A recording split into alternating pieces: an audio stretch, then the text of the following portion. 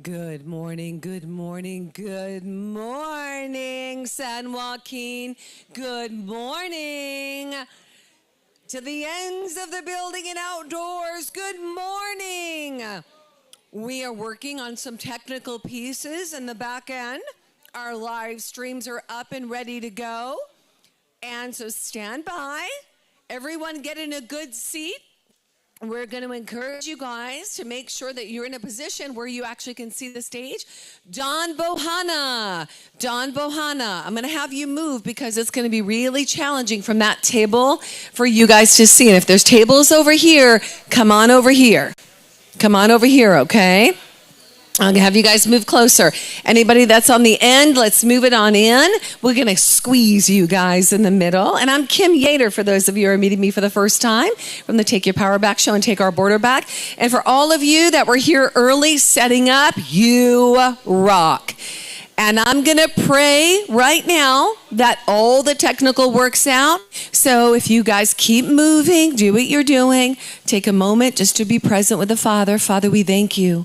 We honor you. We praise you. You're a good daddy. You're a good Abba Father. You know what we need before we even know it, Father.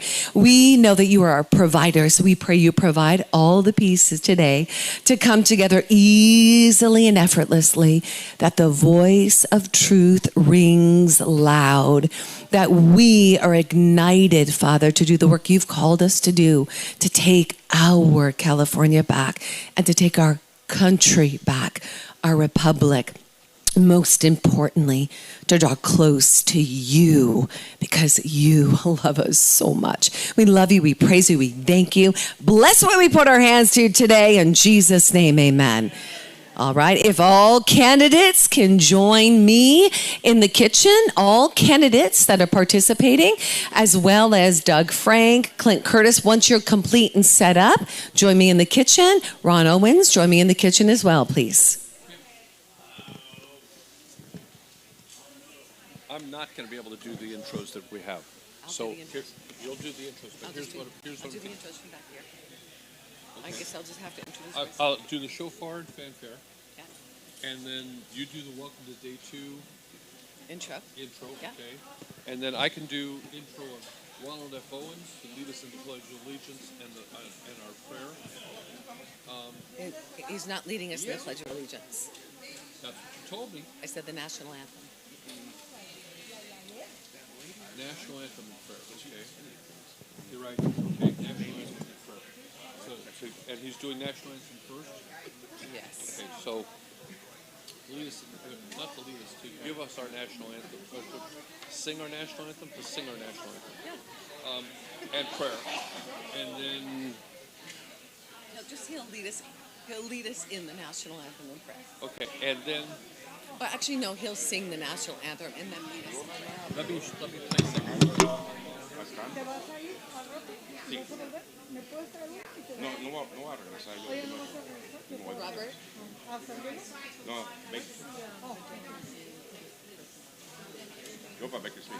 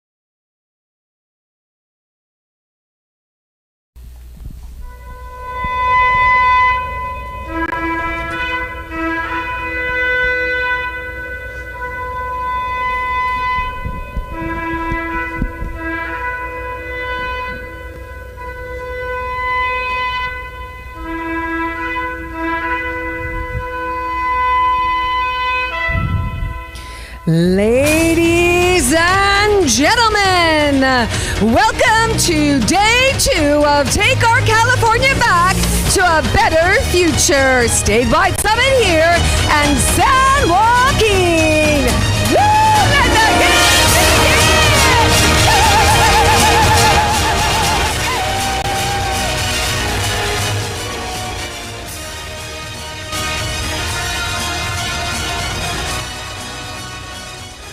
Introducing Ronald F. Owens, who will sing the national anthem and lead us in prayer. Our whistleblower and Maha Health leader.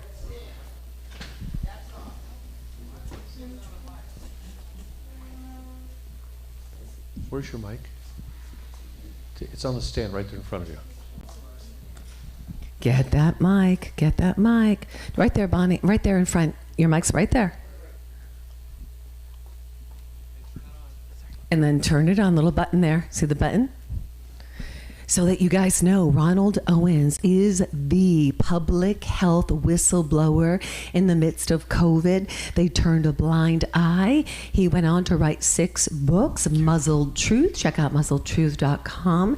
And Ronald has driven across the state, hit 53 counties thus far, meeting with supervisors and sharing with them what happened so that this will never happen again. The injuries of those with COVID.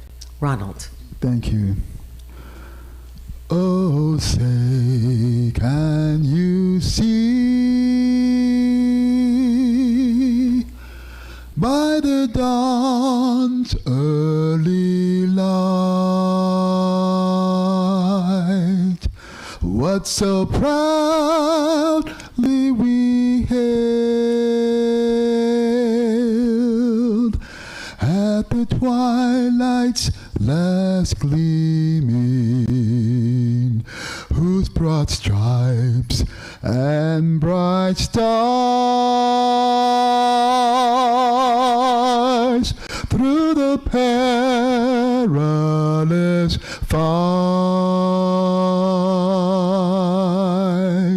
o'er the ramparts we watched were so gallantly streaming,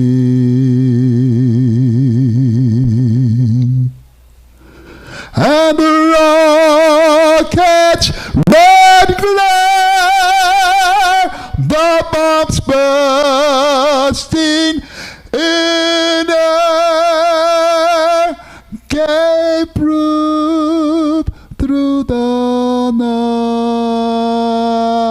night that our flag was still there. Oh, say does that star-spangled banner yet wave o'er the land of the free and the home of the brave.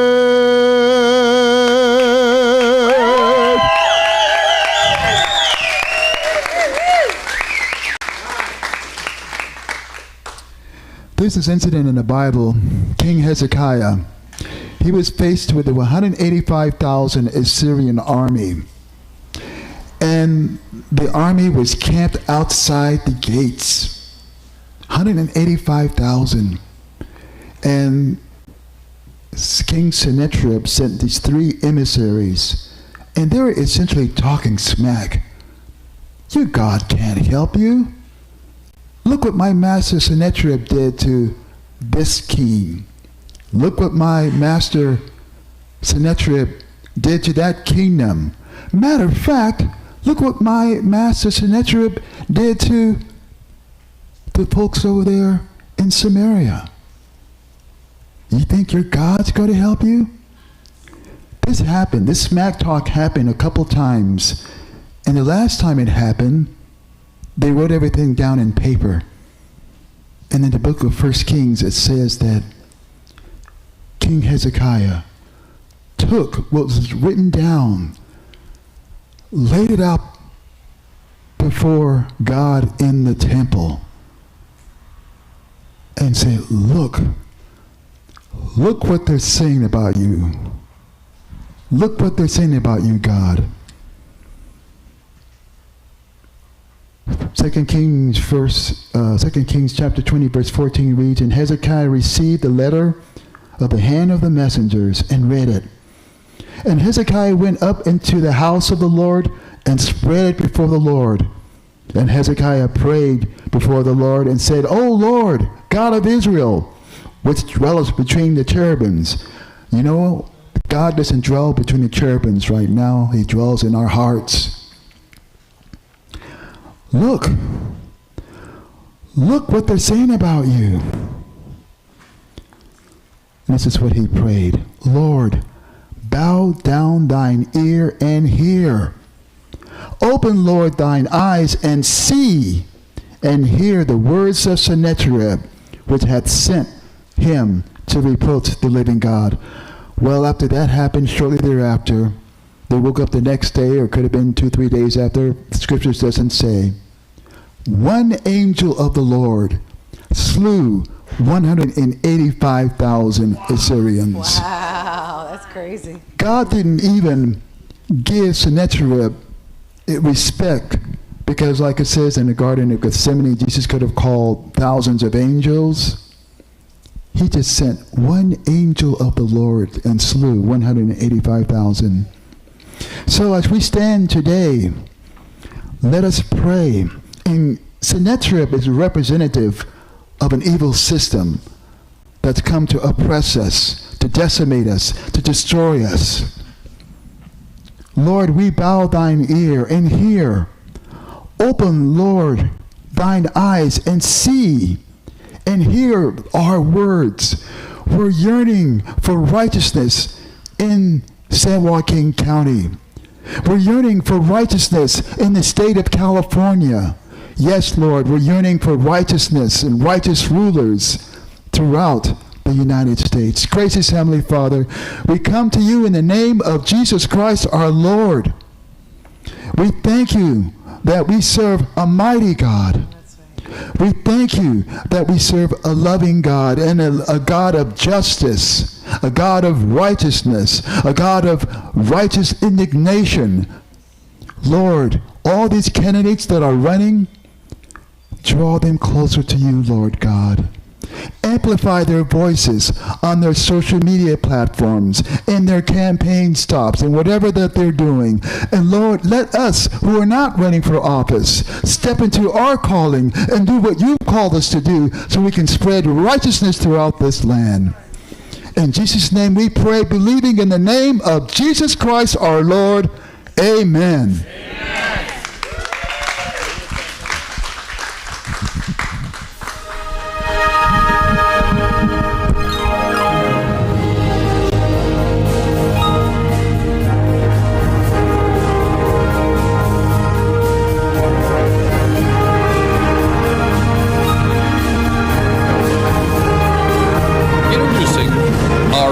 Leader of Take Our California Back and the Take Your Power Back show.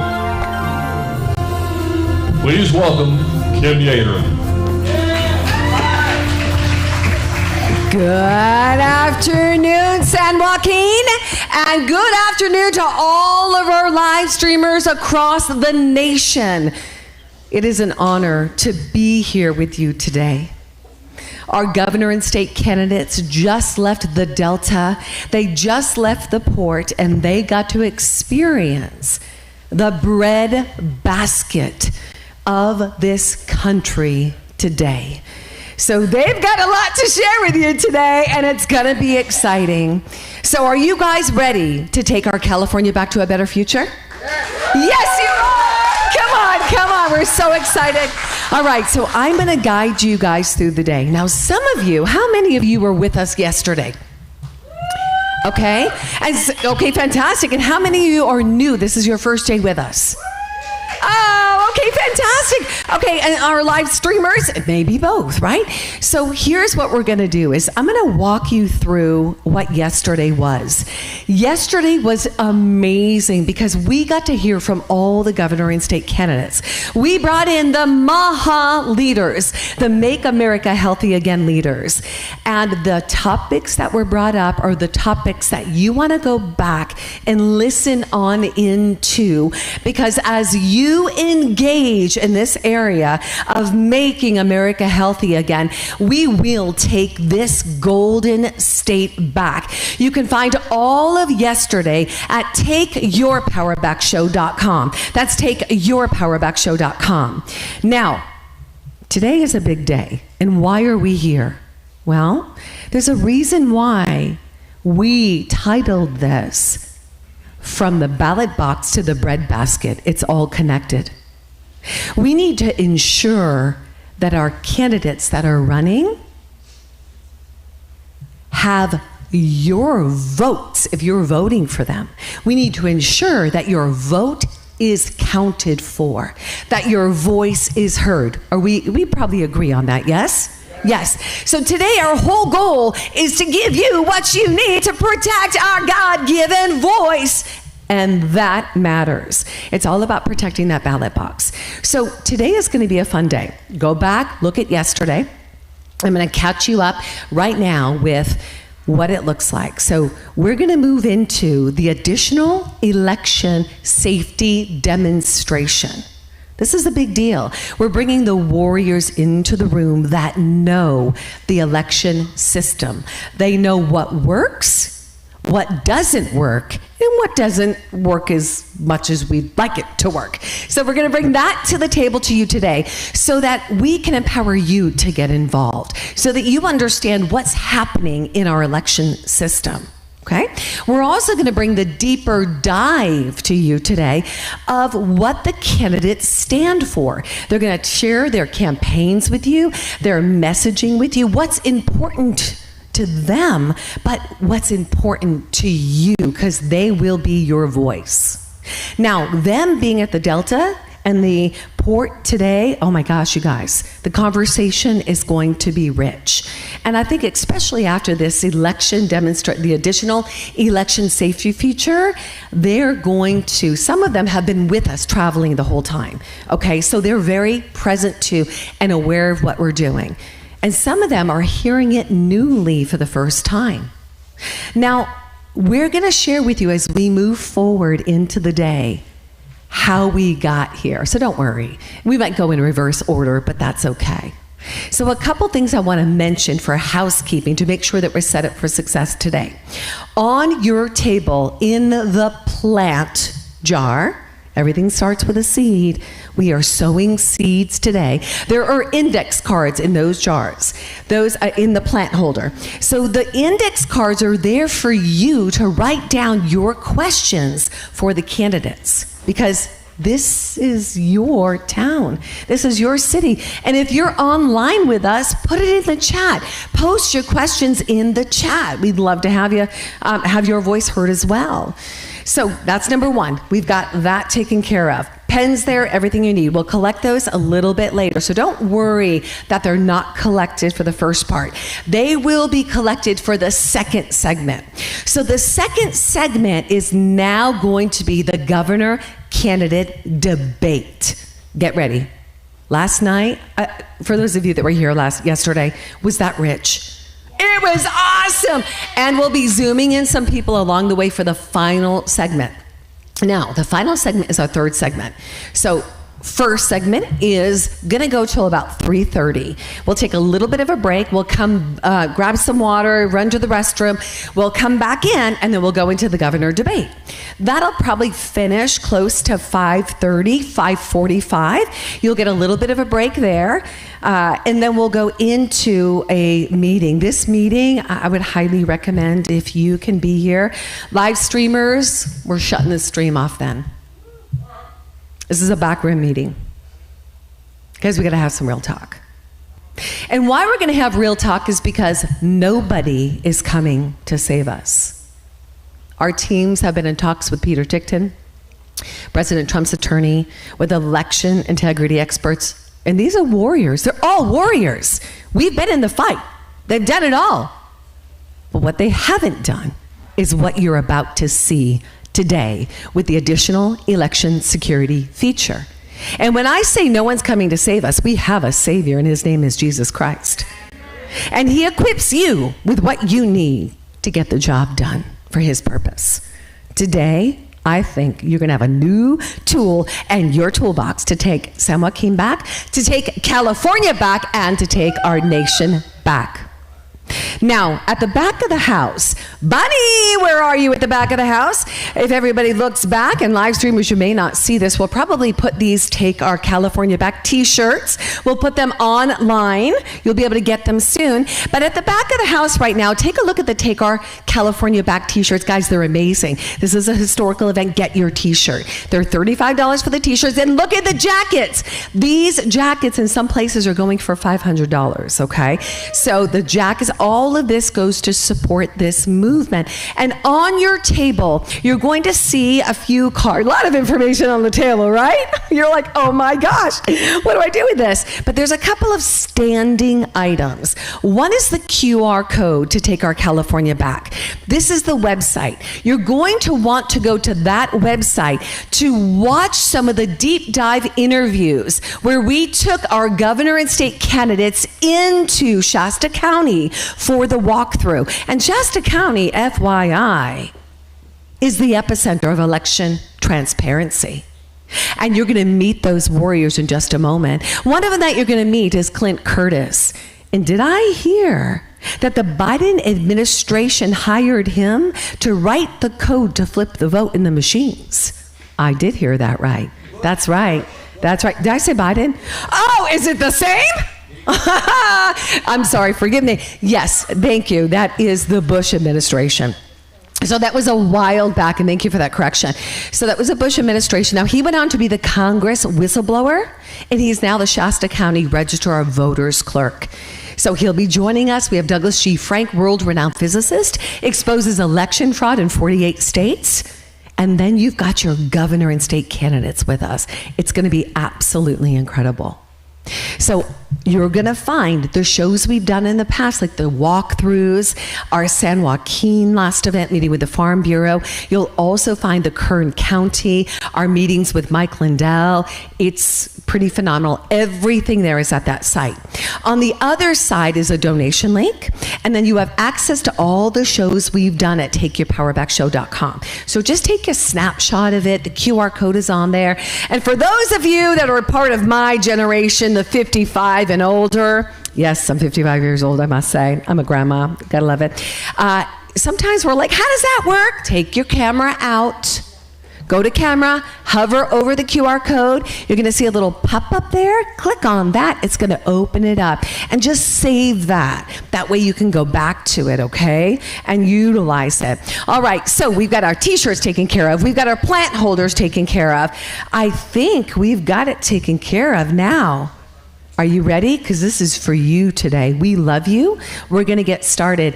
I am about to bring up your 2026 governor candidates. Before we bring them up into the house, we got a little intro video to play. Let's play that video. Oh, one more thing. This is important. Don't play that video yet. Do you know how we made today happen? Number one, thank you, God. Number two, our sponsors literally are a key ingredient to this. So please, hats off to our sponsors. They are absolutely incredible. Now let me put my glasses on for this part. This is the reality. This is not stage. This is the reality of what we do here. Okay, so the Farm Bureau. Guys, who was with us last night? We had this room filled. It was awesome. The food was delicious. Everything was donated to be able to provide this space, which is so cool. We love the Farm Bureau. And Kenny, Molly, Carla, the teams, Lisa, I see all of you. You guys really made it so special for us. So we want to say thank you. The lamb was amazing. All right, number one, the Farm Bureau. Support them. Also, our next sponsor, our candidates made this happen today as well. We've got Jennifer Hawks running for treasurer. Jennifer! her donation, and so as she sponsored us, it made it possible to be able to afford a $3,000 screen. You know, like literally, guys, they understand what it takes to take our California back. So thank you to Ms. Jennifer Hawks. Our next sponsor is Daniel Mercury. Daniel Mercury is running for the governor of the great state of California. Daniel's sponsorship helps support all of our AV, making sure that you actually we could get this out to all the live streamers. So I want to say thank you to Daniel Mercury, who's running for governor. And next up we've got Miss Chris Bishop. I gotta stay in my order. My guys are like, Kim, stay in order. My next one is Chris Bishop. She is running for Congress. Chris is amazing. You know, they say, bring the Bish to DC. You gotta love that one. Chris is a great sponsor. She made this happen as well. All of the things that it took to go into this, we want to say thank you to Miss Chris Bish in DC. I love it, I love it, I love it. Next up is Biblical Voter. That is through Salt and Light and Dran Reese. Biblical Voter. Guys, everyone take out your phone. Take out your phone. I want you to scan this. Your values matter. You want to know those candidates that share your values. Well, I love the fact that Biblical Voter provides the resources and tools we need to do the deeper dive in the candidates, but also there's things on that site that you're going to find are useful to you and your decision-making process of choosing your candidate. So support Biblical Voter, and thank you to Biblical Voter for being one of our key sponsors. Next up, we've got Cost for Freedom. Who went on the bus outside? Were you guys on the bus? Was that amazing? You've got all of our warriors on that wrapped bus. Mike Wayman, this is Cost for Freedom.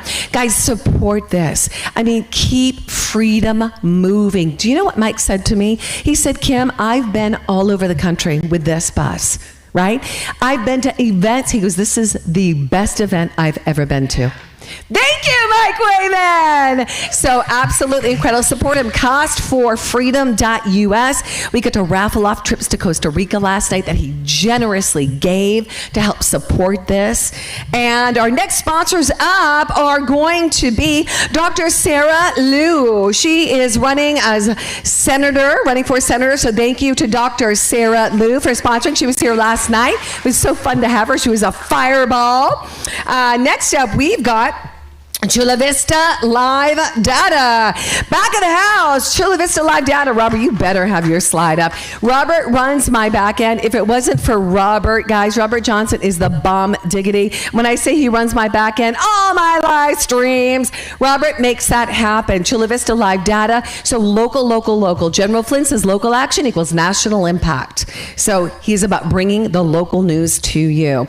Next up is Parallel 8 Media. You're about to see a video. The video is awesome.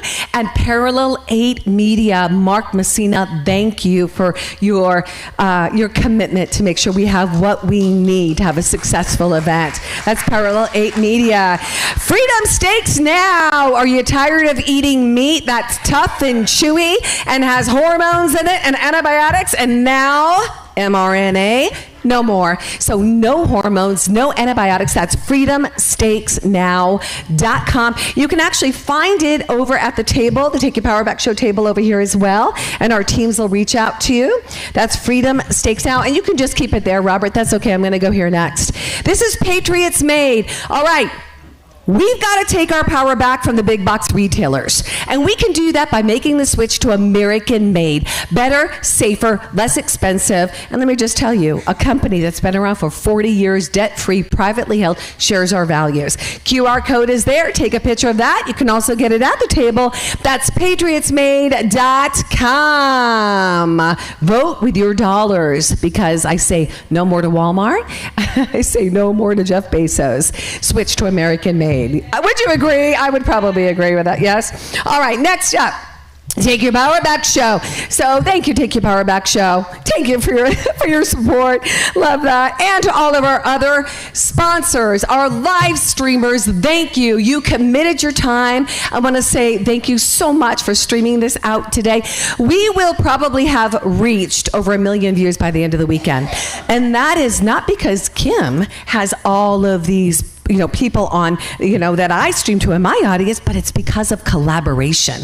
It's because all of these streamers partnered together and said, this message is important. We are going to take our California back. Thank you, live streamers. And then we've got our media teams in the house, a big thank you. Our tech teams in the back of the house, a big thank you. The Take Our California Back teams that set this room, set the stage, have had very little sleep over the weekend. Thank you, thank you, thank you. Minnie, Rhonda, oh my gosh, there's so many. Natalie, all of you guys. And I think that's it. I think we're ready. You ready? Let's play that video. Here we go.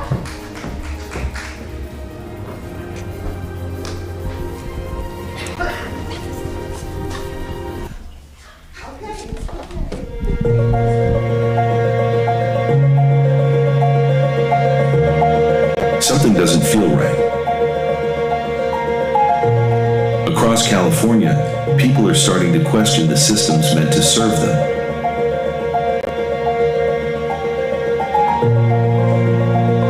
Our elections, our food supply, our health, our communities. It's all connected. And now, people are coming together to understand it. Leaders are stepping forward. Conversations are happening. People are listening, thinking, engaging again. Because the future of California isn't decided for the people. It's decided by them. It's time to take our California back to a better future, uniting to champion election transparency, giving power back to the people. From ballot box to breadbasket, trusted elections keep America fed. It is all connected.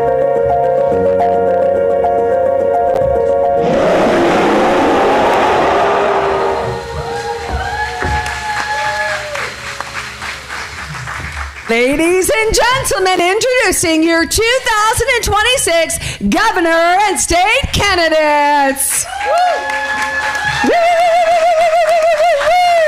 So good, so good. All right. I'm about to go down the line and introduce them to you. Now, we just had someone that slipped on in that's running for governor that we didn't even know.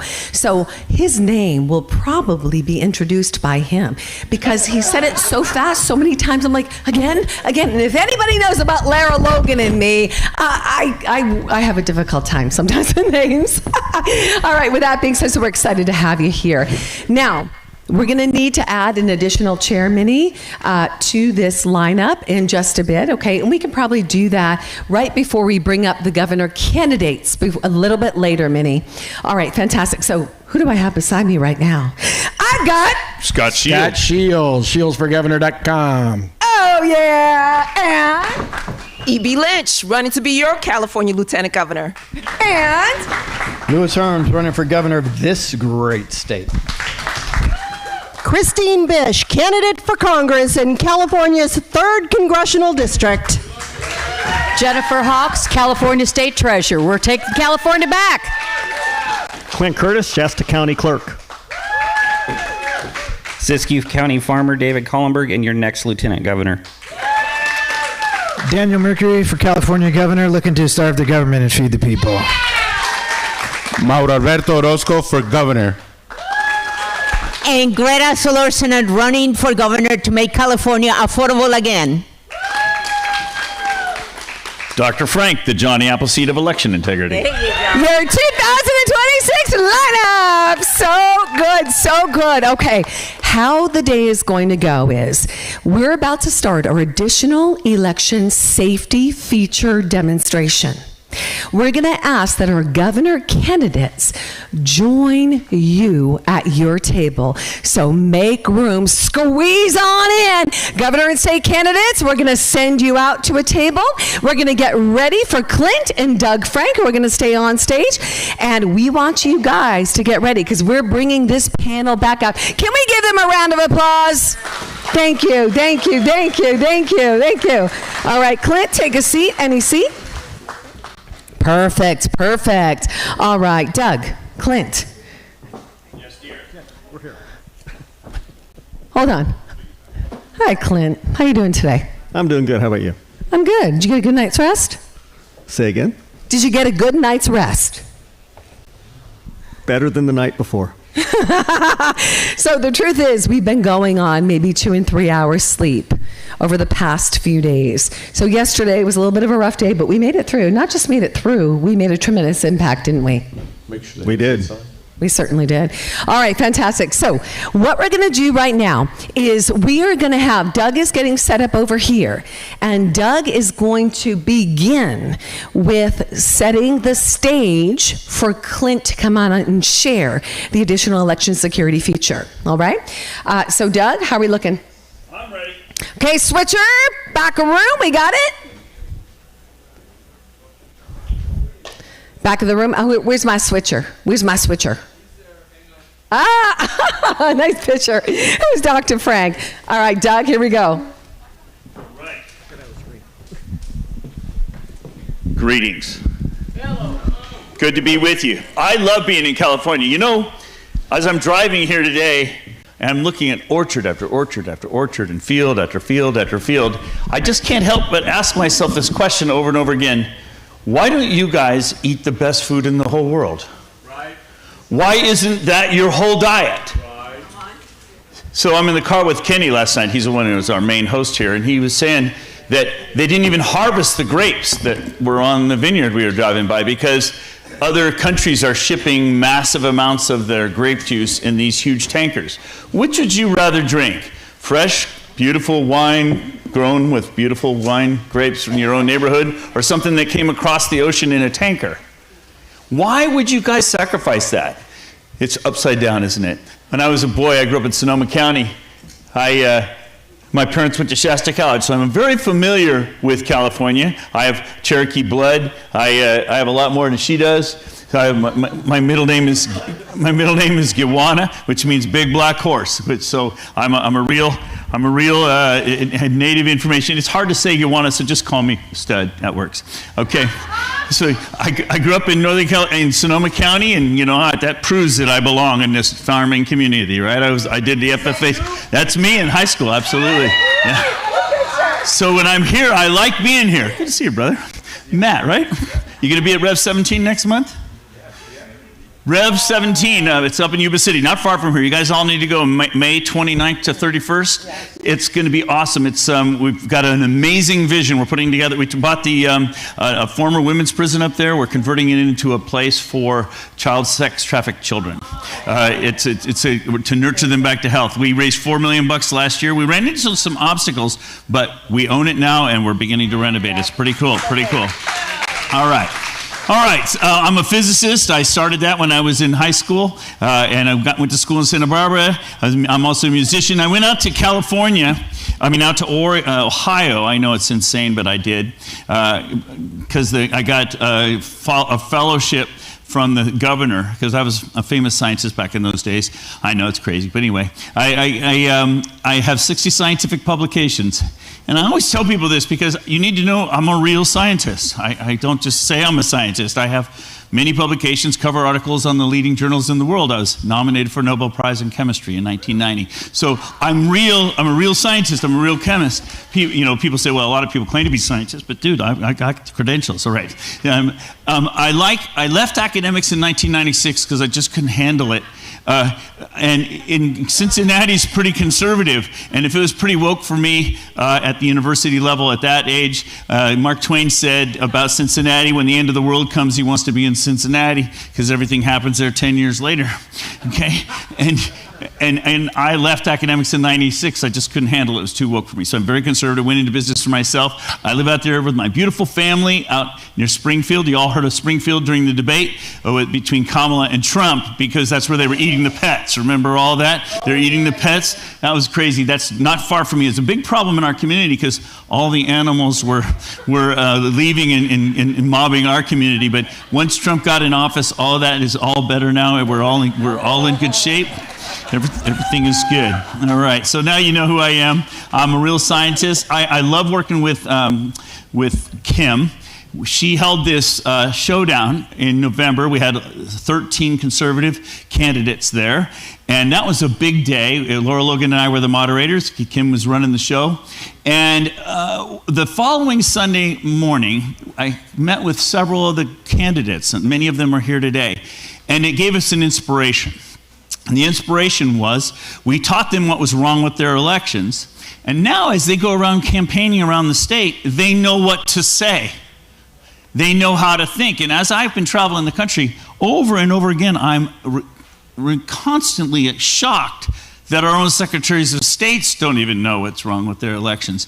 That politicians don't know. And so when I sit down and teach them, so I'm so delighted that you guys are continuing this. And as they campaign, they're very knowledgeable. I'm going to be in Oregon next week. I'm going to be in 8 different counties, one a day, speaking at public events and meeting with county officials and whatnot. And Ed Deal, the gubernatorial candidate, he's kind of the lead candidate there.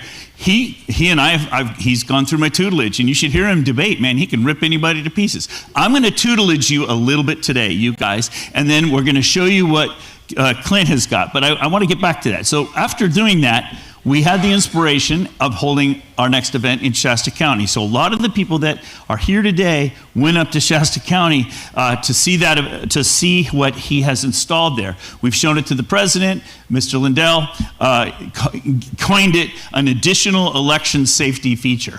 And it's no reason why you can't do it. And since I'm in San Joaquin, I just need to tell you that your officials are very familiar with this. We've sat down with them, we've taught them the whole thing. Several of your people have gone up to Shasta County and investigated, and Clint has given them tours and explained it. You have no excuse for not doing this. It's 100% legal. The only reason it isn't happening is because the people are asleep and not putting the pressure on the officials. You need to put pressure on your officials to make this happen. You need to build a movement here. So anyway, Clint's a good guy. We'll introduce him later. I'll let him introduce himself. But he's also a candidate. He's running for ROV, county clerk in Shasta County, and we need him to win. It's a big deal. I'm going to save these slides for when you're up there, brother. But anyway, we toured the facility. It's amazing. We'll go over that in a little bit. I don't want to steal his thunder. Let's move ahead. So let me tell you. So the last thing we did when we were up there, though, is we talked about Tina Peters, and Kim asked me to mention her a little bit. Some of you are familiar with her. She was the county clerk in Mesa County, Colorado. I was the one that met with her in April of 2021, and I'm the one that arranged all the backups for her machines and everything. And that was a pretty big thing, pretty big deal. And President Trump has pardoned her, but the state refuses to let her out. It's pretty bad. So plug for Tina Peters. Pray for her and please support her. We're working on that. If you haven't seen this movie about her, selectioncode.com. What's cool is when she was under state arrest for a year, one of her first events where she came out, Kim hosted in Southern California. And then we brought her up to Sonoma County. Where are you, Rhonda? Rhonda hosted her in Santa Rosa. So she's been traveling the country till we put her in prison. If you want to know more about it, I've explained it on my YouTube channel. You can go and see the details of all the things that happened. There have been some consequences from it. Like the FBI took my phone and they mocked me on the various programs. It's pretty fun though to see yourself in cartoon. They got the bow tie right, they got the bald head right, and I teach a lot of math, so it's pretty good. It's pretty fun to see that. I also testified at Tina's sentencing, so you'll see that comes up all over the place. All right, now let me just jump right into elections here. I need to tell you what's wrong. Most people don't know what's wrong with elections. They think they do, but you don't. Like I love Mike Lindell. He and I are good friends. He made 2 documentaries about my work, so I'm good friends with him. But he says we need to get rid of the machines. He's not wrong. But that's only part of the problem. There are about a dozen things wrong with our elections, and if you just get rid of one thing, it's like you go to the doctor and he tells you have 12 tumors, and he's going to take one out. Okay, well, what good is that? You got 11 more to go. So there's so many ways to cheat our elections. So what's wrong with California elections? And I can just tell you, it's the same problem with every other state. And this is the advantage of talking to a guy like me. I've been on the road 25 out of 30 days every month since 2021. constantly doing this. I've given over 1,000 public presentations, met with dozens of secretaries of states and AGs, testified before multiple legislatures at their request, analyzing their elections. Here's what's wrong with our elections. This is the key problem. In every state in America, our elections are centrally controlled by the state. They're not locally controlled. People think they're locally controlled, but they're not. And consequently, we the people, we've lost our voice. Now let me illustrate that for you so you understand what I mean by centrally controlled. When I was in college, we had a central computer on campus. It was a VAX computer. It happened to be back in the 70s. And around campus, we had these dumb terminals, we called them, because they didn't have any software in them. They didn't have any hardware. And all they did was talk to the main computer. So we called them dumb terminals. Well, that's exactly what our elections are like right now. Your election systems are all centrally controlled at a central database, and your county clerks, or your ROVs, they call them in California, registrar of voters, all they do is log into the state system to do things. So let's say that Clint Curtis wants to add somebody to his voter rolls. Does he bring out the voter rolls and add somebody? No, he has to log into the state system to add somebody to the voter rolls. Let's say somebody passes away and they need to take them out. Does he bring out the voter rolls and delete somebody from the voter rolls? No, he has to log into the state system and request to delete somebody from the voter rolls, and they may not even remove them. So in other words, he's not in control of the voter rolls. So if you think about elections, they're in three phases. Who gets to vote? That's the voter rolls. How you vote, that's like whether you vote on machines or on paper or by mail and that sort of thing, how you tally that up, and then how you report it. So there's like three sections. So the first section of your elections are not under your control. Somebody else controls that. And a lot of times the clerks will complain to me, oh no, Dr. Frank, I'm in control of my election. So I'll simply ask them, well, how many people did you add to the rolls last year? And how many people did you delete? And they'll give me a number. And then I show them their own rolls, because I have more copies of their rolls than they do. And I show them their own rolls, and I show that, 20 times as many people as they added and removed have been added and removed. And they're always shocked. They don't realize it's not under their control. So the rolls are not under the control. And that's a big issue in your state, because in your state, you mail a ballot to everybody in your rolls. Yet you didn't put those people in those rolls. Somebody else did, some other organization. So that's a big deal. And if you remember what Stalin said it's enough that the people know there was an election. It doesn't matter who casts the votes. They decide nothing. What matters is who counts the votes. And when your clerk runs their elections, do they sit there and count the votes with themselves? No. Do the people count the votes? No. What happens is your ROV or your clerk takes that stick out of the machine, walks over, and plugs it into another computer, which does what? Calls the state, tabulates. Everything is being handled remotely. So each of those phases is out of your control. Now, what I like about Clint, and he's going to explain it here in a little bit, what I like about Clint is he's neutered the ability for cheating in the last two steps. And that's beautiful. He hasn't been able to fix the first part yet, but we're working on that. And I would like to help you to do that, and I'm going to teach you that. So when you're thinking about elections today, you're going to understand what's wrong and what we need to do. But here's my favorite illustration. When you're auditing an election, everybody thinks, we want to do a recount, Dr. Frank. We want to do a recount. No, recounts are worthless in your state, because when you're looking for fraud, it doesn't matter how many times you count the cash in the cash register. It doesn't matter how many times you count the ballots. What matters is how many of the ballots are counterfeit. How many of the ballots are from who you think they're from. You can count them on standing on one leg. You can count them with machines. You can count them by hand. It doesn't matter. What matters is, are they the real ballots from the real people?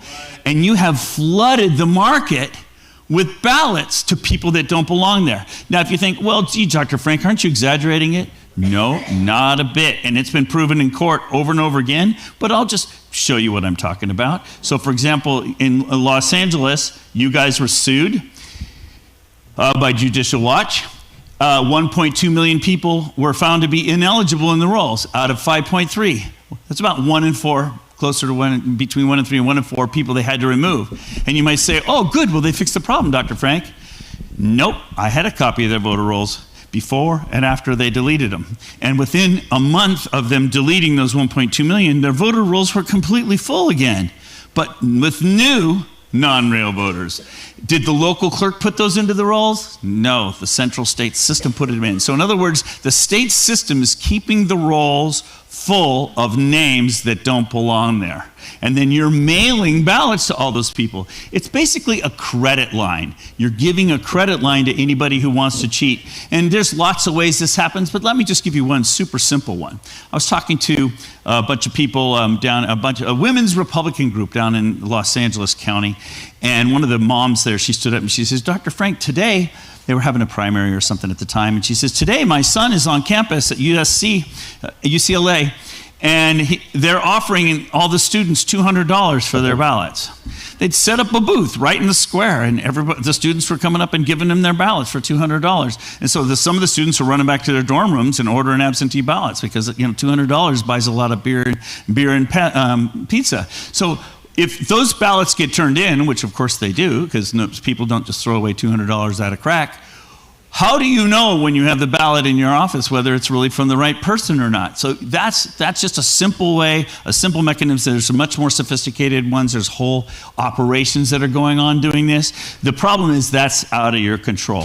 So that's why President Trump and others have said this absentee ballot thing, this is a dumb idea. We shouldn't do it this way anymore.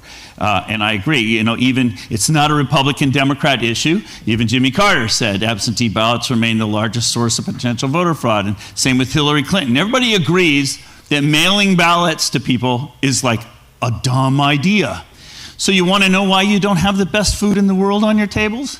Because the people that are running your state don't want you to have the best food.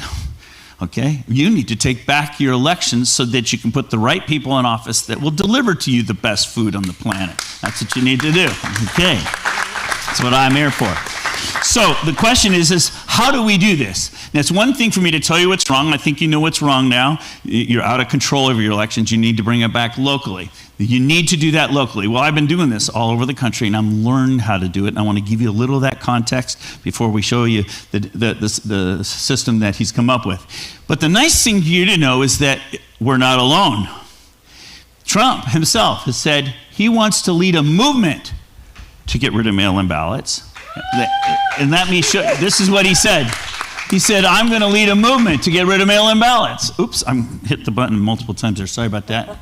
Let's see. Sorry, that's what happens when you got three things in your hand at once. Let's go back to that. There we go. Boom.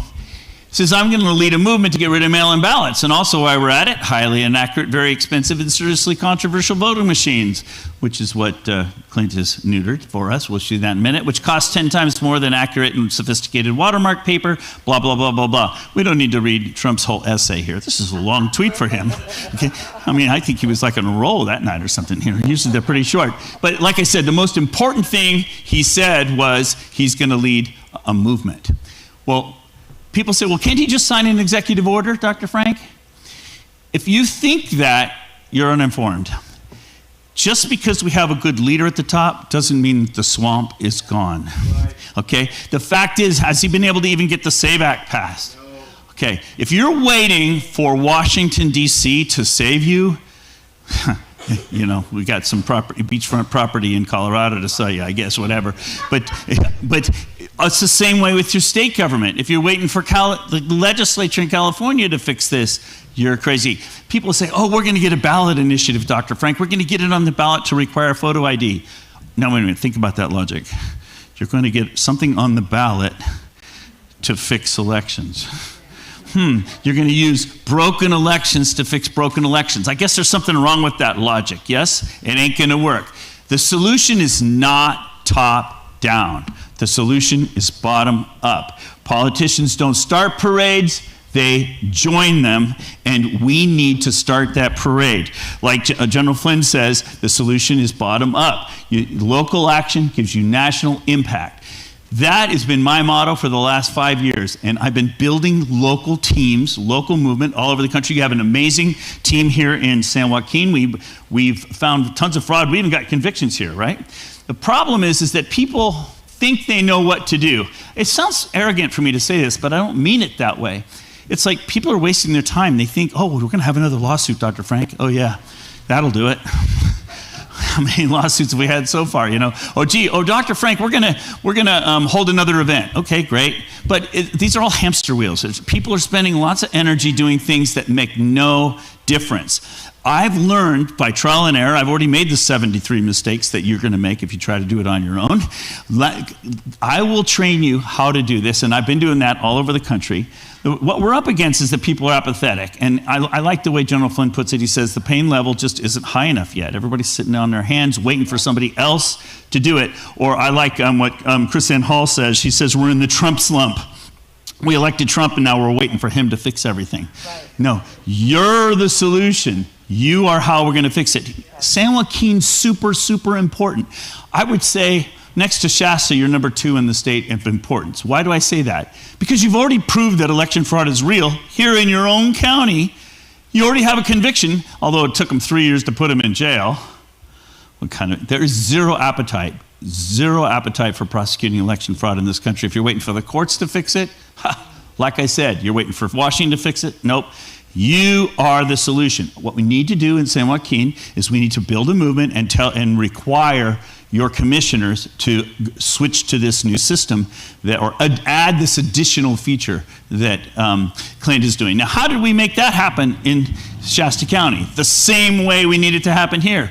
I met with the team in 2021. We found a bunch of fraud in the county. We built a movement. We took over, didn't take over, we got 3 out of 5 of the commissioners on board, or the supervisors, you call them in the state, and they voted out the machines at first, and then they had to have them back in for another reason, but we've been maneuvering. We've been fighting a war.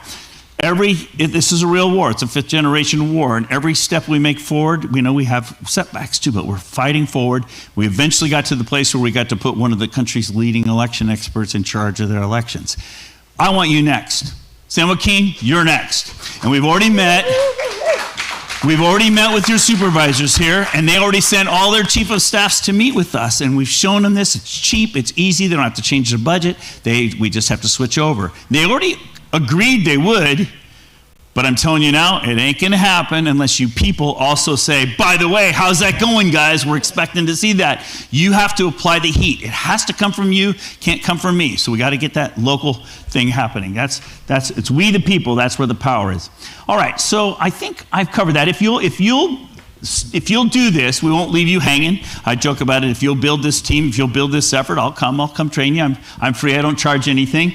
Ultimately, I would like us to vote Amish, all paper, no machines. And I think I've done pretty good on that. I want to give one more point before I go. I should just show. Well, I want to stick to my timeline. I got 5 minutes. You got 5. 5 minutes. Okay, good. What I've learned is people don't know their own data. So what I would do is I would show you that in every county in California, this is how many people are in the voter rolls in every county in California. And you have big county Los Angeles on top. But you notice that starting in 2014, every county's voter rolls, if I show it on a percent scale, started shooting up all at once, except for Modoc. Been up there. They have 600 voters. Hard to cheat in a county where you only have 600 people and the clerk knows everybody. Okay, hard to cheat. But you notice the difference. So that's why you need to have precinct level voting. You don't want to have central control of your elections. You want to have small local elections where local people have local eyes on, and you can prevent it from happening. But you notice every other county in California is all surging up. Why? Because it's centrally controlled. So I like to show people their own data, and San Joaquin, you're no exception. If I show you your own county here, this blue curve on top is your population since 1980 of voting age people. And then this black curve is how many people in your voter rolls. And you notice that your voter rolls are growing faster than your population. Why are your voter rolls growing faster than your population? Because that difference gives you a credit line, gives you a buffer, gives you lots of names in your voter rolls you can use to stuff ballots. That's your problem. So it's not just LA. It's every county, except Modoc, every county in California. Why? Because it's centrally controlled. You have to bring the control back local. That's the solution. Now, I've been doing this around the country, and just for a little bit of national context, which Kim asked me to do, let me tell you what I'm doing next week. I've been going to Oregon. I've got this slide. Here it is. I've been going to Oregon for several years. And just on the last trip I added a couple more counties, that there's this mountain range here. You know about mountains in California, right? Called the Cascades. And I've been going over here for years. And I've got teams up there, sort of like the team we had here in San Joaquin, that have already found a bunch of fraud in their elections. We brought in Judicial Watch to sue them, just like they sued here in Los Angeles. We brought in the DOJ, sued them. What do? We proved in court that their voter rolls are out of compliance. We proved in court that their systems, electronic systems, are out of compliance. So why would a county want to use a system that's out of compliance? Yes, but the county leaders, the county clerks, they just follow the instructions of the state. They're afraid to rock the boat. They don't want to be Tina Petered. They don't want to have anything bad happen to them. Well, we were getting ready to go public after the lawsuits happened, and I was up here with a sheriff up in Clatsop, and he said, Dr. Frank, how come you haven't been over to this side of the state? Because I hadn't been there till 2 years ago.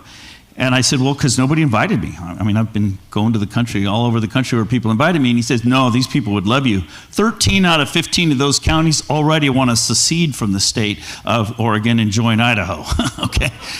And so I went and I've met with those people, and boy, I'm racking up counties over there that are engaging a movement. So imagine this situation. Imagine a bunch of counties, not just one, not just Shasta County, not just San Joaquin. Imagine 10, 15 counties all standing up at the same time and saying, our voter rolls are really dirty. In fact, in Oregon, they're even worse than you. About a third of the people in the rolls don't belong there. And they're mailing a ballot to every one of them. Imagine all those counties can say, you know what? We can save 30% on every election. How about that? Not only that, we would be reducing the opportunity for fraud in our elections. How about that? And by the way, we already don't like what Salem's doing to us. We're going to take back local control, but they're going to stand together. Stand together and do it at the same time. It's a big deal because those little counties are kind of afraid. It's hard to stand by yourself, but you find your spine when you're in a crowd. And so I want you guys in San Joaquin to join Shasta. They already have a spine. They're doing great. But you need to find your spine and join up with them. This national movement is happening. I've got this happening in multiple other states: Wisconsin, Alabama, Missouri, Colorado. And what I've been doing is I've been going to the red counties, the places where people are conservative, the places where when they find out there's fraud in their community, they get their back up. They're unhappy about it. When I was going to these counties, at first I walk into those counties and they say, well, what are you doing here, Dr. Frank? And I'll say, well, your elections are a mess. Oh, no, we trust our clerk. We love her. We go to church together. Our kids go to school together. We love our sheriff. We love our county commissioners. These are good people. And I'm like, yeah, I'm sure you're right. They're great people, but that's not the problem. The problem is they're not in control of your election. And they're like, what do you mean? And so I show them how they're not in control. I show the sheriffs, I show the commissioners, and they get mad. And then I can get them organized, but they don't even know. They don't even know that's the problem. So that's what I've been doing over there. It's pretty exciting. I'll just tell you one more story, and then I got to hand off to the Shasta County Clerk, Clint Curtis. So I was in one county, I can't tell you the name. I was sitting down with the sheriff, and I was showing how the voter rolls were being manipulated and how over a period of 4 years, about 50% of the names in his rolls changed. Tiny little county, 50% of the names changed in the rolls. He's like, no, Dr. Frank, we might have 1 or 2% of people move in every year, move in and out. There's no way our rolls change that much. I said, well, here's the rolls. Let me show you. Your rolls are changing like that. Somebody else is doing that. They're keeping fresh names in the rolls all the time. And he's like, oh, well. He says, well, how are they doing that, Dr. Frank? He says, I know that the machines are online, but how are they manipulating the rolls? And I said, hold it right there. How do you know that the tabulating machines are online? And he said, well, during the election, I was on the ballot this year, 2024, and I wanted to know how it was going. So I logged into the county system. I'm several blocks down from the registrar's office. I logged into the county system, and I could see all the tallies on all the machines, and I was winning handily. So I called the clerk, and I said, hey, thanks for running such a good, clean election. Looks like I'm going to win. I appreciate all your work. And she says, what do you mean you know the results of the election? He says, I'm looking at the results on all the tabulators. She says, no, you can't see the results on the tabulators, and they're not online. He goes, I'm looking at it right now. He takes a picture, sends it to her. She says, how are you doing that? He says, I just logged into the county system. There it is. And she ran a couple more ballots through one of the tabulators. You can see going tick, tick, tick, tick, tick. The clerks don't know. The clerks don't even know these systems are being remotely controlled. So if you talk to your ROV here, she's not the enemy. She's the one you want in charge of your elections. You want it locally controlled. So I'm not here to tell you to go screaming at your ROV. I'm here to tell you to go talk to your commissioners and show them that the problem is, and then the commissioners will instruct your ROV to take back local control and to add this next beautiful security safety feature, which Clint is now going to describe to you. How about that? Are you ready, Clint? Clint Curtis. Doug Frank, thank you so much. Excellent, excellent work. Doug, I'm going to have you come beside me. Clint. Thanks. Hi, everybody. Can you hear me? Yeah. Loud and clear, brother. I'm usually not that loud. It's amazing. I'll get you hooked up. These funny things work, right? Yep. You sound great. Go ahead. You sound great. Okay, good. I didn't start off as the ROV of Shasta County. You know, I was a programmer, worked at NASA, DOD, all the Ds, right? Did all the prototyping. I was kind of a hot shot, right? So back in 1999, early 2000, I was working with the Bush people, right? Republican, came from Illinois, Southern Illinois. If you see Illinois be blue, that's actually Chicago. The rest of us are all red, right? It's kind of like, is California really blue? No, a couple spots, they eat up the rest, right? So I was a Republican working with the Bush folks, and we had a guy who was the Speaker of the Florida House, and he was also the lobbyist for the company I worked for. It's Florida. Things are odd, right? What could go wrong there? But he came and asked for the prototype for the electronic voting machines. They did not exist before that. And what he wanted in it was a way for them to actually move the votes so they could pick who was going to win. Now, I'm assuming they want to see if it can get in there so they can keep those things from ever coming to light, right? You want a machine that you can cheat, or do you? And so I built it. Takes no time at all. I guess I could pop up the code if I wanted to, but essentially it's easy to do. Easy to do. There's nothing to it. It's 24 lines of code, can fix any election you want. You can select who you want to win, and with mine, it was, I used just a straight algorithm 5149, because that was beyond where the candidate would have to pay for it. But it was also so close that you couldn't go out and canvass the population and come up with an answer. Because, you know, when I build something, I build it right. So, hey, I like to pour into it, cover all the bases. So on mine, essentially, you go in, you found the candidate you want to win. There were little hidden spots on the touchscreen, although the same thing works for anything, because computer, whether it's the scanner or anything else, it all works the same. It's just computer code, it's nothing. So anyway, on this, I was doing the touchscreen thing. So I hit the little bars on the touchscreen, and I would pick the candidate, and they'd flip their vote to 5149.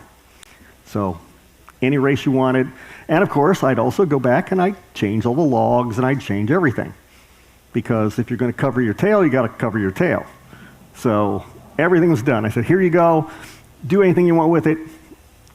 You will not find the flaw. It will count correctly every time until you want it to cheat, and then it will cheat perfectly and fix all the trail behind it, because it's a computer. A lot of people think that computers have logs that you can look at. They really don't. The only log that exists is what the programmer writes. If I don't write a log, it doesn't exist. There's no automatic anything. And on the programmable level, you can change things that most people don't even know exist. So you just fix it all. It's not even trouble. So anyway, I did that, and then after I gave it to them and they said they were going to use it, and I said, they're crazy. No one's going to get that out. They passed the HAVA Act, Help America Vote Act. And after that, you haven't had fair elections in this country since. I can guarantee it. And in fact, we exported it to all of our neighbors as well. So I testified before Congress in 2004. All of the elections that were going on across the country was not a 5149 country. It just wasn't. Can you switch to my computer? Sorry. Oh, go ahead, keep going. There you go. Go ahead, I'm just going to show. You're my backup. Yes, yes. Did you want to see the testimony? Can you pop it, or? We can play it, but that's not. Okay. Essentially, it just says, yes, you can cheat, and there's no way to stop it. The clerks won't know. The Secretary of State won't know. No one will know what that thing is doing unless I want to tell them. Because it's really that simple. I control the screen, I control the logs, I control the database. I am the god of that universe, and I can do anything I want, and no one can touch it. It's just the way it is. Scary, huh? So when you do your computers, that's the problem. And a lot of people say, well, we use computers whenever we do financial things, right? All your finances are done on computers. Well, they are, but you will know if someone took money out of your bank account, right? Because it's small enough, framed, and you know the start and the finish. You will never know if someone moves a vote in an election on a voting machine, because it moves, and it's gone, and it's done. And I can move 1 million votes in half a second. So try and keep up with that, right? Testified before Congress, got a lot of lip service, nothing happened. Suddenly, the Democrats decided, oh, everything's fine, and the Republicans go, now wait. We're starting to have a problem here, right? And it wasn't until 2020 when a lot of people actually woke up. And I think the big thing that really messed up their theft was it was obvious that Trump had won when they went to bed that night. And then in the morning, everything turned over. A really sloppy way to steal an election, if you ask me, right? Somebody's going to notice, right? Usually, if you just take a few and you make it happen during the day, that's okay. I don't think they expected Trump to do so well. So they had not thought about the fact they needed to kind of maneuver that while they were going on. And then, of course, they had other things going on as well, like in Wisconsin, Milwaukee.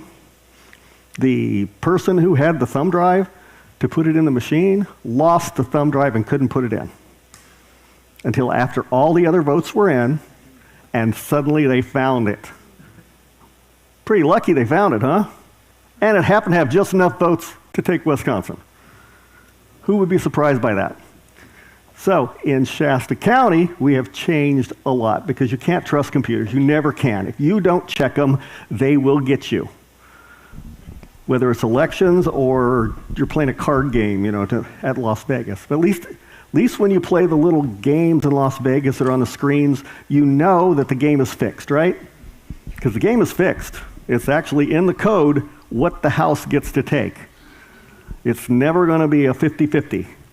It's the house will get a certain percentage, and after that, they want the thing to roll. So the house always wins. But in elections, we can now fix that, and that was the big key. We want to make sure that we can keep the computers from cheating. So for 20 years, I've been trying to undo what I did back in 2000, and I've been going all over the country talking about we need to go hand count, right? Hand counts be better. Could not move the ball even that far. Nothing. The people have dug into their machines, and they keep making the laws stricter and stricter not to let go of those machines. And if you start talking to someone in power who could actually do something and they move in that direction, we had that with Russ Holt, and where's he from? I think it's Michigan, I don't remember. Russ Holt, very popular, sure win every time, right? Always had a primary, but the primary, he just killed him in the primaries. He wrote a bill on elections to try and go to hand counts. He lost his next election. He was gone. Same thing happened in Georgia and other places. It just took him out. Now, people have been whining about this for a while. I don't know if you remember Bush-Kerry, that election. Yep. Kerry complained, actually went to the Supreme Court, was going to continue to go, and then about 2 weeks after that, after he lost in the Supreme Court and he was still going to push for it, suddenly he just dropped out, forgot about it. All went away. Clinton in 2016, and this is something I always tell people because they get shocked. Trump absolutely probably won in 2020. There's a good possibility he lost in 2016 because there were a lot of screwy things that went the other way. So, don't think it's only cheating one way or the other. I think whoever has that button gets to decide, and they didn't like Hillary. But honestly, who does? It's a little cold, I'm just saying, you know. I've met her and Bill. You go up and you go to Bill Clinton, and he will shake your hand and look you in the eye, and you are the most important person in the world, and he actually wants to know what you're saying. You go to Hillary, she will shake your hand while she's looking around the room to shake somebody else's hand. You are simply an obstacle.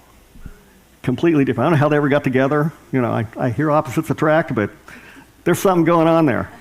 So, in Shasta County, we had set up a system so that we could... Yeah, switch over here. I got the picture of this. You want to talk about that before I switch over? Oh, sure. Doug, use your microphone too, just so you know. In Shasta County, we had a special problem because Shasta County was completely run. It's a Republican area. It's a 70-30 Republican area. But a Democrat had taken over for the processes. And it was the most left-wing system you would see in the whole world. When I took it over, they had never missed a Pride event, but they wouldn't go to Christmas parades.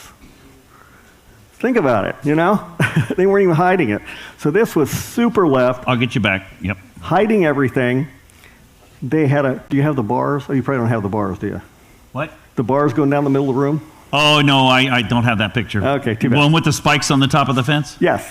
They had actually, to keep people from being able to observe what was going on, they had put a fence with spikes down the middle of the room to have them, I mean, think of the optics of that.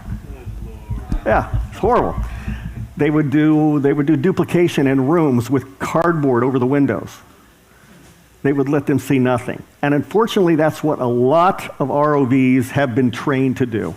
Because I get in these organizations, I listen to them, and they think the public is their enemy. Because you might look at something they don't want you to see. Well, if they're being honest, they should let you look at everything. Because when they stop you from looking at things, that's when you start to get nervous, right? So back over, I'm sorry, I thought you were done. Go right ahead.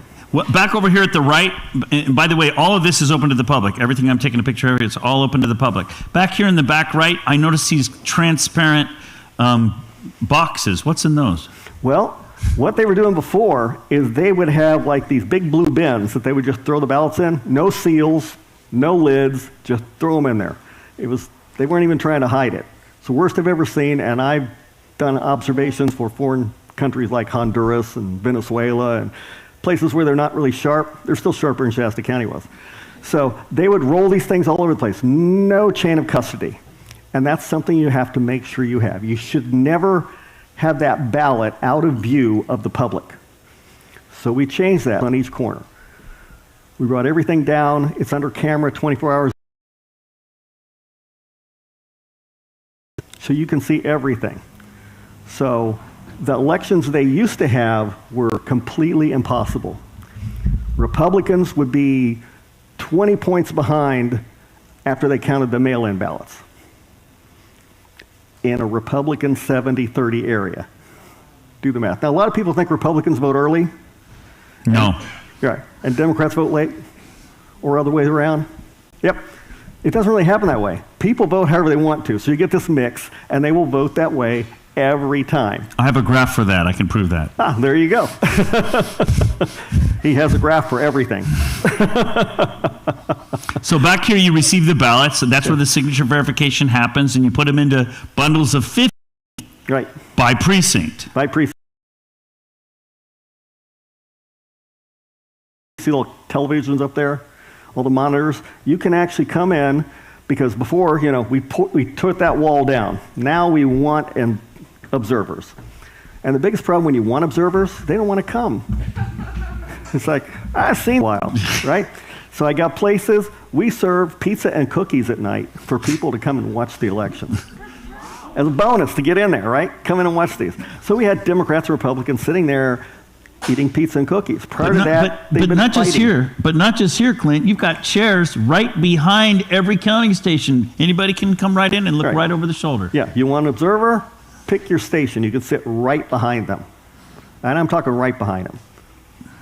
If the staff has bad breath, you will smell it. Yeah, that close. So, and they can see everything, and everything is processed at one time. Now, it's all on camera, so you can see everything. So if you have any sort of oddities going on, you know, like something's a little off, kind of like the problem they had in Riverside. And by the way, that's Greg back there from Riverside. Raise your hands, they know who you are.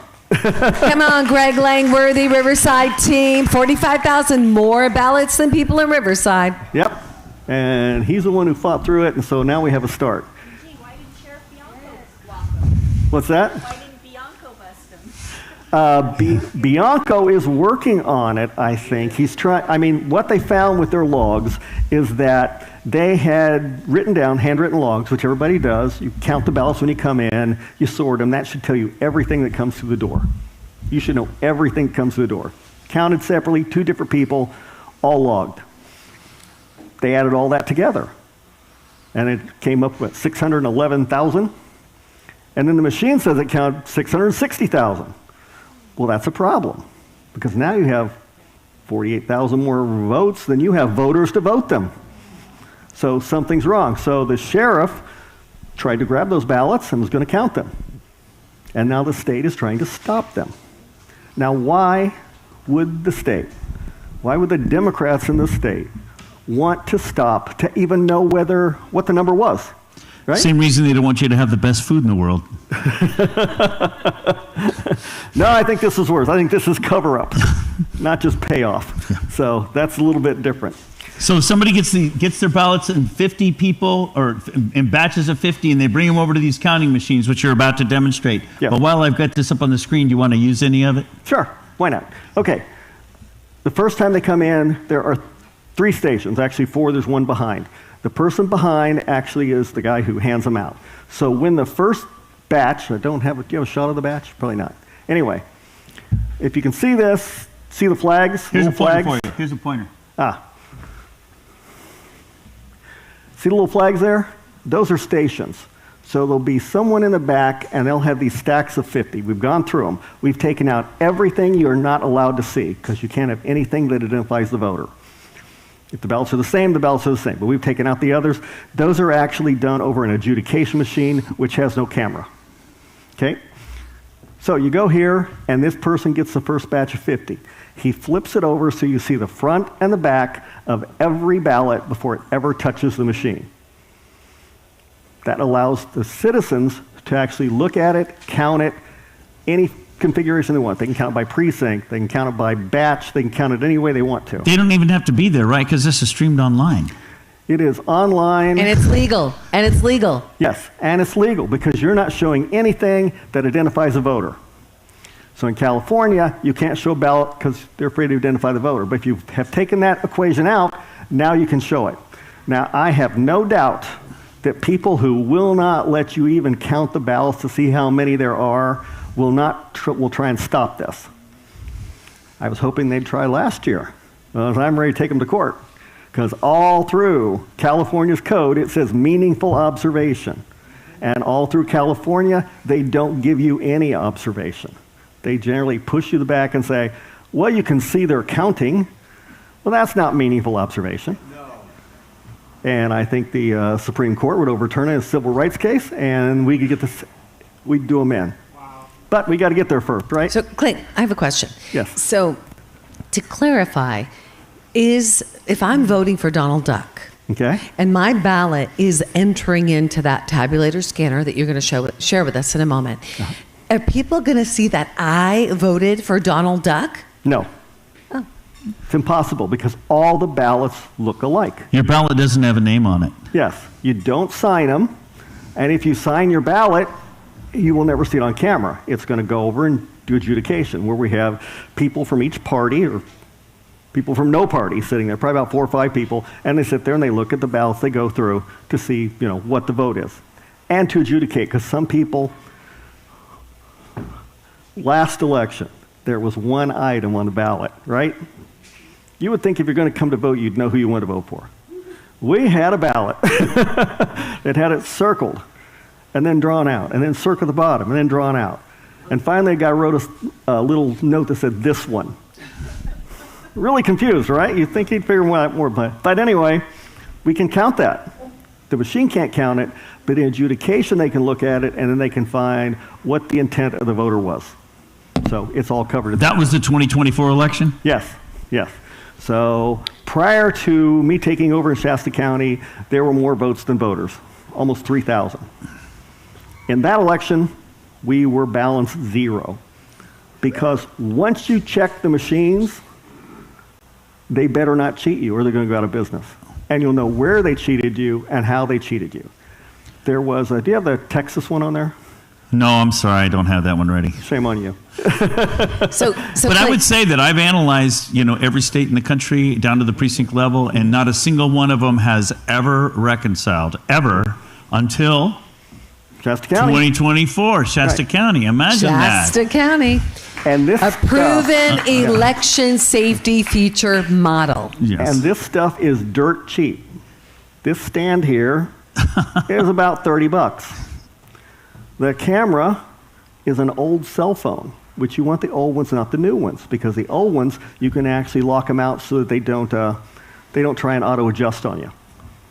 Doesn't even hook to anything, right? Just hook straight in, and so you can see it, and so you can walk through it. So for what was it, $1,800, I did everything in Shasta County. Everything you see up here, you did for $1,800. $1,800. And can we actually switch to Clint's? When would you like us to switch to your screen so you can show us the process? Are you ready for that? Yeah, let's show us the process jump over because and see how it works. That'll help us. Where are you at here? There you go. It's awesome. So are you guys beginning to see possibility of how we can take our elections back? I think so. I mean, what if you actually could count the vote from home? You could see the ballot enter in, getting real numbers in time. Wouldn't that be powerful? Yeah, it would. And be there on location and get real numbers. This is about giving power back to you. But Clint, is this legal? Completely legal. How do you know? How do you know it's completely legal? Because we've done it, and they tried to stop us and they couldn't. But in California, it's actually what they say they need. They say that they want meaningful observation, which is what this does. So the Secretary of State sent attorneys up there, the AG sent attorneys up there, and you passed scrutiny. So your ROVs throughout the state of California have no excuse for not implementing this dirt cheap, meaningful observation system. And it would shut down every computer, because if you caught it, and you could catch it simply at the precinct level, and you could catch it by time, which is kind of interesting. That's why I was asking if you had the Texas thing. Yeah, I know what you mean. We'll see if I can find that one later. But if someone gave you a ballot like this, you can't show it, right? I mean, it's a good picture of a mouse. I drew it myself. But you can't show it. Now, obviously, the guy's name's not Mouse, but it does indicate something different than the generic ballot. So this you would pull, right? You wouldn't see that ever. That would then go to adjudication. All the other ballots that you can see, let me do them, just get flipped like that. Over, over, over. Who's flipping those ballots over? We have staff that sits there and flips them. Okay. On every ballot underneath the camera? Every ballot underneath the camera. Live streamed and recorded. Now, you don't get live streaming on the ones we have to count early. I would like to do it eventually where we don't count anything early. Yeah. Because even though we technically don't have the information who's winning, the computer does. So you don't want the computer to know more than you do, because you simply can't trust the computer. Can you say that one more time, Clint? Can you say that one more time? What? What did I say? you said that the computer counts the ballots. Right.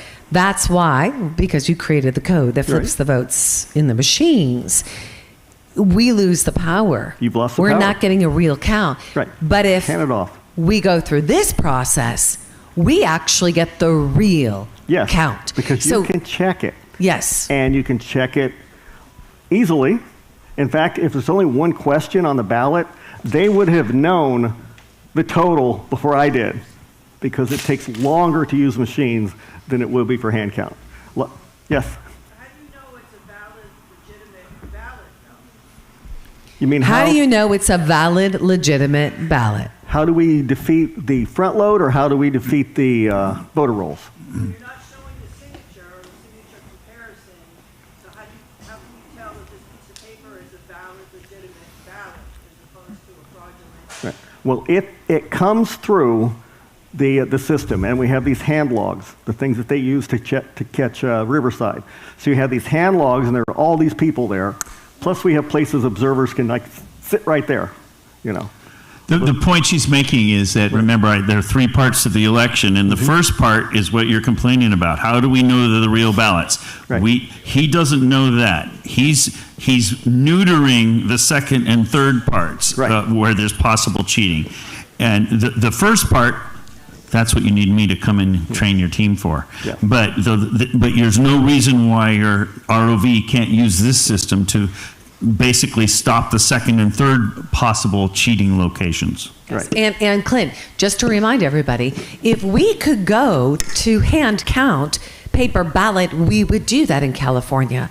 By law, we have to have machines. Have to. This is the way around. In fact, when Shasta County voted to get rid of the machines and threw them out, the California had a special session to make a law just for Shasta County that we had to use the machines. Can you believe that? January of 2023, Shasta County voted out the machines, and the state came back in and passed a law forcing you to do it. Yes. So you said, okay, we'll use machines, but you neutered them. I neutered them. So they can't cheat you. In fact, the night of the election, the voter company, the vendor, actually sent a guy to sit and make sure that it was perfect. Because he knew we'd be checking. And if we catch them, they're out of business. You put them all out of business, you get the hand count because there's no more machine, right? But you can make a machine count correctly. That's not the problem. The problem is you can also make it count incorrectly, and you don't know which one's happening. Clint, E.B. Lynch, running for Lieutenant Governor. E.B., audience question. So, quick question. I just wanted to make sure that the questions that she was asking is the same that I was thinking. So these are the ballots that are from people who went in and voted in person? They're both. Okay. They're also the ones that come in beforehand, and then they go through a process where they're sorted, and then they're put in these clear basin, yeah. Yes. And then after that, their signature verified, which is really in all honesty. Because it's at best. The reason I asked Clint is that these do not, they all have the same exact number, and I'm sure it's probably because you photocopied them. No, they're exactly the same. Well, I remember my ballot having its own number. Isn't that what distinguishes my ballot from someone else's? No, your ballot can't have an individual serial number. Oh. In California, it is illegal. Were you in Texas? Because in Texas can have them.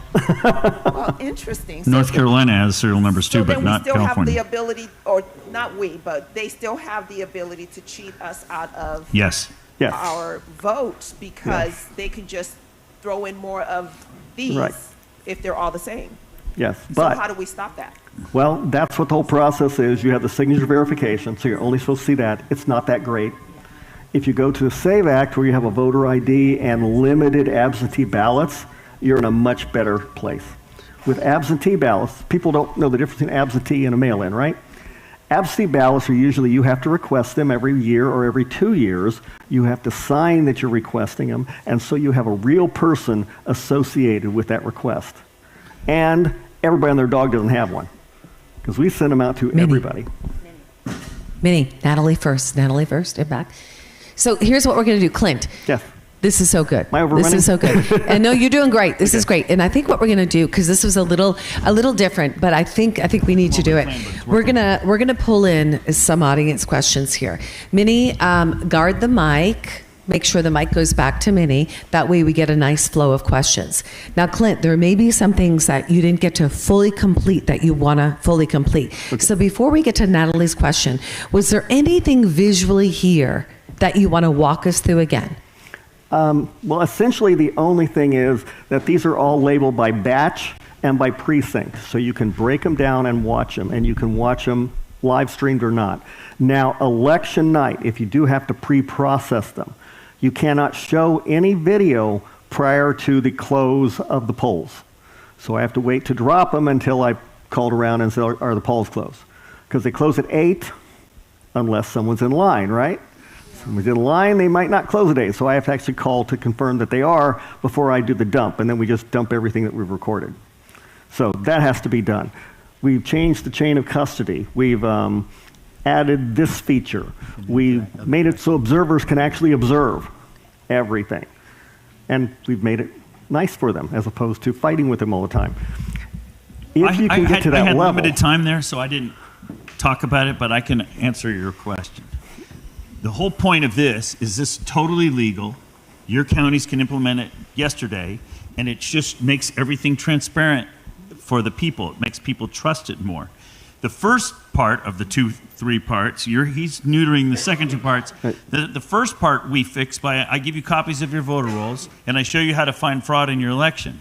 And then because you have dead people who are voting, or you have people who don't live here who are voting. And so you can prove that that it's being loaded with ballots that are not from real people. So in other words, you prove that to your leaders, and then you could say to your leaders, we don't want to use these voter rolls anymore because they're full of names that aren't real, and here's the evidence, and here's the consequence of it.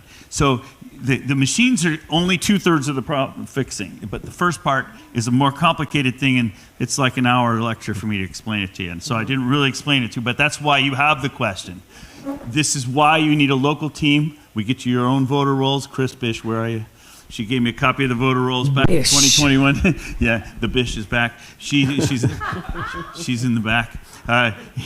And she gave me a copy of the voter rolls, and we use it to find fraud in the elections. And so that proves the first part, if that makes sense. But a lot of times that's only after the fact, because you have to show, hey, all these ballots we counted, not his fault, that we ended up counting were not from real voters. So I think that answers that's good. Her question. And just to review before we go to Natalie Feinberg from Kern County, we got to visit Kern with her. She created that. That was amazing.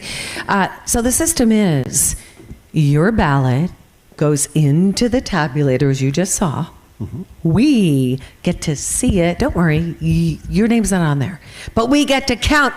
Oh, vote for Mickey Mouse. Right. Vote for Donald Duck. It comes out. We see it again. And it goes through a 3-step process to ensure accuracy and transparency. You deserve that. And right? to make sure that the machine hasn't tinkered with it. Once that goes in the machine, I can do anything I want. I can send something else back. I can remark it. It's off the table. I can make anything happen in that machine. There's something else you didn't explain to him. Before you put them through the tabulator, you've put this under the scanner so everybody can see it under the camera. Right. Then he puts it through the tabulator. Then, after that... You do it again. Why? Wait a minute. You already showed it to him once. Why would you show everybody again? Because the one that comes out becomes the ballot of record, and that's important. That's why you don't want it to be changed. Because if I wanted to make the totals different, I wouldn't worry about the beginning because I can't really affect that. But once it touches the machine, I can do anything. So I could change the ballot of record, right? I could alter what that looked like. Can the machine change the ballot? Of course, the machine can do anything I tell it to do. What about a scanner and a tabulator? The machine has toner in it. You mean the machines, as I travel the country, the machines actually have the ability to print on the ballot? Most of them are printers. And so when you he shows you both sides of the ballot beforehand, then he tabulates them, and then we show both sides again and make sure the machine didn't print its own anything. Because if you change the ballot of record, that's what you would be able to check. With this, you'll be able to take that recording and say, look, the ballot of record has been changed once it touched that machine. That would be a problem, right? Because they stay in those little stacks of 50. Yes, sir. Oh, actually, let's go over to Natalie Feinberg first. Natalie? Thank you. From Kern County. Kern County. She's got a great team there I've worked with before. Minnie, will you support her with the mic?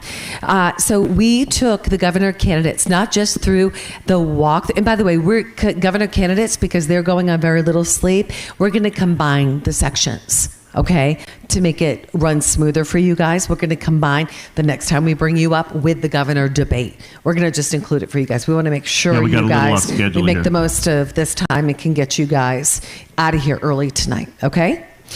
So, Natalie. We need a mic for Natalie. Mic run for Natalie. Check. Yep, it's now on. it's working. Thanks, Skip. Okay, we're Thanks, good Nick. now. Thanks, Winnie. Natalie from Bakersfield. So we know the election code has minimized the ability to verify signatures. The way they make the points, any line would count. Can you, as an ROV, under your discretion, increase the ability to measure signature verification? Not just the dots and the points, but actually match the signatures like we used to. At your discretion, can you increase that verification? No. Thank you. Not a chance. Yes, so the code is written and we have to follow it precisely. You know, if you don't, they'll Tina Peters you. You know, uh-oh, look at That's there. right. Hey, you're supposed to dot that I and you didn't. Minnie, down here. So down here, down front. So it has to be perfect. So you have to follow it perfectly. In other words, the state doesn't let you do rigorous signature verification. Right. And then we'll go to the back after that. Right over here. That's why you need local control. Daniel Mercury running for governor's team. Question, which I didn't hear. So my mom and I'm from Riverside County and received 2 ballots. A Riversider. For my mother and myself in the same household. 2. Just 2? 2 each. 2 each. Just 2 each? Just 2. So what I don't hear is how is that being mitigated? Well, that becomes the signature problem, right? If you come in, now what you do if you come in on election night, you have your ballot with you. Bring your return envelope. That's the important part. That's the only thing that's actually unique. Everything else is the same. The ballot's the same. The outside envelope's the same. That ballot means you haven't voted yet if you only got 1, but you got 2. I'll explain how that happened in a second. But if you have that, then they have you vote at the actual precinct. So you can vote there by just surrendering that little ballot. Just hand it right in. Now, if someone comes and they don't have it, they dropped it in the box and then they came and they tried to vote, correct? Now, they will sign that up to vote and then they'll go ahead and drop in the box. So now you have 1 in the drop box and you have 1 in the ballot box. Once you're marked as voting, the second one will not be counted. Supposedly. So Clint, this is so good. So is this like in 2020, I had gone to vote. Right. There was a couple that was standing in front of us. They were neighbors of ours, the Ambergs. So they went to vote and the woman was checking them in. This is a local church precinct. And they said to Karen and her husband, "You guys are good to go. You've already voted." And Karen and her husband looked at one another confused. Did you vote? I was filling out the thing last night. Well, I was going to turn it in, but I thought you were going to. They left confused. My husband and I were next. And they said, "Rick and Kim Yater," because we showed our IDs, "you're good to go. You've voted as well." We knew we hadn't voted, Clint. Right. Well, technically, you can't show your ID, or at least we're not allowed to look at them. You're not allowed to look at the IDs. Okay. You hand me ID, you can't look at it. All right, you know what they did if you came next? in and you vote, Yes. and you tell me you're Dr. Frank, Yes. and I'm pretty sure you're not, I still have to let you vote as Dr. Frank. Are you kidding me? Nope. That's the rules. So somebody had already stolen your ballot. You were not allowed to vote in 2020. I wasn't allowed to vote in 2020. Well, no, hold on. I said I'm not allowed. I want to vote. Or can you show me where I voted? And they said, well, we have here that you voted. And so they gave me a provisional ballot. So my husband and I filled out the provisional ballot, and we didn't know anything about elections, right? So did they look at my provisional ballot, Clint? Well, they look at it, but if it's already been marked that you voted, the provisional ballot does not get counted. Now, generally, provisionals aren't a terrible idea for people because, they just go through the process and we check for the voting. But if you're trying to vote after someone already marked you as voting, you're not voting again. What should she have done at that point when she was told she already voted? Great question. What should she have done, and what should you do when you go to the polls? Because you're not going to mail in your ballot; you're going to deliver it by hand too. Right. And when you deliver it by hand, they're going to say, and Natalie's got her hand waving out there. But I was asking rhetorically because I know what I would tell you. 911, sheriff, fraud! You got to report it. The best thing is always keep your envelope with you, that little return envelope, because if you go to there and you try and vote with it and they tell you've already voted, you now have something that shows you didn't. So then they have more of a process. Whether they'll look at it, it's hard to say. File for a case of fraud. What about when, I have friends, and there were people in this room that shared this with me as well. They went to vote, and they said, oh, no, would you like a new ballot? Oh, I can have a new ballot? Oh, I guess I'll just not use this one. Well, they give you a new ballot, but you're supposed to surrender the old one. Oh, okay. A lot of poll workers do not know that. So what does that really mean? Why would they do that? Shasta County had no accounting at all, right? So they didn't account for the envelopes, they didn't account for the ballots they hand out, and they had changed their retention schedule, so all of the extra ballots, they destroyed the day after the election, which means there's no way to recount anything. So I've changed all that now, where we actually tag it if it comes in and tag it if it goes out next to the name. We got lots of questions. And we had a question. Minnie, do we have a question back of the house? Do we have Minnie? Microphone? Minnie? She's sleeping. Microphone? Louis, who is the one in the back of the house? Okay. And then Chris, let's go. Louis Herms running for governor. We'll go Chris Bish running for Congress next. Louis? He's had his hand up a while, though. Haven't you? And then Daniel Mercury after that. Yes. Go ahead, Louis. Spotted shirt. So I'm on a 58 county tour to interview every single ROV county clerk that we have, or should I say investigation. So I've done 48 out of 58. So I want to point something out. You glossed over something that I think is just so important. So out of these, every single one of the 48 I've already interviewed except one preloads mail-in ballots weeks before the election. Preload means? Means what they do is instead of waiting until June 2nd coming up, May 4th and after, they start putting it in the ballots. Now, why is that important? Because that tabulator has that count. And that tabulator can send the number wherever it needs to. I can't say who it is, but I actually have an assistant ROV that says these are absolutely 100% hackable, undeniable. Of course, everything is. That's an assistant ROV told me that, which is shocking. So think about this. One thing he glossed over I think is very important. He says he did not preload the ballots from the mail-ins. So therefore, that number cannot go in, and they can't subject themselves to do what?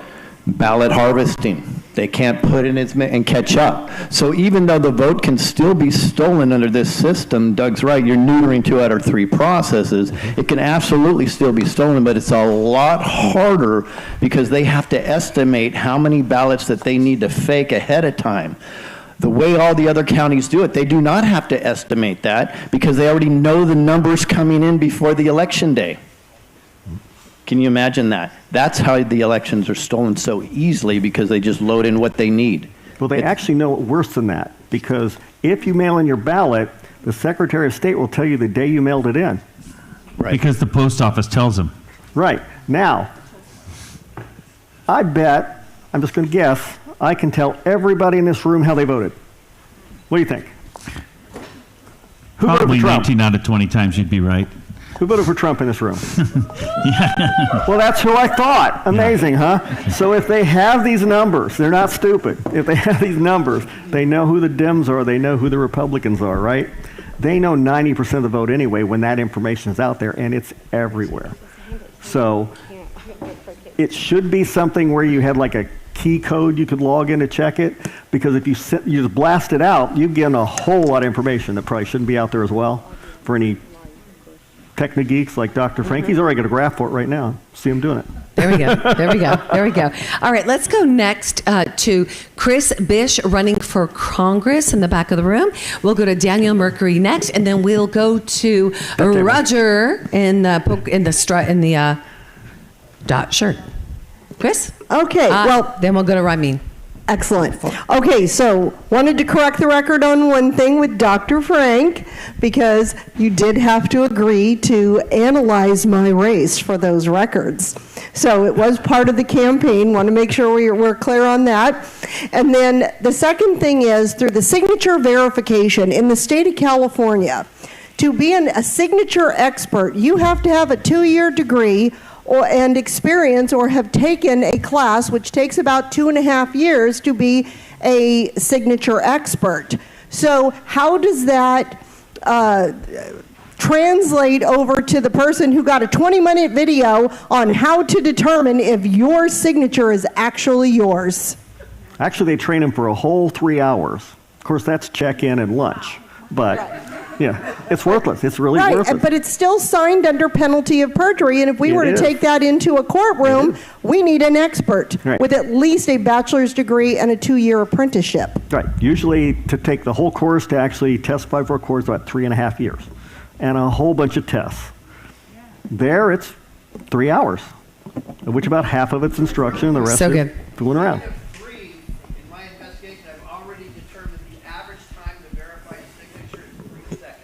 He said that, Lewis said that he's spoken to several ROVs. I'm just putting it on the mic so that it's on the stream.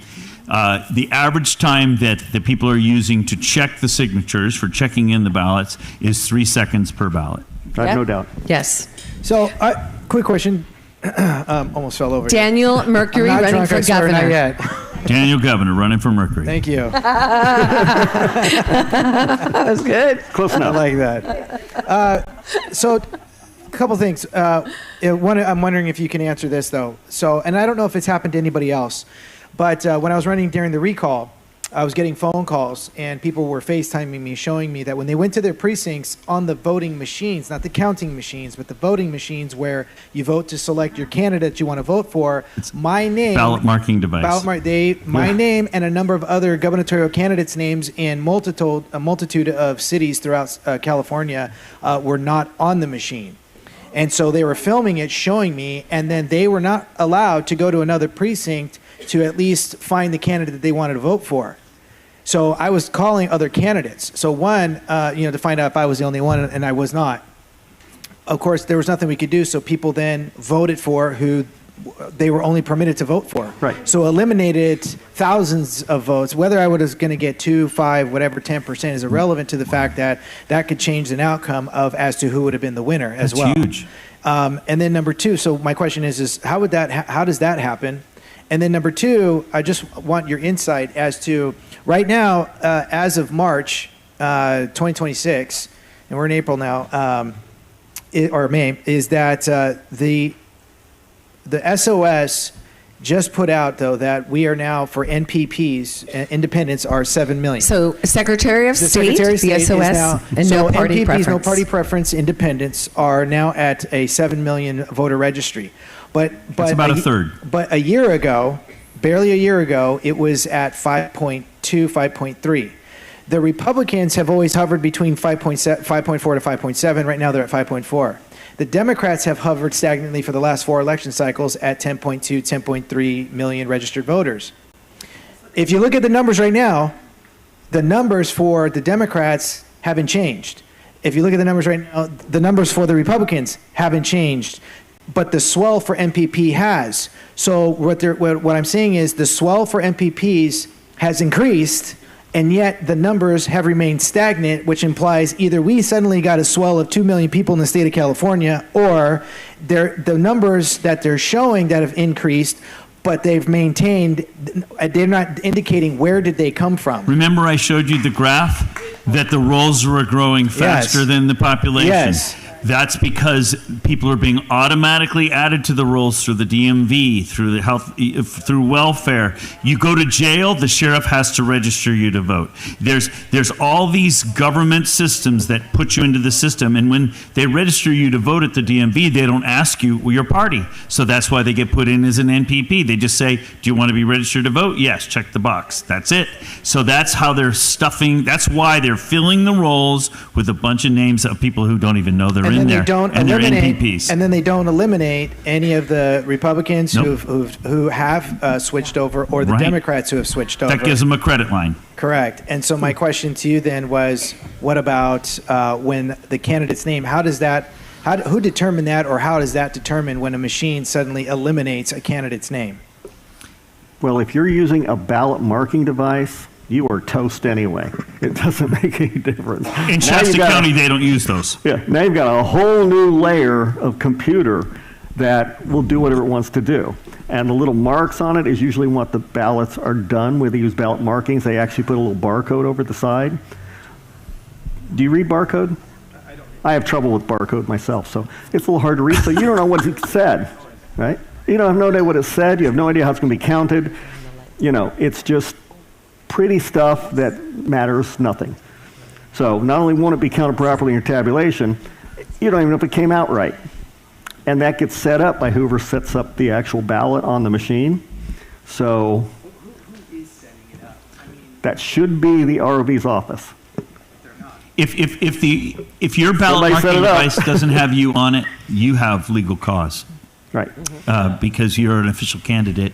But who was responsible for that was the ROV. But, you know, as I travel the country, I meet with tons of clerks all over the country. These are technically challenging devices to program, et cetera. You know, when we were in high school, we voted for the prom queen. How hard was that? We all knew how to do an election, but now they've made the election so complicated that the clerks are so busy, or the ROVs are so busy just completing their checklists.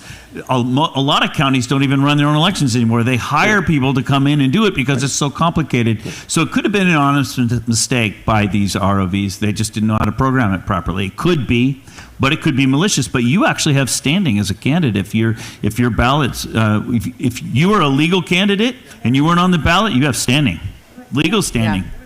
That's good. So let's do this. Let's do just to represent us for a second. We've got a bunch of questions. So we're going to go to Roger. And then let's actually, before we go to the back of the room, the gentleman right in front of him. We'll go to you next, then we'll go to Ramin, and then we'll come up to Tammy. But I want to represent something. Do you guys like cherries? Do you like walnuts? Yum. Do you like pecans? We're in the breadbasket of the country. Do you want to continue to have water? This is why this matters, right? We got to fix this. Well, there is no fix. We need to, what do we need to do? It's not fixing it. What is it? An additional security feature. There you go. It is a proven method with Josh and the additional election security feature. Okay, Roger, you're in from Nevada, Texas to Nevada. So excited that you're here. You have a question. I want to expose something that probably a lot of people in this room are not aware of. And it involves voter fraud, but it's a small percentage of voter fraud, and it involves guardians. So when somebody is under a guardianship, they are a ward of the state.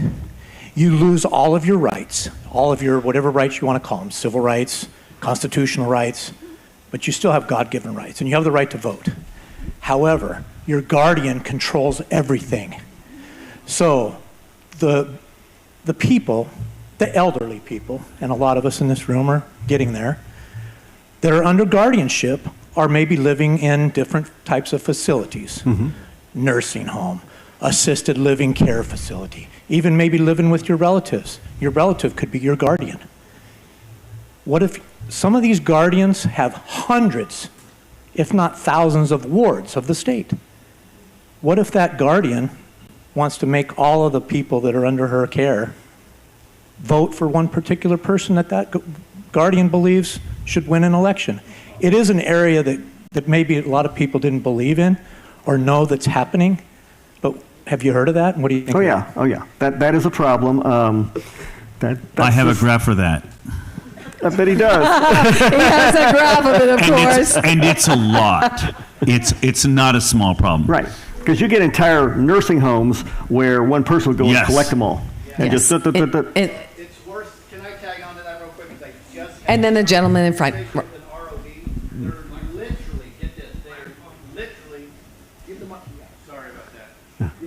We're just going to borrow the mic for a second for Governor Kent. But here's the deal. Just so you know, sir, what is your name? Rick. You're Oh, next. that's my husband today. Great name, Rick. Rick, we're coming to you next. Rick is Morris. next. Yes, you are. Rick, on your defense, I keep pointing at you from the back. Yes, saying, he was. It's true. So real quick, so in the interviews, that's right, we'll say not investigation, that I've been doing with the ROVs, we just had a conversation with one in a fairly large county, and they think they're doing a great thing. They're actually sending out a proxy to go pick up all the ballots from all the senior centers that they possibly can get a hold of. Think about that. And I asked, how about the chain of custody? That was the answer. There was no chain of custody. And they have no idea who signed them, who did what. They were collecting them in bulk, and they think they're doing a wonderful, very, very nice thing for everybody. And that's a true fact. Just that happens all over the country. From an ROV just 2 days ago. Although I've heard about a program in, I think it's Alabama, where they would actually send like a couple of people, 2 or 3 from the registrar's office, and they go and they'd actually have an election, and they'd let people come and vote, and they do the whole thing right there. You know, how accurate is that? Who knows? Because some people can't even get out of bed, right? Right. Yeah. And then they also did a test on them to make sure they could vote, that they were voting, not just laying there, you know, because sometimes things happen. That's perfectly fine. People that are incapacitated but can vote, that's fine. I'm talking people who are not really there. Okay. That's different. They can't answer questions. They can't move a pen. They can't nod. They vote Democrat, though. Yes, they do. Yeah. I don't know. And as a side note, Probably not in Arkansas. how many ROVs, registrar of voter clerks and supervisors, are in the room right now? Please raise your hand. Oh, I am. Not Clint, me. No. do you see any others? Are there any others here? Nope. Do you? Clint, we invited every supervisor and registrar of voter clerk in the entire state multiple times. How many supervisors you got? We had one last night. Okay? And our teams reached out repeatedly in various ways. Well, you just have to make the push. You have to make it important to them. Yeah. Okay. Rick? And actually, Rick, what did he just say? Did you hear that? He said, you got to make a push. You got to make it important to them. Who needs to make it important to them? Rick does. We do. Rick does. Come on, Rick. I can push. I'm Rick Wantuck from Sonoma County, and I'm trying to figure out the details of your system here. And what occurred to me is, in a dynamic counting environment, how is this system actually tabulating the multi-candidate ballots and coming up with numbers? Is it an app that you're using to do this? And the camera calculates nothing. Right. It simply gives you a video that you get to count. So well, that's hard to do if it's going like this. You got to slow down the thing to where you can do it. Yeah, we had tests on it. It's actually fairly quick. So you're dealing with it. Are you asking about the tabulator, or are you asking about the recordings? How to actually count it. He wants to know, how do you really count it? The machine is programmed. It recognizes the ballot style, and it knows where the marks are, and it analyzes. So that's how the tabulator does it. Yeah. But No, I'm video asking doesn't do about this, and you're doing it after the fact based on a video that you can slow down and make your count on any given race. You can. I'm not allowed to count by hand in California. We've written apps. We've written AI that does that. We can take a video and calculate all the ballots. And if you come up with anomalies, let's say I'm doing it, Yep. Joe Q. citizen, Right. what do I do with that? Well, then you can take it to court because you now have standing. Supreme Court decided that any citizen has standing to challenge election equipment. If you can actually prove that it's bad, and I guarantee you put a camera on it, most of them are going to be pretty good because they're out of business if they're not. You don't have to find a lot. You only have to find a consistent pattern that they have to be decertified, and they're gone. And So one last thing, what's the order of operations? They go through the tabulators first, and then they go through this process? Oh no, nothing touches the machine before you see it on camera.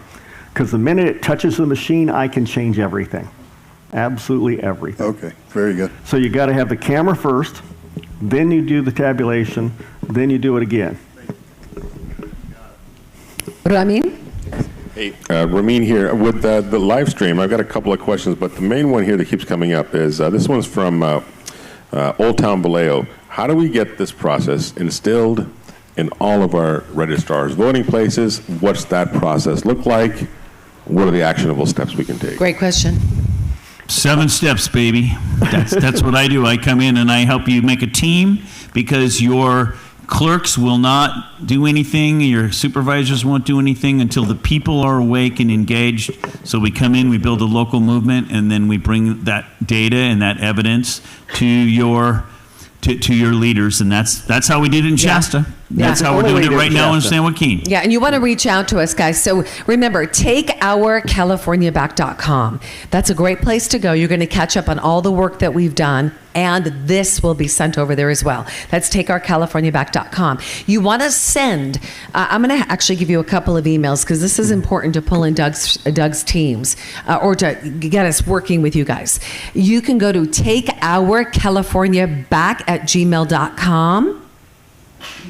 and Kim at KimYater, YEATER.com. Doug, do we want to add another one there? No, I think we should let you handle that. Okay. I understand your question. It's a valid question. It's why most of my presentations are like 2.5 hours, because you have to explain all the steps, and there's a lot. It changes the way people think about it. Today we were talking primarily about Clint's system and presenting that additional feature, but there is... have me back. I'm free. I don't charge anything for my work nationally. I'll come and I'll explain everything and train your teams and help you restore election and local election control. This is a movement. It's a movement. Yeah. And all right, so we've got Bonnie in the back of the room. Then we got we got Bonnie, Tammy, Charlie. Bonnie, Tammy, Charlie. Bonnie. Okay, my name is Bonnie. I'm with Turning Point Faith, Turning Point Action. We're trying to mobilize 1 million in California. In San Diego, we got 3 leaders in each city, and we're trying to chase the ballot, register people. We're trying to give people right to vote. We're picking up ballots, whatever we can do to get those ballots going. We want those ballots. So if anybody want to be part of that, we can start it here for Turning Point Action. Please let me know. Thank you.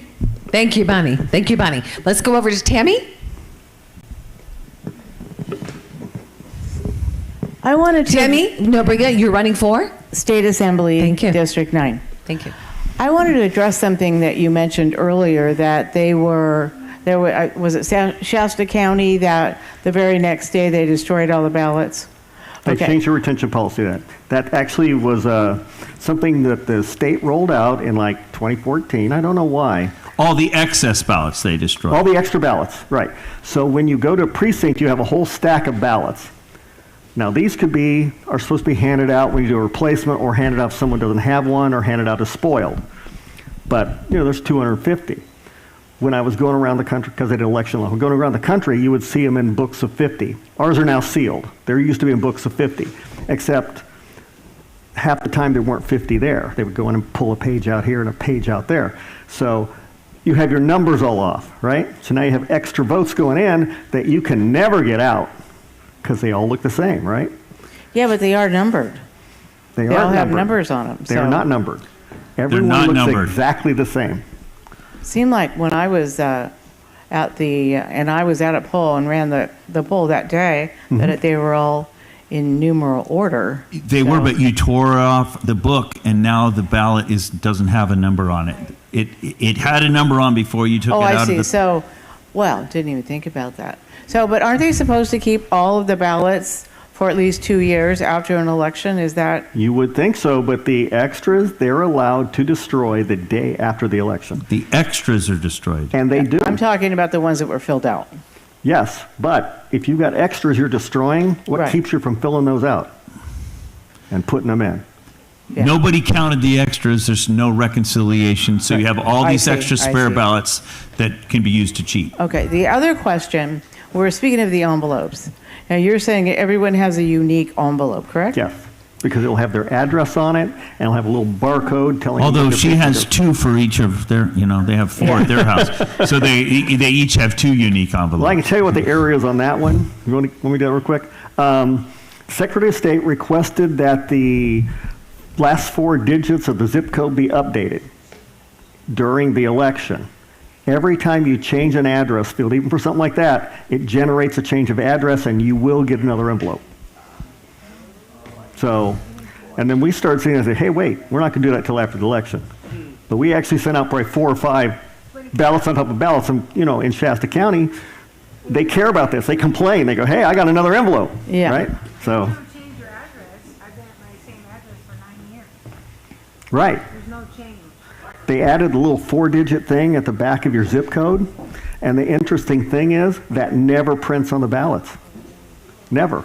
So what would be the point? But, All right. So if every single envelope is unique. Yes. And if it comes back in an envelope that was not that envelope, does the ballot get counted? It gets cured. In other words, you and your husband get a ballot. Okay?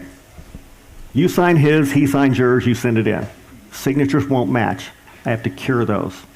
Now all you have to do is call in and say, look at the other one, they're both off. Sorry. That's what it takes, but they have to be cured, assuming they get caught. Because if you know how signature verification is, right? Yeah.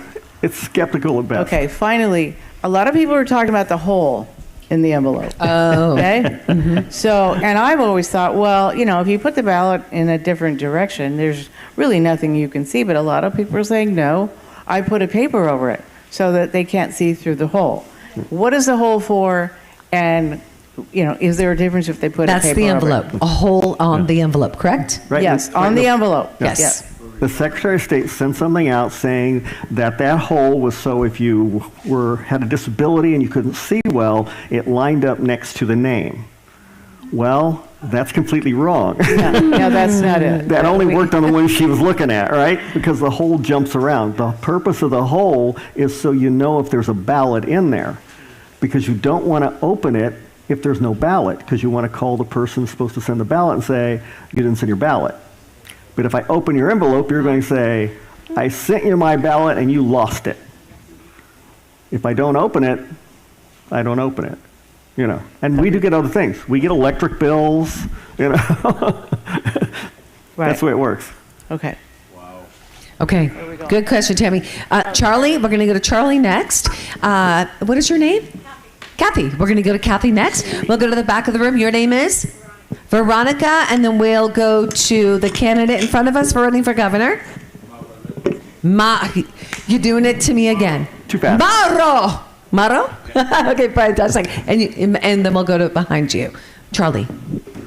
My name is Charlie Simons, and I'm running for my life, District 9. Yes, you are. For 5 years since I've been doing my little show, I've been encouraging people to get registered to vote. A third of the population claims Christian in California, but only about 40% of those are even registered. That's pathetic. Gun owners, worse. Hunters, worse. Pathetic. We're not showing up. And even if we are registered to vote, we don't show up for the primaries. And they don't understand how jungle primaries work here.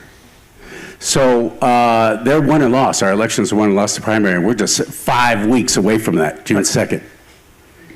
My election is the primary election. We're screwed. We'll not go on past that. We're screwed if we don't. Here's my question. Right. We're screwed as a country if we don't show up for this midterm election. Yes. And I'm scared about that. Well, and I keep encouraging people to get registered to vote. Every show I'm saying registertovote.ca.gov. I say it over and over and over again. Get registered. Mm-hmm. Right. But it doesn't matter. This is all awesome. I love this and I love you all. And I've seen your presentation before and God bless you for it. And with the work you're doing especially, Clint. But that's not going to help us for the midterm. What's your question, Charlie? That's not going to help us. This is my question. That's not going to help us for the midterm. So what can we do now? This is long-term, what you're talking about here. What can we do now other than encourage people to turn out? With the systems you have? Yeah. Shall I say nothing or shall you? That's what I'm afraid of. That's what I'm afraid of. Yeah, you can do nothing. Since I wrote that program back in 2000, your elections have always been a little skeptical, right?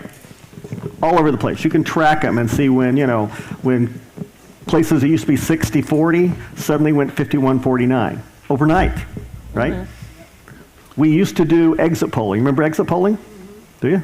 Hadn't happened for 15 years or so. We still do it in foreign countries to match, so you can actually test to see if the election is valid. We don't do it here anymore because since I wrote the program, it doesn't match anymore. And, they don't want to tell you that you're off by 10 points. So it kind of went away. Still do it when we do Venezuela. Still do it when we do Honduras. Still do it when we do any of the African countries. Exit polling is a good way to tell what's going on. Also, our elections changed from flat elections. A good election's a flat election. People will always vote kind of the same, and you'll get a cross member, so you'll see the elections go like this, right? But a lot of elections that we have go like this, up and down and everywhere. That doesn't really happen. It just doesn't happen. In reality, that's not the way people vote. You don't have a sudden block going in. So tell them to register to vote and you work on getting it so it actually counts. But to tell them it will count, I can't do that. But I can tell you what you can do now is you can vote in person. Right. That's important. That's Did you? And when? On election day. On election day. Vote in person on election day. Stop the too big to rig. Stop it, stop it, stop it. It is not true. Too big to rig, okay? And the other thing is you can form a local team and wake your community yes. up. That's how I'm winning. When I win nationally in a county or a community, it's because we built a movement there. We find fraud in their own elections, and the people get their back up and say, we're not going to participate. The reason Clint is in where he is because we built a team there in 2021. Right. And we before I ever got there. We brought back local control. When you bring back local control, that's how you win. As long as you're letting them run the election, you're toast. Okay, so if we implement this right now, and by the way, we still have time to come to your county and talk to your supervisors in ROV Especially for the in San primaries. Joaquin, we already met with them. 100%. There's nothing stopping. Yeah, so if we implement this right now, and let's say 7 counties, right? What would happen? Just the number 7, for example, counties and cities implemented this. What would the results of that movement be? People would know instantly that the elections were valid because they can count them themselves. Now, they might not count them, but I was trying to show you an election I saw in Texas, Congressional 22, I believe it was. And at 8:33 at night, the elections results came up, and the Democrat and the Independent in 8 different counties with 3 different vendors was exactly the same number. Exactly. So in one county, Democrat had 64, Independent had 64. Republican had something else. Now this was in a R+8, I think it is. This is not an election you had to cheat in, right? You know who's going to win. The others are just running for fun. They're not going to win. They're down by 8 percentage points. They can't win. And yet someone was tinkering with that election at 8:33 across 8 different counties. And then at 8:35, it all switched back. From a programmer standpoint, that's how the program runs. They just happen to catch it right during my math, and they get a different figure, right? And then it jumps back. But the fact that you see that shows that they're tinkering, not by the vendor, because they had 3 different vendors, not by the county, because they had 8 different counties, and they all were exactly the same. I was trying to find it on there. I was going to show it to you, but... That's all right. All right, I've traveled around the country, and Doug, it doesn't we'll matter go to the vendor. next question. We have a couple more questions. Yeah, it doesn't with matter. time. Sure. But no, do you want to, is that important? Do you need to share I was that? just going to say, the point Clinton makes is right. It could be a Dominion County, it could be ES&S County, it could be Clear Ballot County. It doesn't matter, Hart Intercivic. Right. The problem is we already have the BIOS passwords to all your machines. And if we have them, so do the bad guys. So anybody can hack into your machines anytime they want and tinker all they want. There you go. Well said. Well said. Yes. Okay, hi, I'm Kathy Irvin from Sonoma County, and I have a question back to your system. We in Sonoma County are seeing increasing use of the ballot marking devices. Our county uses ImageCast X machines, and I just wanted to confirm that this would work on that. They produce a QR code, but I believe they show how the voter thinks they voted. Right, they get something. Good way to put it, how they think they voted. What does it look like? Is it a little tag or is it an actual ballot?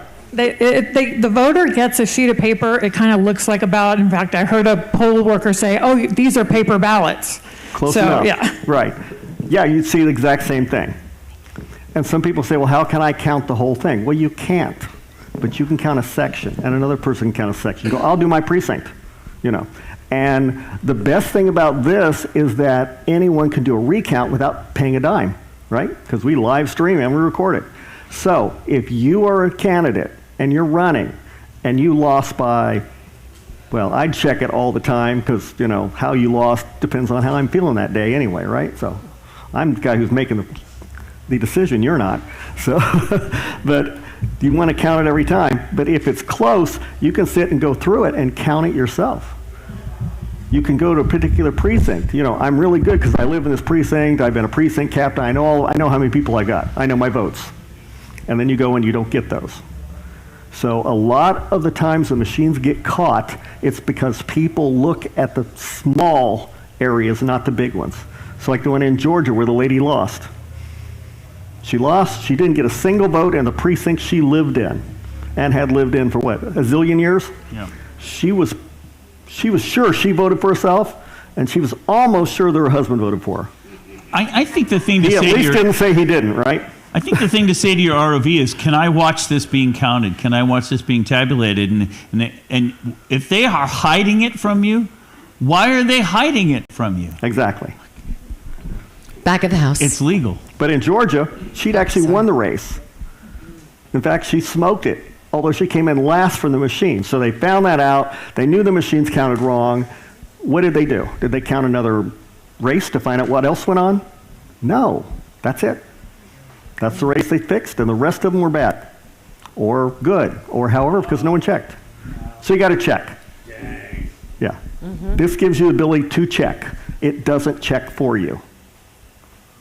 So citizens actually have to take responsibility. All right. Citizens have to take responsibility. I love that. Veronica from Riverside County. First, a quick comment. Encourage everyone to vote because that means there's more evidence when they have to go and count the ballots. Yes. So encourage everyone to vote Yes. because it's important to have evidence. Second thing is, your county has fewer tabulator machines than our county. How much does that security system cost per tabulator?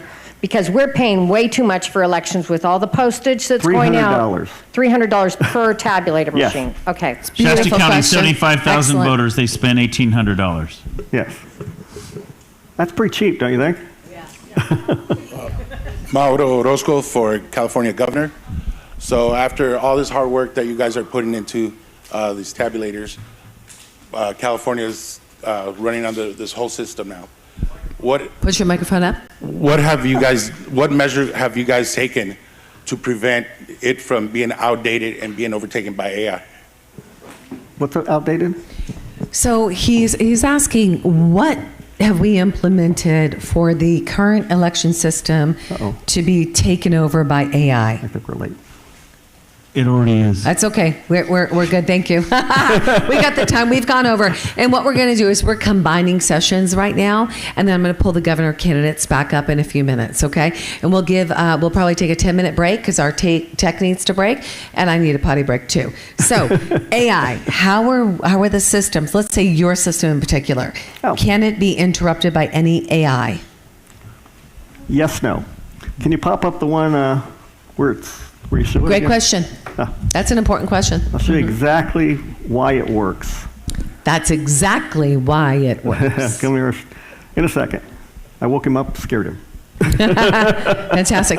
Okay, and just so you know, again, while we're waiting for that to pop up, we will take a break in just a few minutes, and then we're going to bring all the governor candidates up here. You want to hear their response to this, and then you want to hear about the Delta and the port today, that experience, and you're going to be able to hear what's important to them, and you'll know whether they've been listening to what you've been putting out. And you have current questions on your table or the index cards. Fill them out. Make sure they're filled out so that you can have your questions asked. Observers sit right in here, right?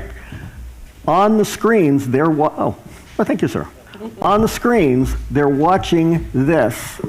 This is what's occurring here, but this is not directly fed to those screens. Everything on that screen, are actually watching what the person is actually seeing out on the internet and what's being recorded. There's also people right here. These people here can watch that screen right there, and since they're right over their shoulder, they will be able to validate that it is the same. Now, if someone's here watching this screen and that and sees that it's not in sync, which it could not be with AI, correct? You could just make it up. Then you know you got a problem. But if it's in sync, you're good.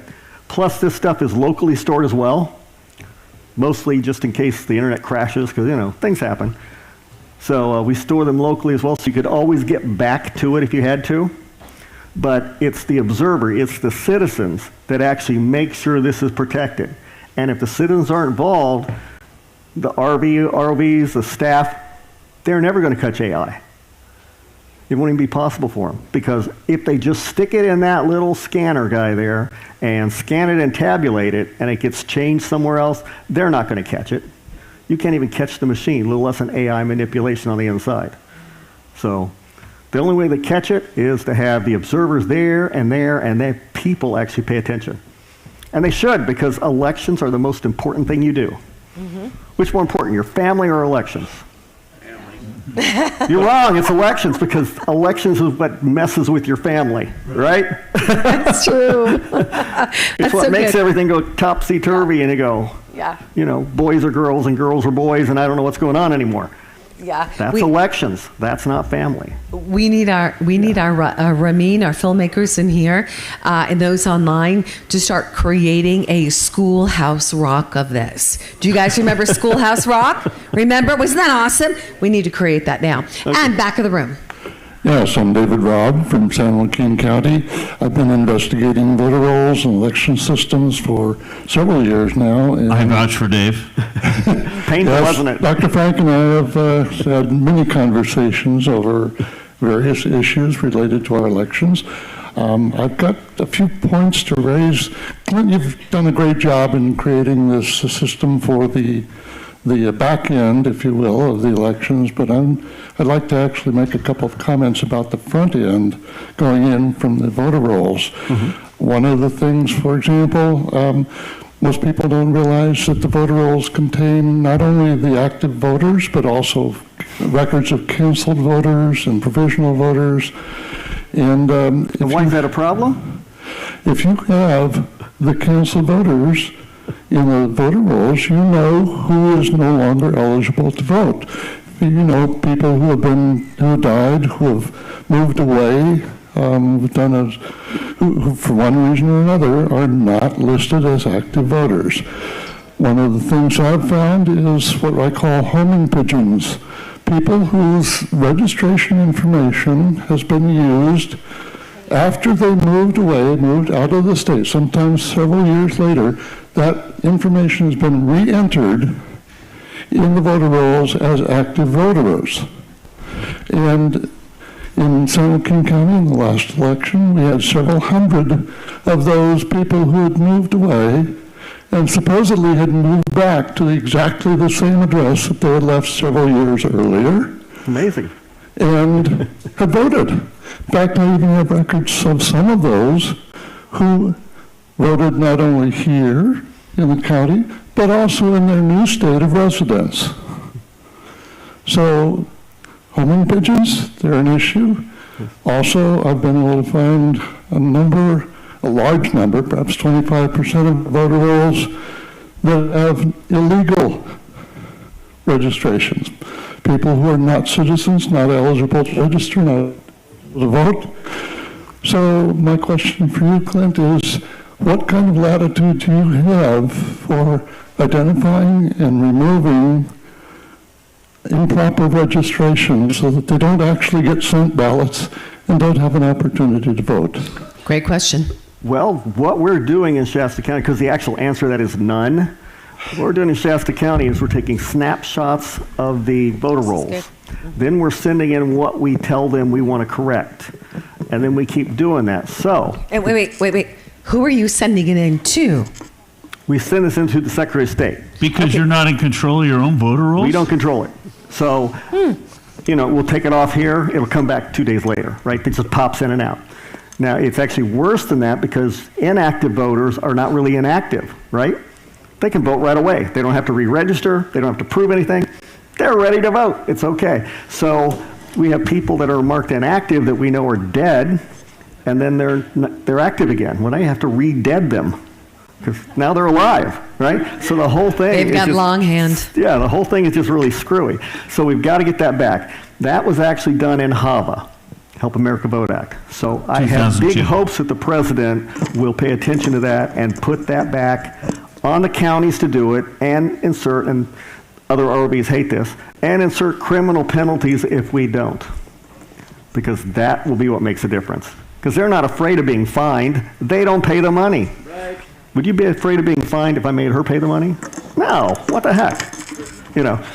And when you have all that data in one spot, it becomes very dangerous. Because I'm thinking when she tried to vote that day, yes, she voted later than she usually votes, which makes her a perfect voter. I'm today, 4 kids. Yeah, because now you can go and say, she's not voting, I'm voting for her. She missed her normal time, and then she shows up late and messes the whole thing up. I know. What the heck? But we still don't count her vote, we count the one that went in. No harm, no foul. Yeah. Okay. So we have 1 minute to break, and I have an online question. So is it let's save that till after if we can. Let's hold that real quick. Let's get to the live stream, only because we've got a minute, and that was a great question, but I'm going to have to hold that just for a second. Hi, my name is Norika. I am from Ramin Real Talk. So there is a couple of questions on live. First of all, they want to say thank you so much. They really appreciated what you're explaining it. And also, Dr. One of your students, looks like you were actually speaking on their class. They want to say thank you so much for being here and good to see you. It's amazing. They are looking from different states. We have a lot of people are commenting and loving. And they have one request, a couple of requests. I'm going to just quickly combine a couple of questions because we don't have time. They are recommending if the President Trump, they can basically put the election date as a holiday, so people that they have kids and they can just put the ballot directly in the mail. That's a request from multiplied live stream here. And also, they are asking you if I have my ballot on my hand, and then tell me, where should I drop it? Should I drop it inside or should I drop it on the box outside? That's the main thing, question. In person to the clerk, face to face with the poll worker. Can you say that a little bit louder, Doug? She's saying, where should you turn your ballot in? Right. Don't put it in a drop box. Right. Put it in the hands of somebody that can check whether you voted already or not. And keep that envelope so they don't have to give you a provisional, so they don't have to check it. Yes. They don't have to call somebody and look it up. Right. And the last thing you want them to be using is a poll pad, because that's directly connected into your voter rolls. So if it does anything wrong, like crawls a couple hundred like it's done in Texas, or it drops a connection and doesn't do anything, it can mess everything up. Okay. A lot of questions are coming, but I'm so sorry. I just want to let them know I'm so sorry. I cannot go through all the questions. I'm going to just the last question because they keep asking me, please ask that question. So regarding the voting, so if they want to vote in person and then even though by the mail, multiple people are asking why we are not using the thumbs on the voting ballots. Oh, you mean the thumbprint? Thumbprint, That's yes. easy. It's not California law. Okay. So I guess California everybody tells you how got you the can do answer. it. Thank you so much. If they have a retina scanner and that's what they want you to use, that's what you have to use, right? To give context, I've been working around the country. In Alabama, 95% of their people vote in person on election day. Okay? Why? It's a cultural thing. You guys are conditioned into thinking that mail-in voting is great, but actually I'm looking at an article, I just had it up on the screen a minute ago. In the 2020 election, 100,000 California ballots were not counted because of the mail-in process. People messed up something on their ballot, so their ballot was never counted. You think you're making it easy, but all you're doing is creating a system that has all these other downstream problems. When you vote in person and you show your ID, they have to give you a ballot, you vote, there it is, right there. That's the right way to vote, and I agree it needs to be a holiday, and I believe President Trump's going to do that this year for the general. Yes, yes, so good. And then thank you live stream. We love you guys. Okay, so here's what we're gonna do. I want to save that comment. Let's save that comment. We're gonna have an opportunity. Can you actually write that down on a card? Write that down. We're gonna pull that in if that's okay. Only because of time, we're over right now. We're gonna combine the next section, which is important. You're gonna see the governor and state candidates. We're going to get the candidates back up here. Oh yeah, all candidates are coming back. Candidates, are you still in the house? Yeah. Yes, they've been patient. They've been listening to you. They've been listening. They've been listening to this. Now, hot dogs are outside. Go get your hot diggity free from the vendors. There's snacks out there as well. Index cards, please fill them out. And once they're filled out, put them back into the plant holder. Put them back into the plant holder. These are your questions. We're going to gather them right now for the governor candidates. And in the back of the room, Bonnie, wave to everybody. Bonnie, go get your Take Our California t-shirt. Let people know we are taking our California back. And to our live stringers, hang tight. We'll be back at, what do you guys think, 15? Can we do that in 15? 20. 20 minutes, back in 20. And team break, let's take our California back. God bless you.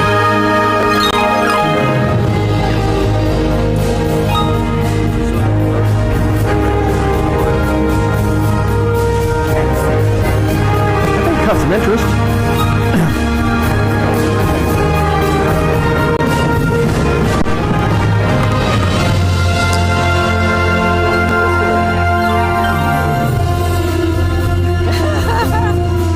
Oh, mic on.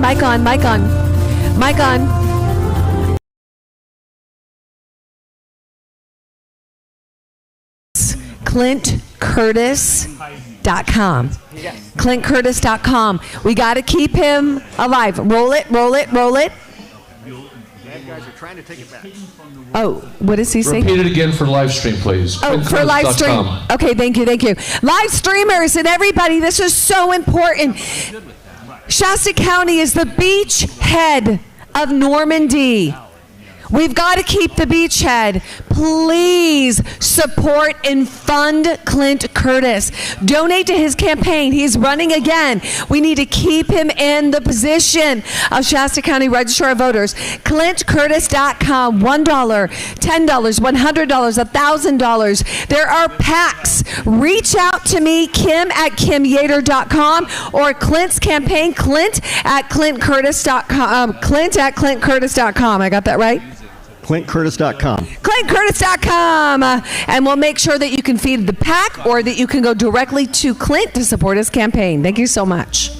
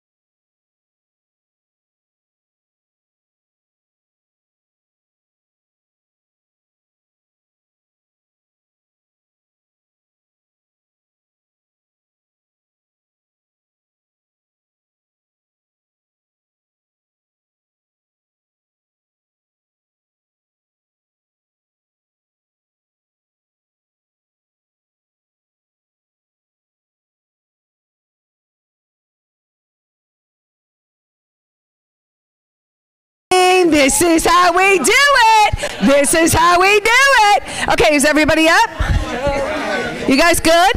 And for live stream, so that you know, I split my pants. I did. Okay, you guys ready? I can't. Can I go get Don up here? If you can't see the cameras, we can't see Don, you. can we get you up here? Don Bohanna, wrongly accused, in prison for 25 years. Someone please guide Don Bohanna, who is now 89 years old, onto the stage via. Yep, there he is right here. 89 years old, Don Bohanna, wrongly convicted for killing Michael Jackson's brother Tito's ex-wife. DA, judges, all complicit. Okay, everybody smile. Just one time smiling. Going camera once, twice, 3 times, and now everybody wave. Oh, yeah. Video, Ben. Okay. You want to do it one more time? Okay. Everybody wave.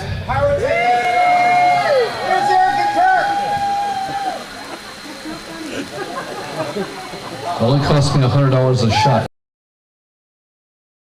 That's okay, I get 6 miles a gallon. 3, we're say, take our California back. 1, 2, 3. Take back! Woo! All right, on for Tina Peters. 1, 2, 3. Free!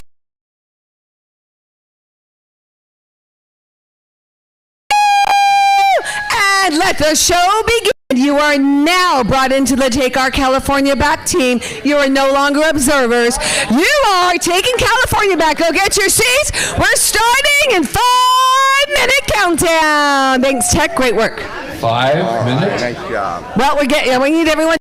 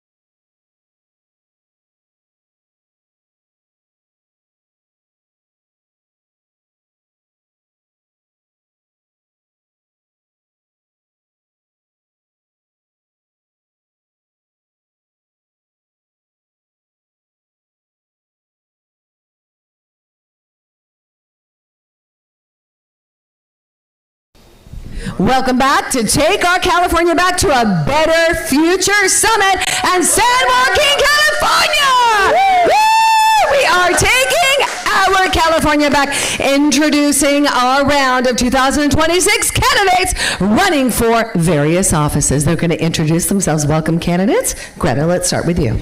Good afternoon. My name is Greta Solorzano, and I'm running for governor of California to make California affordable again. All right. Woo! All right. Scott Shields, governor of California. We're going to rescue California. Thank you, Kim. Come on. Christine Bish, your candidate for Congress in California's 3rd Congressional District. Daniel Mercury for California, looking to starve the government and feed the people. Louis Herm's coming in the camera view for California governor. Oh, he's good. He's good. He's good. Mauro Orozco, running for California governor. Come on, Maru. Well, I'm E.B. Lynch. Hello, California. I'm here to be your California Lieutenant Governor. I'm Tammy Nobriga, and I'm here to be your next Assemblywoman, District 9, California. I'm going to save our children and our future and take back California. Thank you. I'm John McBride, and I'm running for Congress right here in CD9 to be your next representative, and I stand strong for truth and freedom. Last but not least, I'm Brandon Owen. I'm running for Assembly District 9, and I want to be your voice and fight for you at the Capitol. Come on, and at the end, who do we have in the end? Oh, Dr. Frank, Johnny Appleseed of Election Integrity. We just finished a great afternoon Yes, talking about we did. elections, but now we're going to talk to the candidates now. We're going to give them a little space, I think. We certainly are. So candidates, we're going to hold that mic right there with you. And tell me your name one more time. Brandon. Brandon Owen. I love it, Brandon. So Brandon, why don't you tell me, this is going to be a question for all of you candidates. You're going to have 2 minutes to respond. In this question, what impressed you most from what you've seen and heard today? And how are you going to move this forward? Well, I think today the most important thing that we took was voter integrity is extremely, extremely valuable to us. And also it's one of the most difficult things that we have overlooked in our integrity. Well so said. I think that we need to look at the integrity of our voting polls. We need to not only look at the systems, but also the processes involved from start to finish. And so I think the integrity is extremely valuable to us, and we just need to bring that back. Which county are you representing? I'm representing 5 counties: Sacramento, Calaveras, Amador, Stanislaus, and San Joaquin County. San Joaquin is where we are at, and so let's put some heat on those commissioners to implement this system. Absolutely. I would love to go down there with you. Okay. I love it. That's what we're talking. Again, John McBride running for Congress in CD9 right here. Today was just an absolutely wonderful day, starting with a tour of the port and the Delta, seeing what a valuable jewel we have in the Port of Stockton. And then to see where so much of this nation's fruits and vegetables are grown. And then one thing you have to understand is our election integrity. If you can't trust your vote, people aren't going to vote. And you have to believe that your vote matters. And the things that we learned today about election integrity are very powerful, and we as citizens need to put pressure on our register of voters and our county supervisors to get what we learned today implemented throughout this state. Again, I'm John McBride, running for Congress in CD9 right here in San Joaquin County. Thank you. Tammy Nobriga. Tammy Nobriga, State Assembly District 9. I was not on the tour this morning. However, I do know my understanding of the port is certainly not being utilized like it should be. And that I believe that the city of Stockton and San Joaquin County would be a lot better off if we did so. As far as election integrity, that's something that is obviously near and dear to every single one of us. I'm so glad to see that we have the voter ID on the ballot, and I'm really hoping that we just get as many people out as possible to vote. Let's get this ID ballot issue passed, and let's take back California.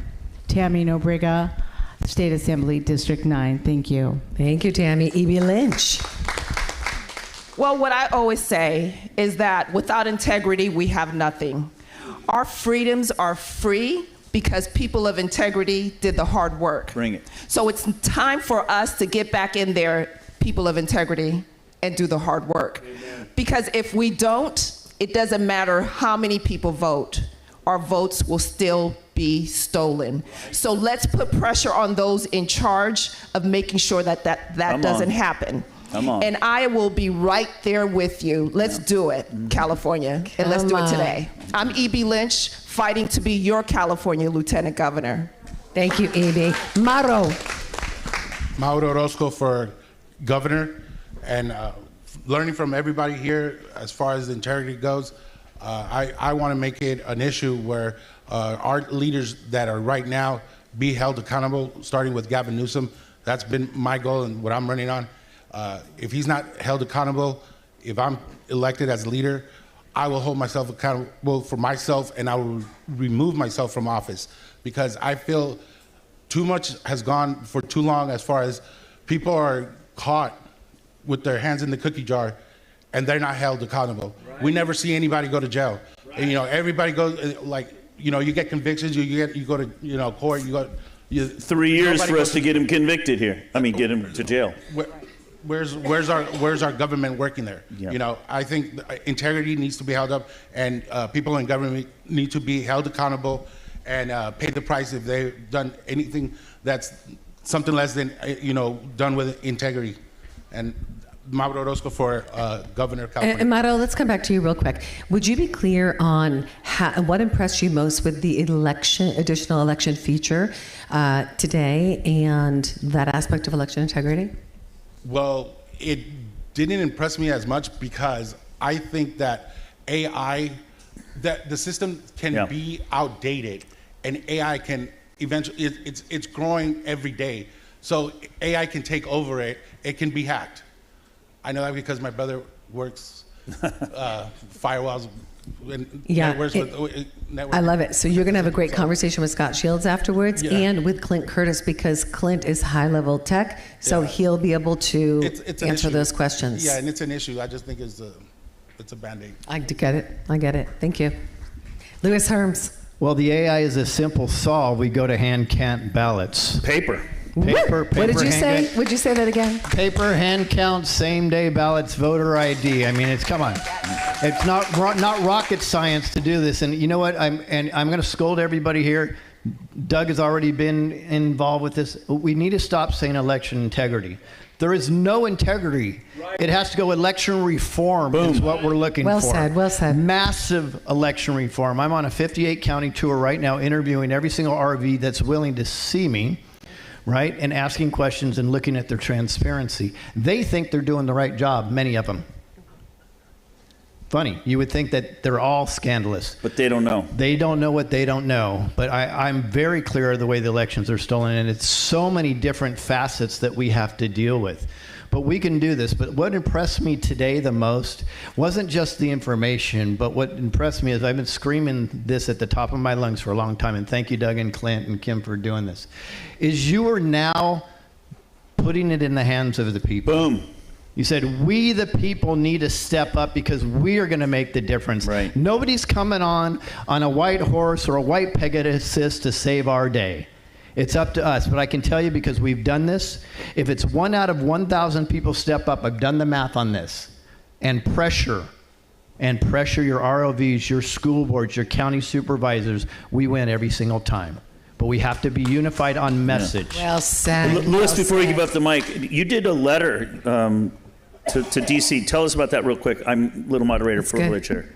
Which letter? The one to Trump or the one to the Trump. ROVs? The Trump. Okay. Because you already talked about the ROVs you've been meeting with. Right. So I put together a plan, a multi-bullet point plan of exactly what Trump could do in regards to writing an executive order for emergency repair of our elections. The reality, though, is I also know that he's emasculated when it comes to the state. Right. But what happens is it sets precedents, especially because this election is a federal election. So he does have some jurisdiction here. So far, there's Peter Tickton said he just absolutely loved it. He thought it was fantastic. Yes, he did. And 3 points out of the letter have already been tweeted out. I don't know if I was the influence on that. I know there's a lot smarter people in the room than me when it comes to this, and I always defer to them. Smart people like Daniel and some other people signed on to that, and Scott did. But we can do this. But it's we have to do this, nobody else. Yeah, well said, well said. Daniel Mercury. Daniel Mercury, running for governor. So one of the things that I really liked about today was not just taking the tour around the Delta, and of course, getting even further in-depth information about, a lot of the things that go on and deal with the port, but also the economy here. And, you can feel the stronghold and the strangulation that's going on here in this area.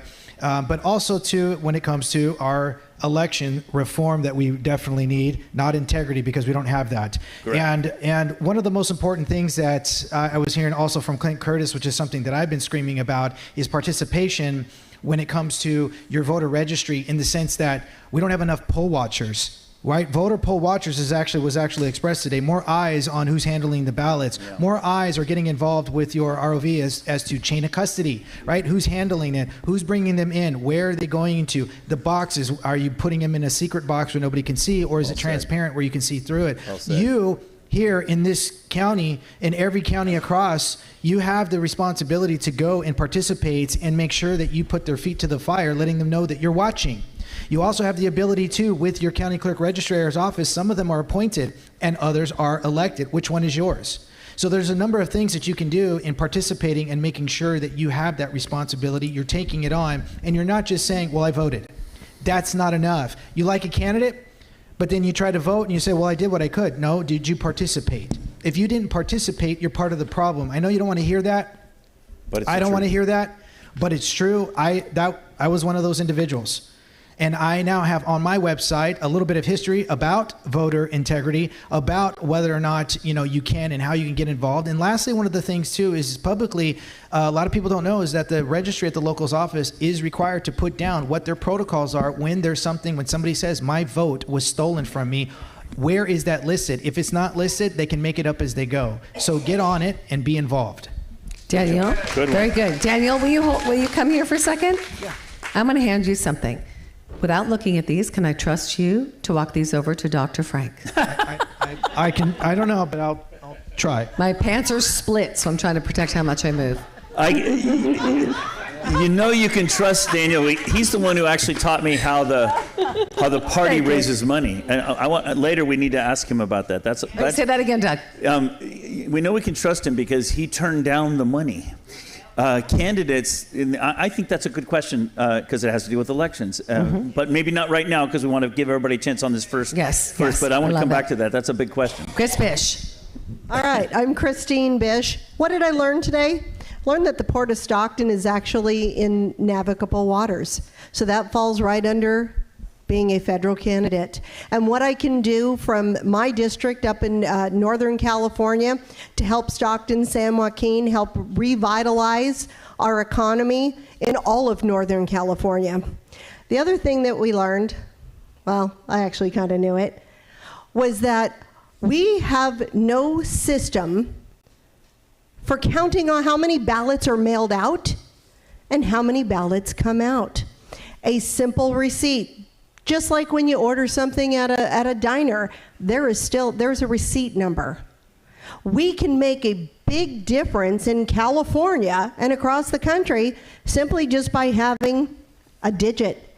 And then you get a receipt when you vote, whether you mail it in or not.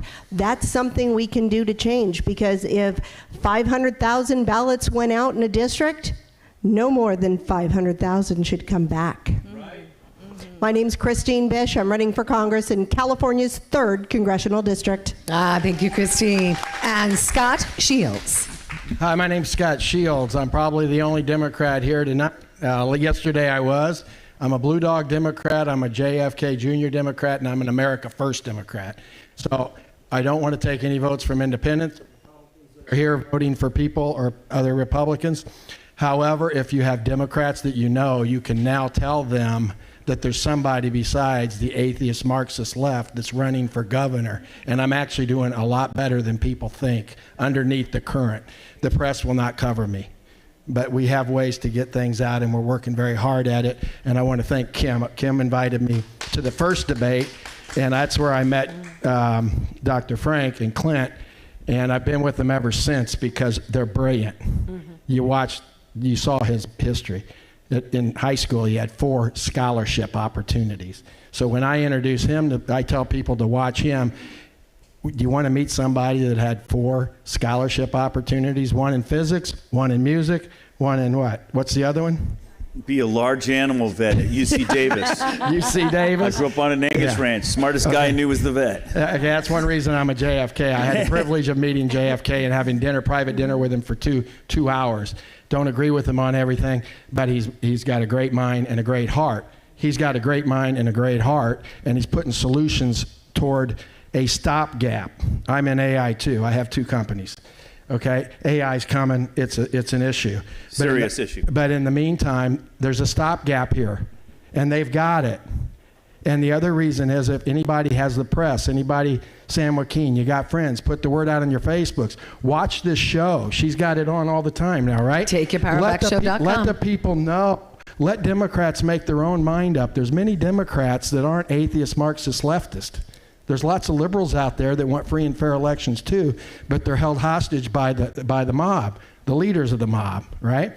And so I'm fighting them. I'm fighting them big time, and I'm winning. Okay, under the current, I'm winning. I was a Trumper in 2015. That's even before he was even being elected. I was in Iowa setting up the stage for him as one person with another top person. But so. Ding, ding, ding, ding, ding, ding, ding, ding. Bell in the background. Over 2 minutes. Go. Kip, Thank you. Thank you, Kip. Every 2 minutes. Thank you, thank you. So good. Good job, Scott. Good stuff. Greta Solorzano. I am with Scott. The press doesn't want to cover me either, so we are both in trouble.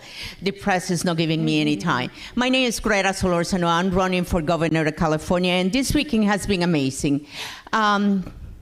Yesterday, we talked about Healthy America. We talk about our freedoms and our rights to make choices. Today, we took a little tour to the Delta, and it is interesting to see how our infrastructure is being underutilized. Wow. Think of all the jobs. Think of all the revenues that we can bring to this place if we actually opened up that port. But that's something else.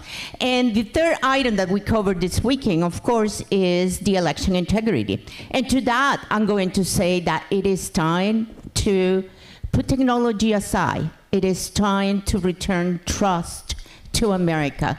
So I will, as much as I am into technology, I will vote for technology, putting it behind, and go back to showing up and actually voting in person and making sure that a ballot is counted.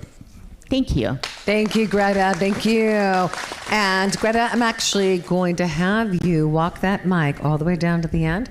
We had a lot of mics, but I think we've done a lot of talking. So we're learning what it means to share. Look at these governor candidates. Are they amazing? Yes. All right. So Doug, I'm going to pass it back to you. That was our first round. Can we please acknowledge our candidates? Well done. Well done, candidates. Well done. All right, Doug, let's actually have you ask that next question. Sure. Peter Tickton, we had a great conversation with him the other day. Yes. I got one question. There's a quick answer. Somebody said, which state has the cleanest, fairest elections? Oh, yeah. I don't know. It's Wyoming. And because if you miss an election there, you're automatically taken off the rolls. Wow. You miss one. Wow.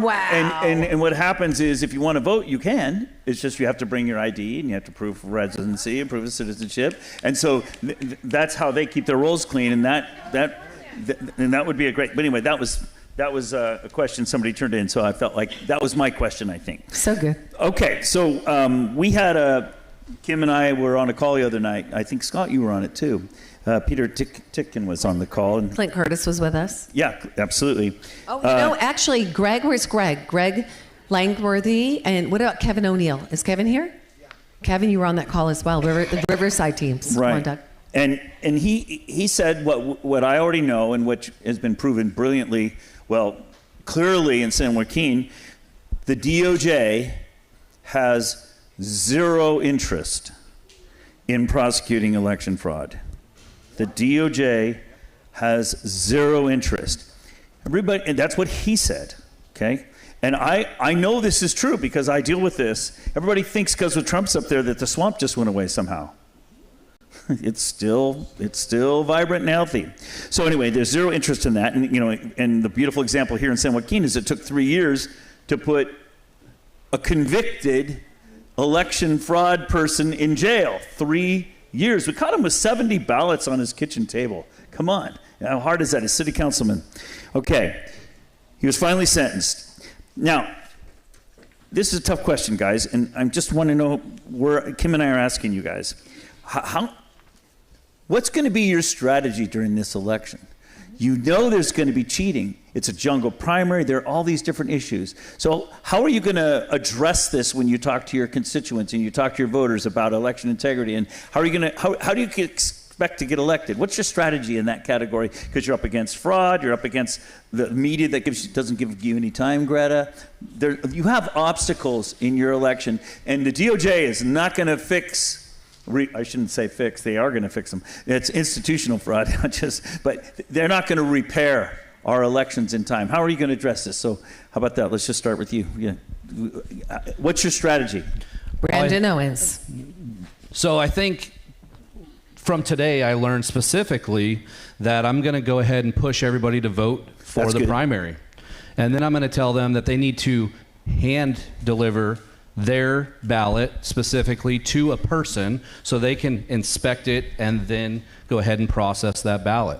I think the key is that we don't want to put it in that drop box. We want to hand deliver it to a person. We want to hand deliver it to a person, not put it in the box, and then we want to make sure that it's inspected and then it's processed properly. So those are the number two things that I think that we should do right away. As far as the DOJ, that doesn't surprise me. As a prior law enforcement officer, I've seen them destroy codes that we've charged people with, and they just turn them into whatever they want to call it. If you want to call it killing wildlife, they'll turn it into petty theft. So that's common in DOJ. It's common in any district attorney's office. Doesn't surprise me at all. Okay, everybody, if you could do me a favor when you grab those microphones, don't grab them at the very bottom. That's the antenna. That's why it drops out on you. Thanks, Kip. That's good. That's good. And John McBride. Thank you, Brendan. John McBride, again, California's 9th Congressional District. And basically what Brandon just said, you need to take your ballot in person. You need to bring your mail-in ballot with you. Yeah. Boom. Okay, you need to take it with you. Now, last election, I refused to turn it over. I said if I left it home and threw it in the trash, you wouldn't have it. I didn't give it to them, but I kept it as my receipt. So, take your ballot with you, vote in person.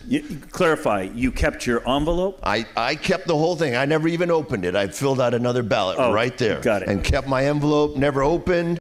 So if they said I hadn't voted, hey, here's my mail-in ballot. It's right here, not even opened. Yeah. Okay. The other thing with that is you do need to get as many people as you know out to vote. Of course. That is our only real chance outside of fixing the election.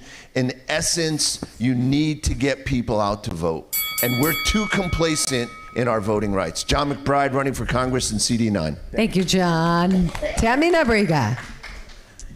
And of course, that's exactly what we need to do. Ideally, what we want is same day paper ballots and count them that day and the vote's over, just like Paris does. But that's not the way it is right now, right? So what I do is the same thing as John McBride, and I tell everybody, bring in your mail-in ballot, because even though we don't ask for them, they're still going to send them. So you bring them with you, and then you show them that you haven't voted, and you get a new one. And that's exactly what I do, and I tell everybody I know to do that. Also, if you're one person voting, tell 10 people, get out there and vote. A lot of people don't even consider the fact that it's just a primary. That's what they think. They don't consider that this right here, this election could take our best president out of, probably out of office, but what all he's going to do, if we don't get out there and make our votes heard, we'll lose President Trump. Tammy Nobrega, Assembly District 9. Thank you. Thank you, Tammy. E.B. Lynch. Well, hello, everyone. My name is E.B. Lynch, and like I always say, I'm here to fight for you as your California Lieutenant Governor. Well, I'm going to do what I've been saying for years. I'm going to tell people to get off their lazy butts and get out there and do something, right? That includes me. Come on. Now, I'm going to tell you, before I used to think, oh, well, I'm busy, I'm serving my country, I'm doing my part. That's enough, right? Because we voted in the right people. Well, like they said, we've heard the right people, there's just one or two people, especially here in California, but especially at the federal level. We need to drain the swamp. That means we need to get rid of the people who are there, that have been there forever and have done nothing. We need new blood. We need people of integrity. Right. And they're not going to get there by themselves. When you go vote, vote with a friend. Hey, call up a person, make a date. We have date night. Say, we're going to go together and vote in person. Have a group, make a girls' night, but do it. Again, I'm E.B. Lynch. I'm here to fight for you, so let's fight together. I'm going to be your California Lieutenant Governor. Well done, E.B. Well done. Mauro. Mauro Orozco for Governor of California. So basically, just to piggyback up of what everybody said, everybody knows they got to tell somebody. Right up to your mouth. Bring the mic to your mouth. Hold it by your mouth. Basically, piggyback off of what everybody said over here is you got to tell people, got to go out there and vote.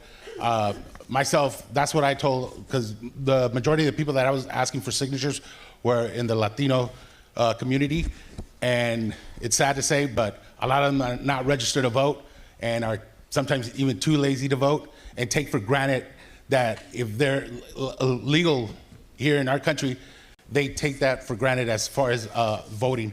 And I try to press that as much as possible. Go out there, register to vote, but not only register to vote, show up. And that's the one thing you got to do. I mean, if you're an American and you're proud, like I am, you got to go out there, show up, and vote. Mauro Orozco for governor. Thank you. Well done, Mauro. Thank you. Louis Herms. So elections are won and lost in the primary, not in the general. That's correct. 100%. And what that means is, let's just pretend that there's a cabal out there of some sort. They put all their money, time, and effort behind a Republican in name only, and they force that person through the primary because they already know they have the Democrat compromised. Therefore, in the general, they won already. So what my goal is to educate everybody else to see how important the primary is. I actually think we should have more people show up in a primary than the general, because it is much more important, because that is where it's stolen. California on 2022, we had 30% show up. 30%. That's ridiculous. So we have to get 60, 70%, because you know what it'll also do? It'll make it a lot harder to cheat, because they have no expectation that there's going to be a large turnout in the primary. Louis Herms for governor. Thank you, Louis. Daniel Mercury.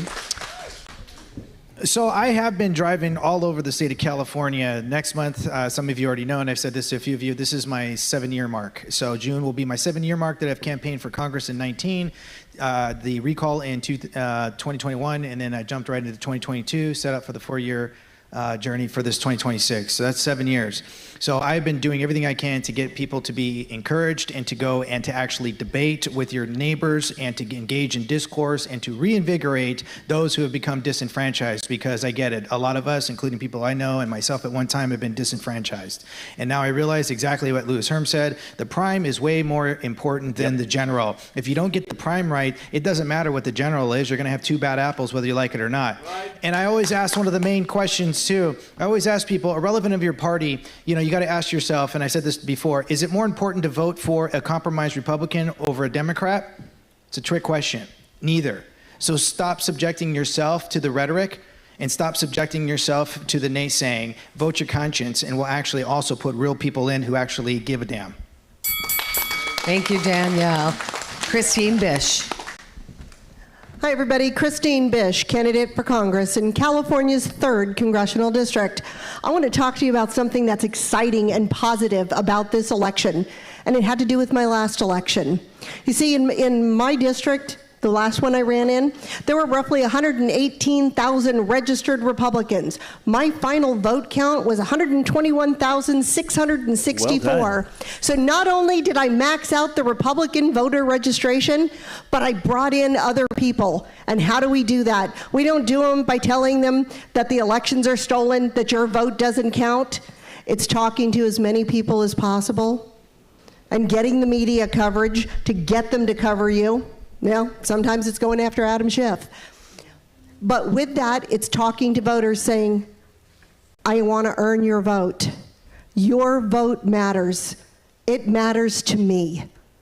Can I please earn your vote? And it's that question. It's that positive thing. So as we do this, make sure we keep it positive. And if you're in my area, vote Christine Bish for Congress. I'd like to earn your vote. Thank you, Christine. Scott Shields. I agree with keeping it positive, but I'll tell you where the problem is with the Democratic Party, because I'm a Democrat. It's called social justice, seeing every legislative choice, every law created through the lens of social justice. So as an activist, or if someone of advocacy, I'm in human rights, I stand up against organ harvesting. I know Lewis stands up against the child stuff. There's lots of advocacy people here. I'm one of them on human rights on organ harvesting, and we expose that. At the top, when you are a Secretary of State and you bring social justice in your legislative mindset, you do not collaborate with anybody else. I know this for a fact. I don't want to throw her under the bus. He wanted me to. Maybe I will right now. But but I know a little bit about this. And it's got to change in the Democratic Party.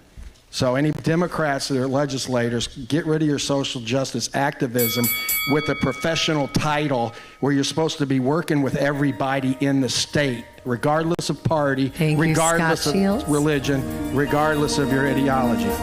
Wow, you got music on that one, Scott. Greta Solorzano. Okay, so this is Greta. No kidding. This is Greta Solorzano running for governor. I think there is two different things that I am personally doing.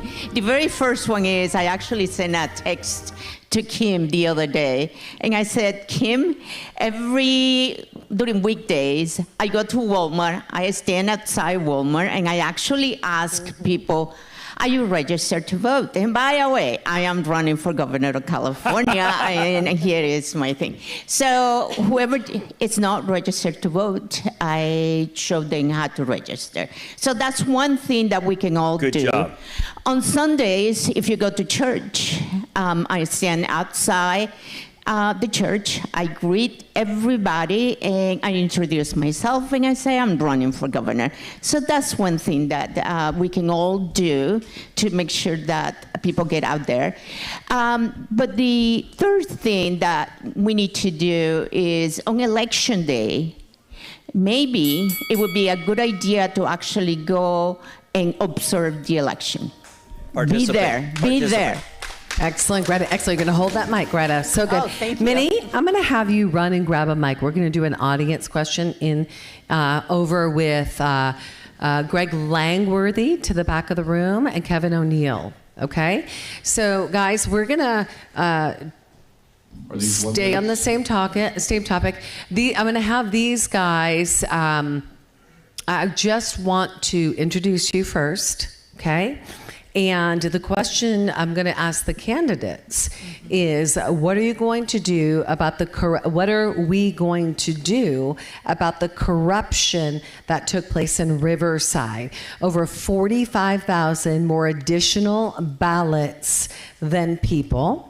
Now, that team of Greg Langworthy, Greg, would you please stand? And Kevin O'Neill at the back of the room. They were part of that core team in Riverside. They and a team of citizens brought that information to Sheriff Chad Bianca, who is the sheriff in that county, and he did what a sheriff should do. So I've got to acknowledge him for that. And let's acknowledge Chad. Yeah. It's good.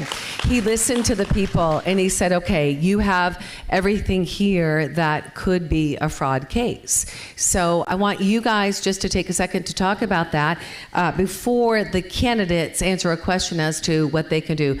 Kip, did you have a question back there? How long does each one get? Oh, I like that question.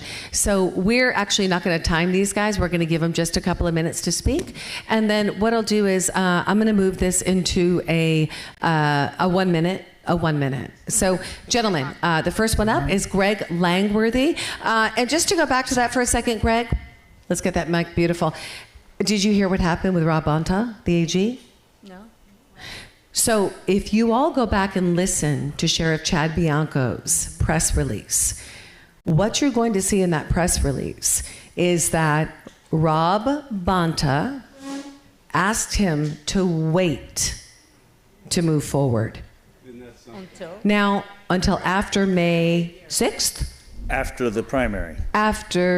Well, June's the primary. Okay. But isn't there a certain amount of time that you can actually do something with the ballots? March 6th, thank you.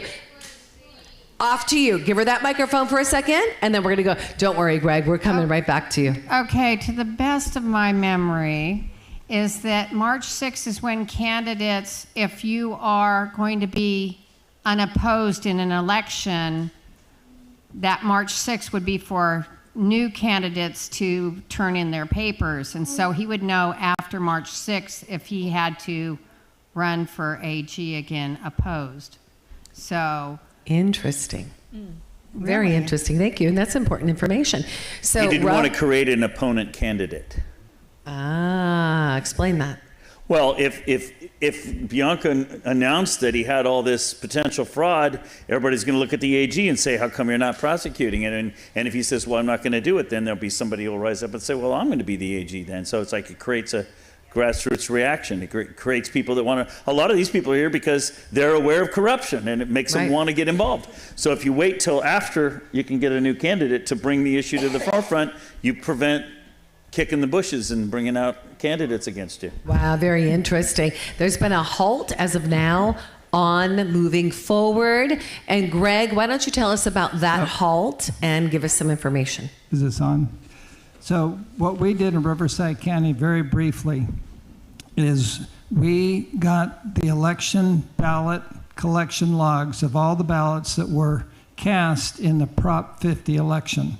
We added them all up, and I have to admit that the Riverside County ROV and registrar and the supervisors were cooperative with us. So we got all the ballot collection records of the ballots that were cast in the Prop 50 election. We added them up. About 611,000 ballots, good ballots, were cast in the Prop 50 election. But the registrar's official vote count was 657,000. So there were 45,000 more votes counted than they had voters who voted. There's no disagreement that there was a great discrepancy. The way the registrar explained that was that his election workers who counted those ballots got tired at the end of the day and they somehow missed 45,000 ballots. Okay, that's his current explanation. We don't think that is a legitimate explanation or a valid explanation. The sheriff agreed with us, and what he committed to do, and which he already did do, is he has all the boxes of the ballots, he sees them, in the Prop 50 election, and he was simply going to count the pieces of paper, just like we're talking about. He was going to count how many ballots were in those boxes. Was it 611,000 or was it 657,000? And here's what Chad said. If it's only 611,000 and the registrar counted 657,000, he says that opens up a much wider investigation, which means that it could be the voting machines. And if it is the voting machines, then that opens up a much wider investigation, not only in our county, but maybe across the state wherever voting machines are used.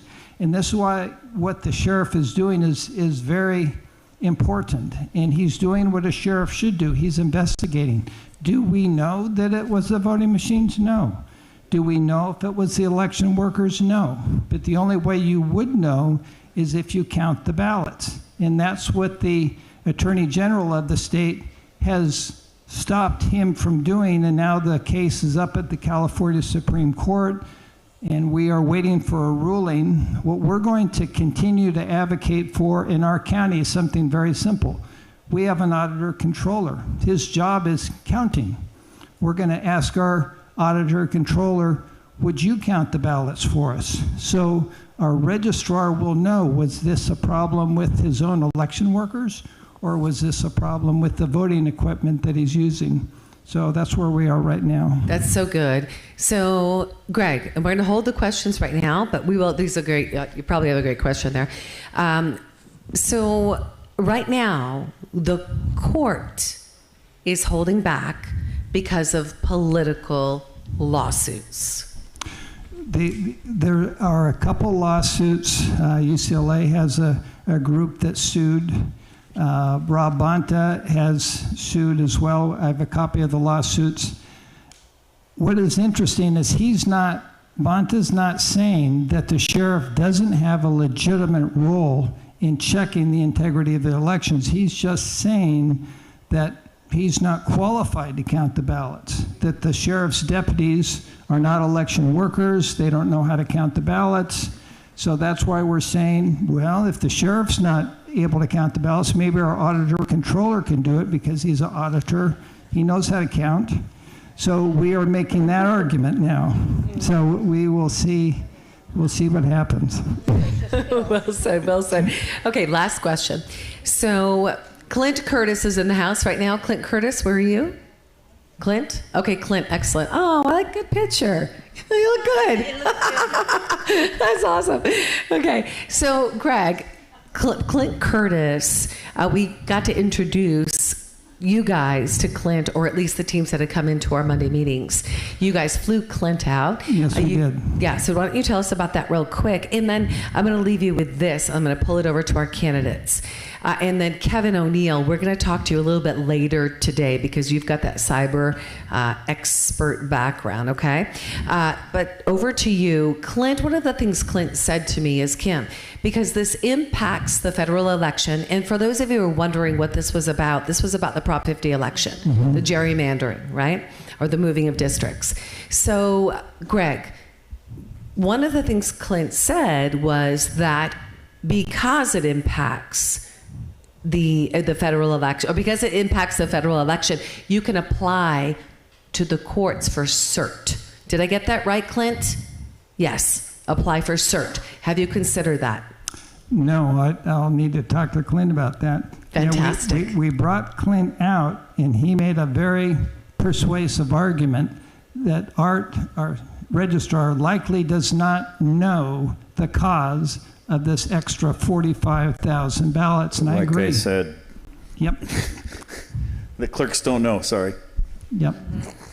So anyway, it was very valuable having Clint come out, explain this, and now we are asking a very simple question. How many pieces of paper are in the boxes? And the answer to that question, I think, is important to every citizen in California, because is that, I call it a big black calculator, is it calculating correctly? And if it's not calculating correctly, we can't use it. Very good. Greg, thank you very much. We're going to talk to you a little bit more later. Where are the ballots now? They're in the possession of the sheriff. That's important. Yep, That's what happened in the Maricopa audit when they recounted them. When they had 1,575 boxes and they brought them out to do the recount, 1,500 of the 1,575 boxes, the seals were broken. So the recount was ruined from the beginning. There was no chain of custody. So it's important that we maintain chain of custody on those ballots. Yes. That's why the additional election security feature is a game changer. Yeah. Okay, so good. Okay, so we're now going to pick it up again, 1 minute rounds. I'm going to ask the question again. Greta, we're going to go this way, down the road. So what are you going to do about the corruption in Riverside County, and what could be the corruption in every city and county in our golden state of California? Greta Solorzano. As a governor of California, one of the things that will be my primary concern is to return trust. And as that, I will definitely support Sheriff Bianco to hold custody of those boxes until we have the controller, auditors. I think we have Mr. Morgan. Herb Morgan. Yes, Herb Morgan running for it. Somebody I trust until I have his auditors review and do the counting for us. Once we have the results, I will definitely work with the Secretary of State to remove the machines if it's granted. Now, I wouldn't be able, as a governor, to do that. I need to work with the Secretary of State to do that. Thank you. Thank you. Thank you. And can we hold that for a second, Scott? Good, Greta. Thank you. Doug. What? Would a governor need to wait for the Secretary of State to get permission to stop the use of the machines? So it would have to be some kind of emergency order because, you know, for example, we have two good secretaries of states in the country right now. We have one in Missouri and we have one in Wyoming. And we got the one in Missouri elected in 2024. And he called me a few months later and he said, Doug, where's the people? You know, we did this big movement to get me elected, but now the people are gone. Nobody's putting pressure on the legislature. He says, I have to follow the law. I don't write the laws. The legislators write the laws.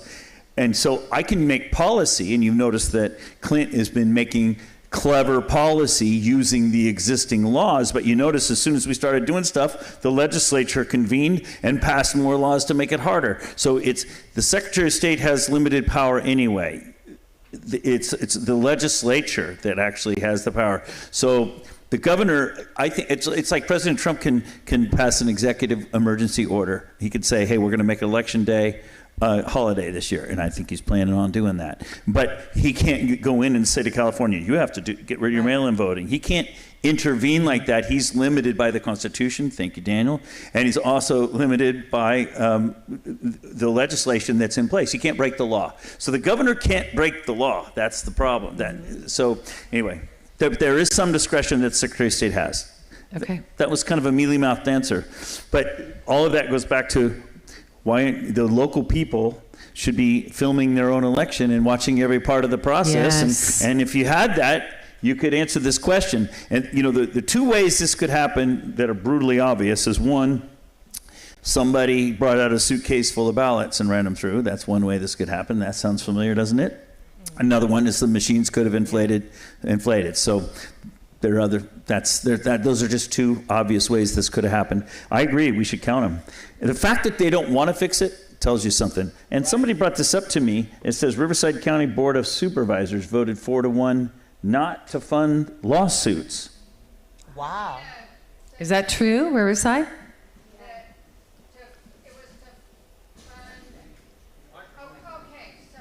Hang on, let's bring the mic over to you. Doug, ask that question again, please. So somebody brought this up to me and said, I think it was Ron, he said Riverside County Board of Supervisors voted 4-1 not to fund lawsuits. Yes, that was at the most recent that you called in on. It was on the agenda, and Karen Spiegel voted to fund the Sheriff's Department legal expenses for these lawsuits that are being filed by the Attorney General and by this UCLA Voters' Right Group, of which Clarissa Cervantes, who is running for office, is part of, against the sheriff investigating the civil rights of the voters in Riverside County. So clarify, people are suing the county and suing the Sheriff's Department, and your county has said we're not going to fund it. Yes, because we have someone who from the dais supported Prop 50. Right. And so he has put a lot of pressure on that, and he also did not go into either did not go into closed session or did not approve actually moving forward with funding the investigation. So it's going to bankrupt the Sheriff's Department in Riverside County. Is that the point? I don't know. Or they don't have I the think they just resources wanna- to hire attorneys or whatever. They choose not to. Yeah. It's the sheriff's department is funded Yeah. by the Board of Supervisors, even though it is a separate entity. Right. So it's one of those weird relationships. So this is such an obvious situation, and I run into this all over the country. Okay, there's a miscount. All right, let's double check. How hard is that? Let's double check, and maybe there's nothing wrong. Maybe somebody, transposed two numbers. Who knows what happened? Right. Okay, but it's so easy to check, but they don't want you to check. That's the point. Information went to the ROV, to the Board of Supervisors, Yes. who has to order the certification of the elections. The Board of Supervisors never gets enough information. They do not have an election audit trail Right. to make a decision based on finding of fact, which they're required to. And then it's, the tyranny of the urgent. They have to pass it because it's supposed to be done. Right. And you're right about the laws being changed because there's another law in effect now. Yeah. Another few of them. But Many of the anyway, states I could go on about this. Many of the states where we've know. done audits, the states have immediately passed laws. The legislatures in red states have passed laws saying that you can't do recounts without, amazing hurdles. Or we bring up something like you're supposed to have something 29 days prior to an election. Yeah. So the Secretary of State sent Guys, we're out a going to pause notice. for 1 second. I just want to make an announcement if we can stop and pray. This is an emergency live right now. Trump assassination attempt just happened in D.C. Okay, come here. Who is that? Would you actually announce this for me, please? Yeah, we just saw, Michael just saw breaking news. They had police running through the Hilton in Washington, D.C., and apparently there was this potential assassination attempt at the Correspondents' Dinner in D.C. What's that? Shots were fired. Okay. All right, let's take a second. Yeah, so stay tuned. We'll keep you guys updated. But Father, we just come before you, God, in the name of Jesus. Oh, Father, in the name of Jesus, we bind up the enemy. We bind up that enemy and we throw him back to the pits of hell where he belongs. Father God, I pray for the protection of our president right now. I pray for the protection of your people, Father God. I pray you put a hovering of protection in Jesus' name. I pray you give them wisdom and discernment, Father God. And Father, I pray that the people would wake up, that the people would wake up, that the people would wake up and begin to take their power back. There's no one coming to save us, Father. You are our Savior. We love you. We praise you. We thank you. In Jesus' name, amen. Amen. Amen. Thank you. We're going to come back to that. I think, Doug, do we need to complete that? I think we've done enough on the Riverside thing. I think people are aware of the problem. So let's let our, great job. Thank you. But and I'm the so glad you candidates guys may are want to here. respond to it. Yeah, I'm going to re-present you to that question one more time. What candidates? What are you going to do about the corruption in Riverside and what could be the corruption in every city and county in California? Scott Shields. I think as a governor candidate, you have to do something like I'm doing right now. I'm exposing the fact that the legislators, the governors, everybody that's elected is okay with fraud, and they shouldn't be.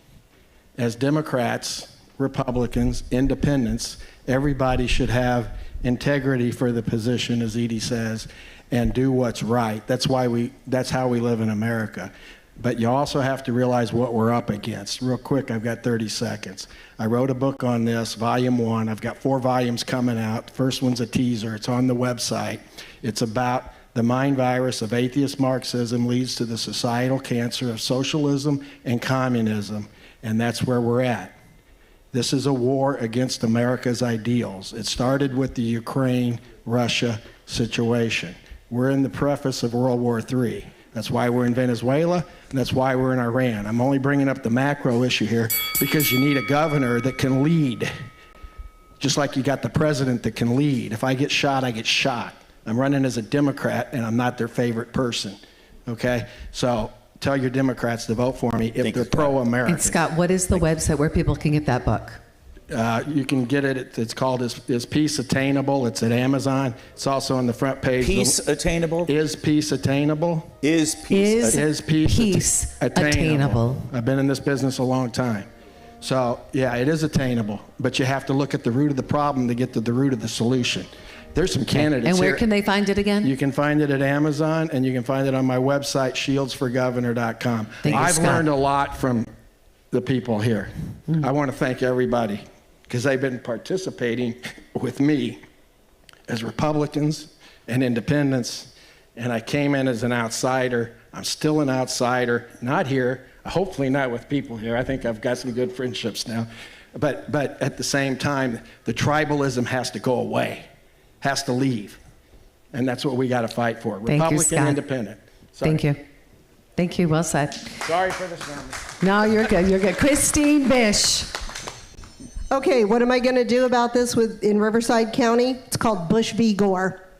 And you have to have standing. So the only ones who have standing to fight this is going to be an incumbent who is running for federal office, running for Congress, or a candidate who was running for federal office when they decided to do that. That is the only way to move this forward. And you start at the local level. You have to have standing starting in Riverside County. And at that point, you appeal it up. This can go all the way to the Supreme Court if they do it right. Now, I can tell you, I talked to the California Republican Party. I talked to Mark Moyser, several of the attorneys that were working on the Prop 50, and I told them, you're doing it wrong. When they were trying to fight it, moving forward for the election, they had to challenge it as someone who would be injured. So for Riverside County, find out who those federal candidates are. Those are the people who are injured that can file this lawsuit. Christine Bish, candidate for Congress. Thank you, Christine. Daniel, hold for 1 second, please. So shots were fired in a lobby, and they do have the shooter. And President Trump is safe. Good. All right, good. Okay. And Daniel Mercury. Daniel, can you address something she said, and then you get your minute then? Don't start us on. Who has, doesn't the sheriff have standing? Wait, doesn't the what? Say it again. Chris was saying that we needed a citizen or a candidate in Riverside. No, it had to be hold on. It had to be a federal candidate, someone who was already running for Congress. Now, to give you an example. Sorry, Daniel, we'll get back to you. We'll get back to you. So I want to answer the question. So I was running for office in California's 6th Congressional District. Right. I knew that there was a problem with Prop 50 and how they were doing it. And we had the California GOP with Charlie Munger money fighting it, but they were fighting the procedure. And the courts don't want to get mixed up in the procedure. I know that's true. And this is why the first thing out of my mouth was Bush v. Gore. Right. Because they started at the county level and they proved that they had standing. When we did this in 2020 with President Trump, they tried to go straight to the Supreme Court. They tried to go to state Supreme Court. Yes. He never established standing. That's correct. And that's Bush v. Gore, and we can't fight the process. They're not going to fight the process. No. But a candidate who was already running in Riverside County or an incumbent who was in Riverside County that was affected negatively by Prop 50 would have the ability to file in Riverside County because that individual, that person was has harmed. Damages. They were harmed. Yep. And that's how we do this. Bush v. Gore. We don't have to recreate the wheel. We just got to follow what already worked. Yeah. Excellent. Thank you. And thanks. I asked Christine. Daniel because he's so good at the Constitution. Go ahead. All right, Daniel, you're up. Okay, so when you asked what can we do, when you look at the state constitution, the sheriff is the highest authority of the county. Yes. And according to the state constitution, as well as because of that oddity, they can't just be fired. And they report under the California state constitution to not only to the AG, but also to the governor's office, because the AG, the lieutenant governor, the SOS all report to the governor's office, which means the governor actually has the authority to isolate each of those departments. And under that authority, then the AG can be removed and suspended by the governor, and then the deputy AG could be put into his position if there's a conflict of interest, if the AG is telling a sheriff of the county that he cannot perform an investigation when that county sheriff is the highest authority of the county. And this has already been ruled by the late, great Justice Scalia, who's already ruled over the fact that a federal agent cannot tell a county sheriff that you cannot, if the county sheriff says you cannot operate in my county, then the federal agents do still have to comply because Give him a couple extra because he's my question. Because of their highest authority and because it's already been ruled in that way and because they can't just be removed, they have to be removed by the people, which is why they're that oddity and the safeguard to not only the state constitution, but the Constitution of the United States. So yes, the governor can do quite a bit when it comes to this particular instance. Whether or not Sheriff Bianco, who I've spoken to before, wants to press that envelope, my reasoning, the reason why he's not and he's going along with it is because Gavin Newsom, of course, is complacent and he does not want to go against who does the governor control. The governor controls the militia, the Air National Guard, the National Guard, and can reappoint a new adjutant general. This is why you get a lot of sheriffs who don't comply. Thank you. Well Thank done. you, Danielle. Thank you. So do you guys see the expertise in these candidates? Do you understand how every single one of them brings value and we need them? Yeah. Okay, this is a reflection of you. Okay, I need you to get that. Every single one of you brings value. Okay, you have gifts and they've got to be utilized. And we're seeing out in front of us the gifts of these candidates. All right, Let me echo fantastic. something that Christine said. Yeah. We do this around the country. We run candidates on purpose who we don't even think have a chance because then they have standing to challenge the elections afterwards.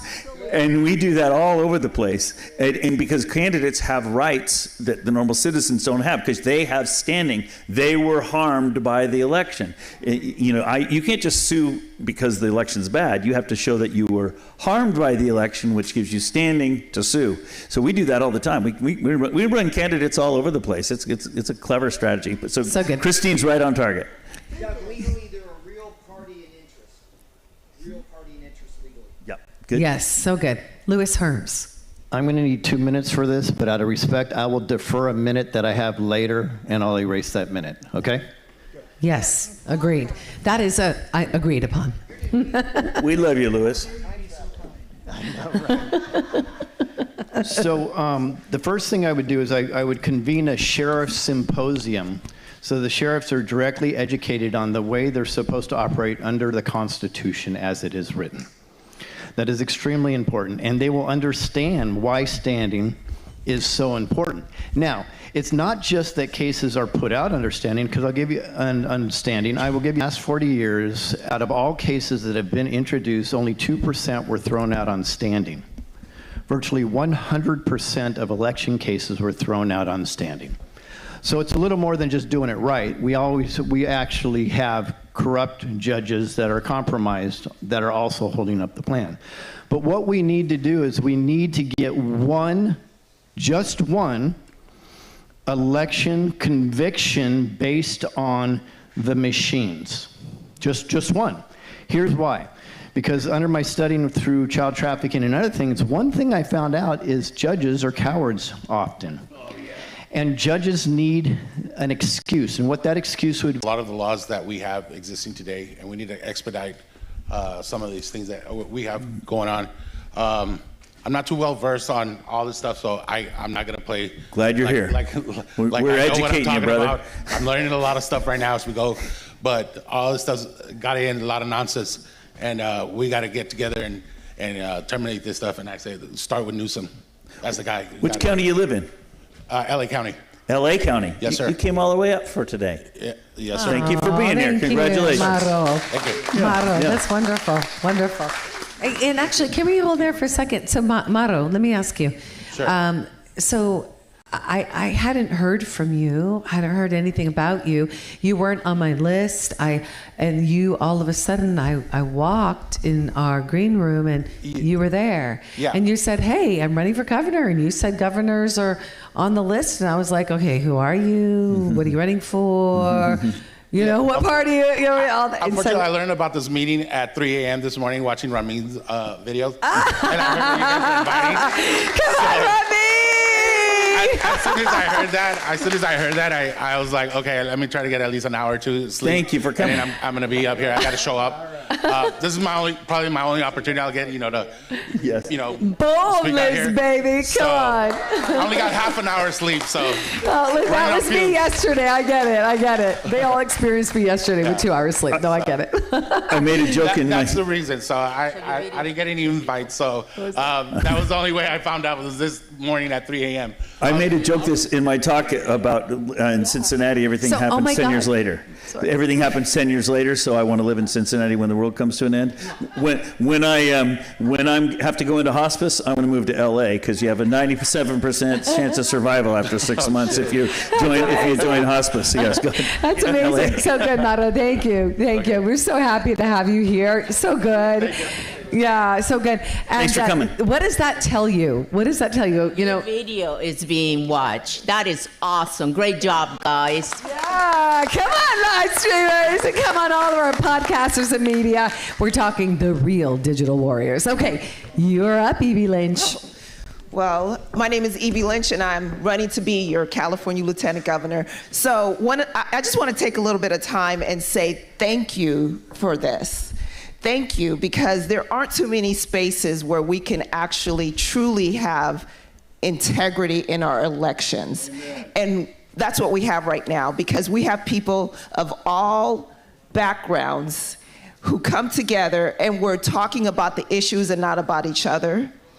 And we're getting the word out there, and we're putting the decision back in the hands of we, the people.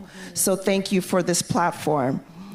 So as your Lieutenant Governor, one of the things that people don't understand, that the Lieutenant Governor undergirds the people's choice. And how do you do that? Well, if the people chose this person, you make sure that whatever it is that the people want, this person is doing. So I want to make sure that we have election integrity. So if we have a governor that doesn't have the integrity necessary, I'm there. I'm going to be knocking on his or her door and saying, hey, remember this vote? We need to do something about it. Hey, how about this? Can we get a coalition together that represents what they wanted? Hey, I know it's 2 a.m. in the morning, but this is going on. I want to make sure that everything that we voted for actually happens. That's my job as your Lieutenant Governor. Yes, I'll sit on commissions, but the most important thing is that I'm going to be your voice when the big voice isn't doing their job. Before you sit down, Edie, why did you choose Lieutenant Governor instead of Governor or some other office? Why did you pick that office? Don't ask me that question. Oh, okay, I'm fine. Anyway, so I was actually voluntold by my papa above. Voluntold. I have 24 years military experience. I worked in a level 4 prison. I retired from both jobs. And I said, oh, yes, thank you, because I've always been a servant. I love serving people. But as a single mom, and now my youngest baby is 17, I was tired. But God said, baby, I didn't give you all that so that you can sit on your laurels, because there's a lot of work to do, and the laborers are few. But you picked Lieutenant Governor, not Governor. Oh, don't ask me that question. Oh, okay. I would say that because I actually negotiated with my papa, because at the time he wanted me to run for governor, and I was like, no. No, you're gonna get me shot. Yeah. Oh, okay. But what I do great is I undergird. Okay. I undergird. And that's a good reason. That's a good reason. The Lieutenant Governor does that, and You don't lead, you under. Yes. Yeah. I make sure that the job gets done. That's what I did for 24 years. And that's what I'm going to continue to do. Evie Lynch, thank you, Evie. And Tammy, hold right there just for a second. Don't worry, we're coming to you. We're going to take a moment to thank our sponsors who've made today possible. And this is going to allow our tech team to take a potty break. So tech team, take your potty break. And I'm going to thank our sponsors. You're supposed to tell them. But since we're being transparent here. All right, so our first sponsor that we're going to pull up right now is the Farmers United PAC. We're so grateful. If you were with us last night at the dinner, it was absolutely exceptional. And they built the stage. And they built this stage for us. Guys, this room was gutted. They prepared the stage. They have fed us. Everything all the tablecloths that were made, all came from the Farmers Bureau. So we want to thank the Farmers Bureau, acknowledge the team here in San Joaquin. Thank you for all the work you guys have done, and thank you for having us here. So good. Our next sponsor we want to say a big thank you to, when she's had to head out, she was with us today, is Jennifer Hawks. Jennifer Hawks is running for treasurer. So you see her up there. She has her signature blue eyeliner. And I said, Jennifer, you know what? You're so East Coast. I said, listen, we all wore the blue eyeliner when we were in the East Coast. I'm from Boston. She says, yep, it's my signature. She's running for treasurer. She's been a great sponsor and helped us pay for this space. So we want to say thank you for Jennifer Hawks is running for treasurer. Thank you. And next up, who's with us here on stage, running for governor of the state of California, is Daniel Mercury. Daniel, I want to acknowledge you personally. Thank you so much. You are a constitutional master, and you have skin in the game. You said, you know what, I want to make sure, Kim, that you can pay for what needs to be paid for here. And I want my picture on the bus, all of it, and which is great because we want to get you out there. You deserve, just like every one of these candidates, to get out there, to be seen and to be heard. So I want to say thank you for sponsoring the Take Our California Back to a Better Future event. Summit, Thank you, come on. Daniel. And next up is Biblical Voter. So this is Salt and Light Dran Reese. This is where you get your Biblical Voter Guide. You want to vote biblical values. You want to tap into real tools and resources to help you make powerful choices. Please go to biblicalvoter.com. The QR code is there as well. That's biblicalvoter.com. Biblical Voter, thank you for being a sponsor of the Take Our California Back to a Better Future Summit. Dran Reese is awesome. We love Dran. She's Salt and Light, sponsored yep. our last two events, which is amazing. Next up is our warrior. It is Mike Wayman. Mike in the house. Ooh, ooh, ooh. Mike Wayman. Guys, you've all been able to experience this amazing RV. Mike, I'll tell you, Mike and I have been on the phone and on Zooms a lot. And we've been able to work closely together to make sure that he could be here. And he's amazing. And last night, he basically donated 2 of his Costa Rica Airbnbs, their homes. He helped build them. He donated them for people to auction off for a 7-day stay. He's amazing. Please support him. Donations, you want to keep the wheels moving. Do you know how expensive running that RV with the gas prices? Governor candidates, we're going to talk about the gas prices. You know how expensive that is. So he's helping fund this movement, and your donations help us pay him as well. So you can, one, support there, and you can also support at takeourcaliforniaback.com. Every donation keeps election transparency and your voice heard and the voice of these candidates. And that's costforfreedom.us as well. And our next up is Dr. Sarah Liu. Dr. Sarah Liu. You met Dr. Sarah Liu last night if you were with us here. She's a fireball. She had a lot to say. She sent me like a whole resume for me to share about her. But Sarah Liu, all I can say is you're a fireball and you'd be great in your position. She's running for senator of this great state. Come on, Sarah Liu. And that's Dr. Sarah Sun Liu. Next up, Chula Vista Live Data, back of the house, helping run our AV, is my dear friend. Love him. We've had 2 o'clock in the morning, 3 o'clock in the mornings, over Zooms, over Meet, and that is Chula Vista Live Data. He's running the back end of the Take Your Power Back show and helping support the back end of our live stream. So thank you, Robert. We love you. Chula Vista Live Data, giving the power back to the people. And by the way, FYI, do you know the police officers love him in Chula Vista? He's like local news on the ground. Pretty amazing. All right, next up, Parallel Media. The video that you saw today, I see Kip's back. Parallel Media, that Take Our California Back intro video. Amazing. Check them out. Parallel 8 Media. You'll find that on our Take Our California Back website as well. Okay, I'm going to put these two together. Patriots Made, Freedom Stakes Now. Look to your right as well, or onto the screen. That is going to be the Patriots Made and Freedom Stakes Now. So they're the same company, same manufacturer, vertical integration, been around 40 years, debt-free, giving power back to you, the Americans, with American made. So tap into never ever hormoned or antibiotic black label beef. And Doug, guys, I've had beef at Mar-a-Lago. Some of you probably have as well. We've had beef at the highest level steakhouses, yes.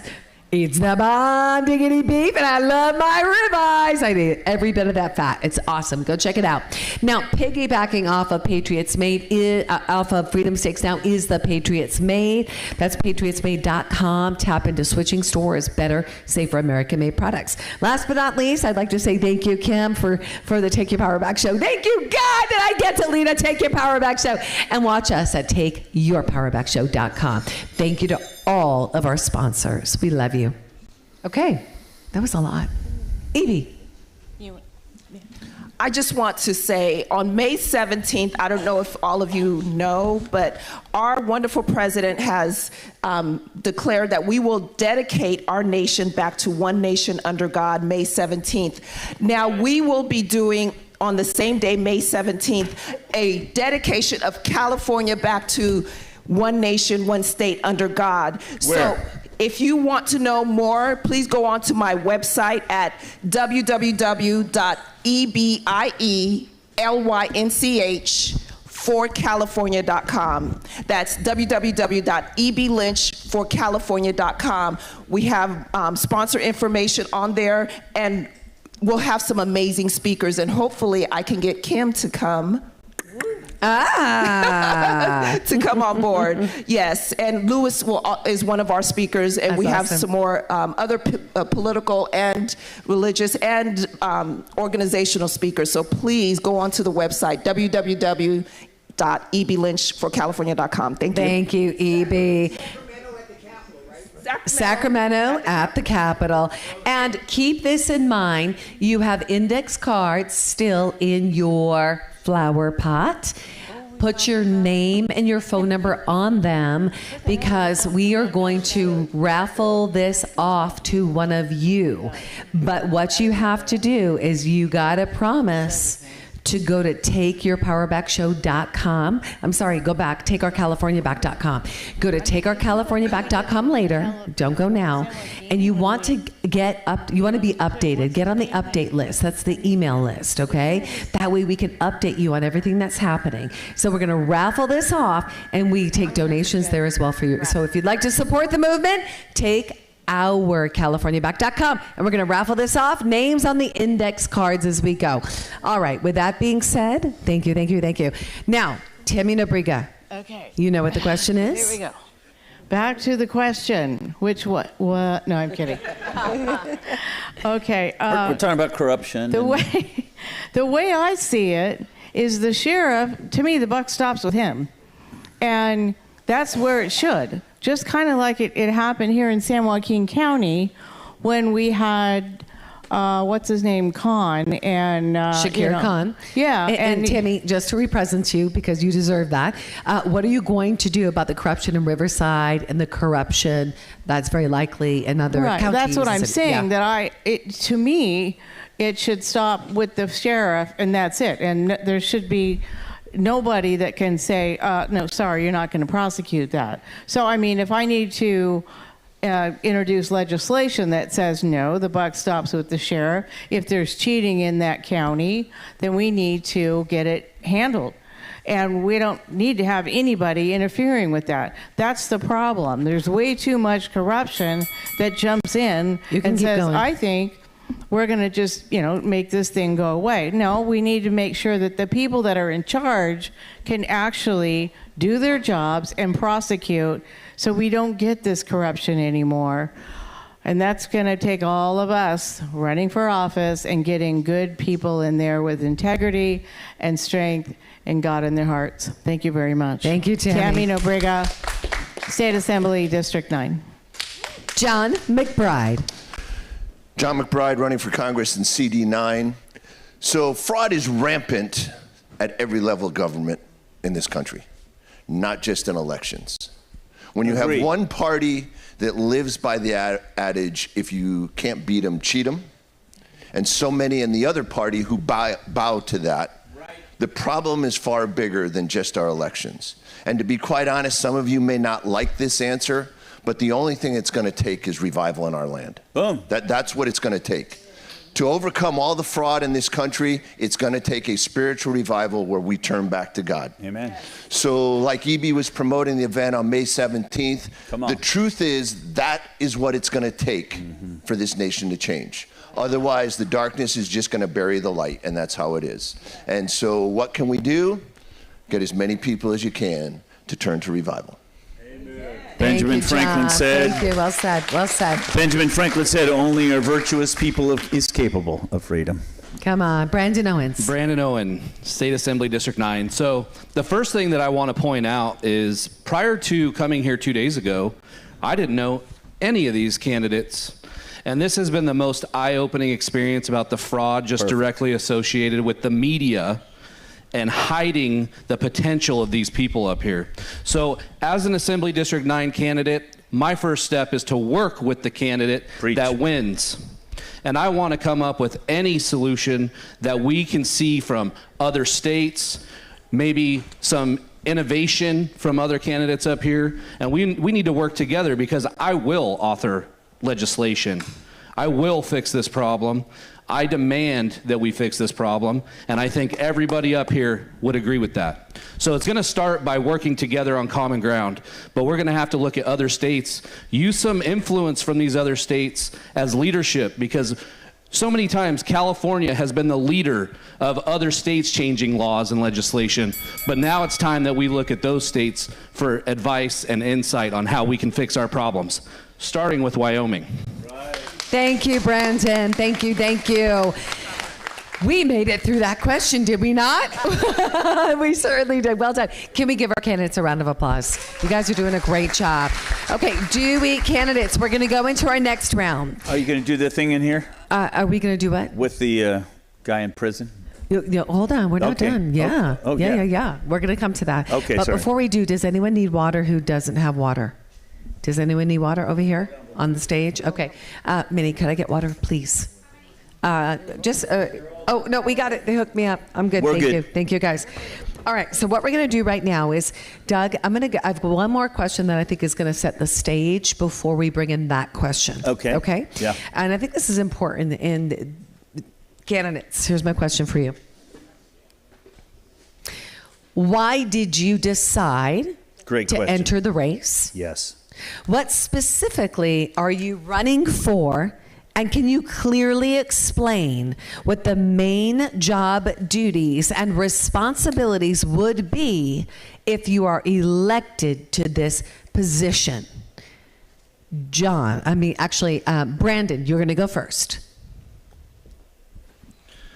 So the number one reason that I decided to join the race was because I was actually getting my 2 minutes, Brandon. Forgive me. Okay. My wife's tires rotated at America's Tire locally.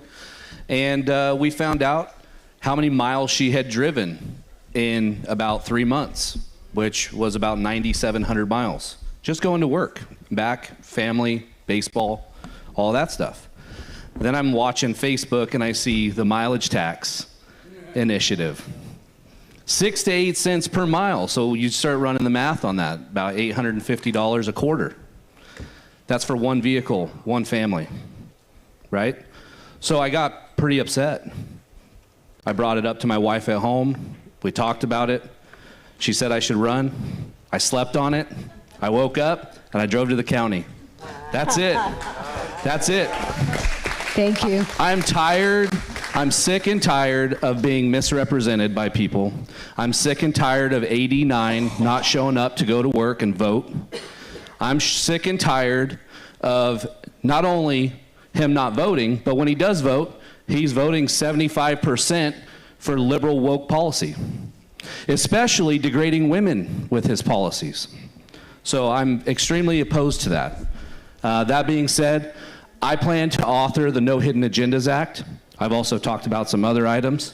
But one thing I would like to address, because I haven't asked this question, is would mandating death certificate notifications to the registrar's office prevent any future death vote rolls? I just got a no I'm from asking you that Clint. right now. I just got a head nod from Clint. I said no. That will Doug, not. what do you say? It would not prevent it unless you were in local control of your voter rolls.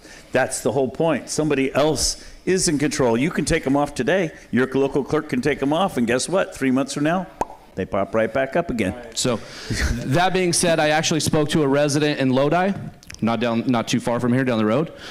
His sister voted 4 times after death. Yep. 4 times. We have lots of examples of that throughout California. So that was one of the initiatives I wanted to bring attention to. Was I wanted to create legislation that would require anybody handling the death or the death certificate within 30 to 60 days notify their local registrar's office. But I think that would be a decent start to a problem that we all know exists. Wouldn't hurt. So Thank you, Brenton. Thank you very much. Good question. John McBride. Hold it up top. Hold it up top. There you Okay, so my campaign actually started in like 90 or 91. And when I was the strength and conditioning coach at the University of the Pacific, I met every Thursday morning with the football chaplain.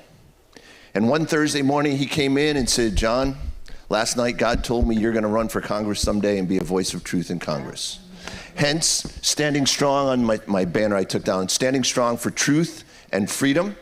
Now, the freedom part of that comes this way.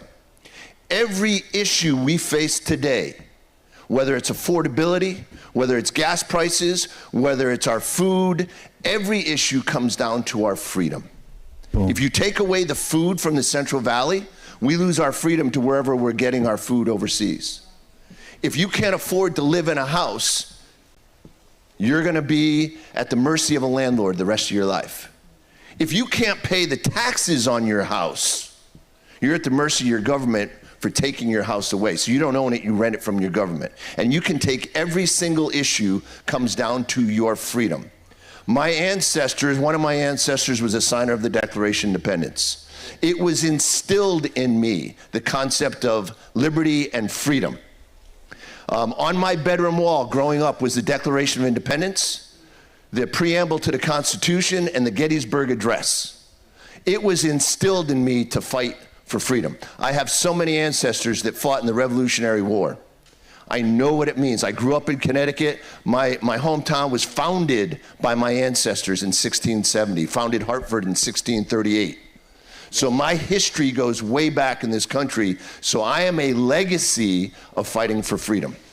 So that's why I'm running today. John McBride, running for Congress in CD9. Thank you, John. Thank you. Tammy Nobrega. Okay, so I'm running for State Assembly District 9 because I was called by God Almighty. And this was after praying for many, many, many nights after seeing The Sound of Freedom. And I just kept praying, what can I do? Sound of Freedom, the movie about child trafficking? Yes. And it's something that just, it hit me to my core. And I couldn't stop thinking about it. And I thought, what can I do? I need to do something to save these children from bondage. And when I found out that there's more children in bondage today than there was when slavery was legal, I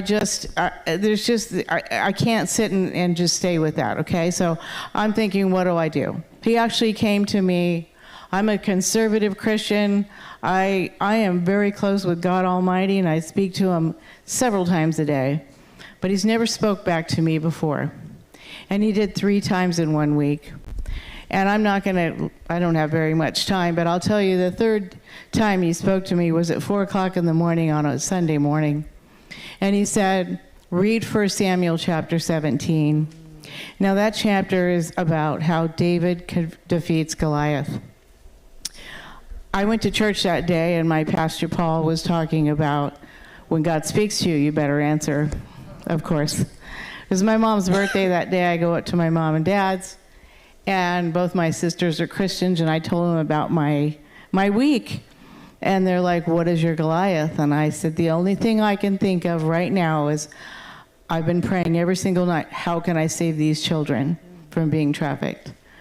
And that's when it was like right there. It was like in my face. Well, that's it. You have to make laws that protect our children. And the first law I will make is to put child traffickers in prison for life, no parole, period. Yes. Well said. Well said. I'm going to stand for our children first. They're our future. And we have to stop what's going on in their minds.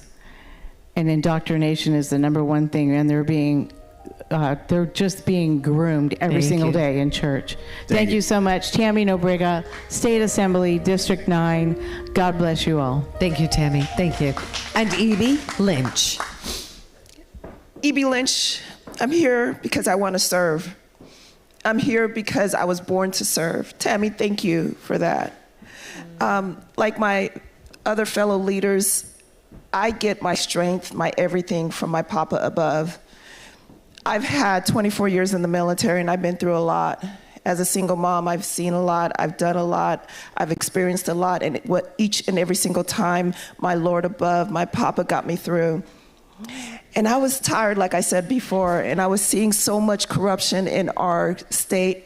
I'm gonna share with you that at one time, after my last deployment, I had very bad PTSD. In that time, all I could do was lay in bed and pray because my body refused to listen to my mind. My mind was sharp. Now, mind you, I was one of those people in the military that when, the general said, hey, we needed to get this done, I said, yes, sir, it's done. I took all the credit because I'm like, I'm Superwoman, I got this, until I didn't.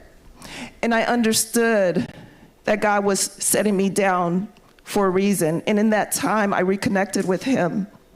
He healed me of that PTSD.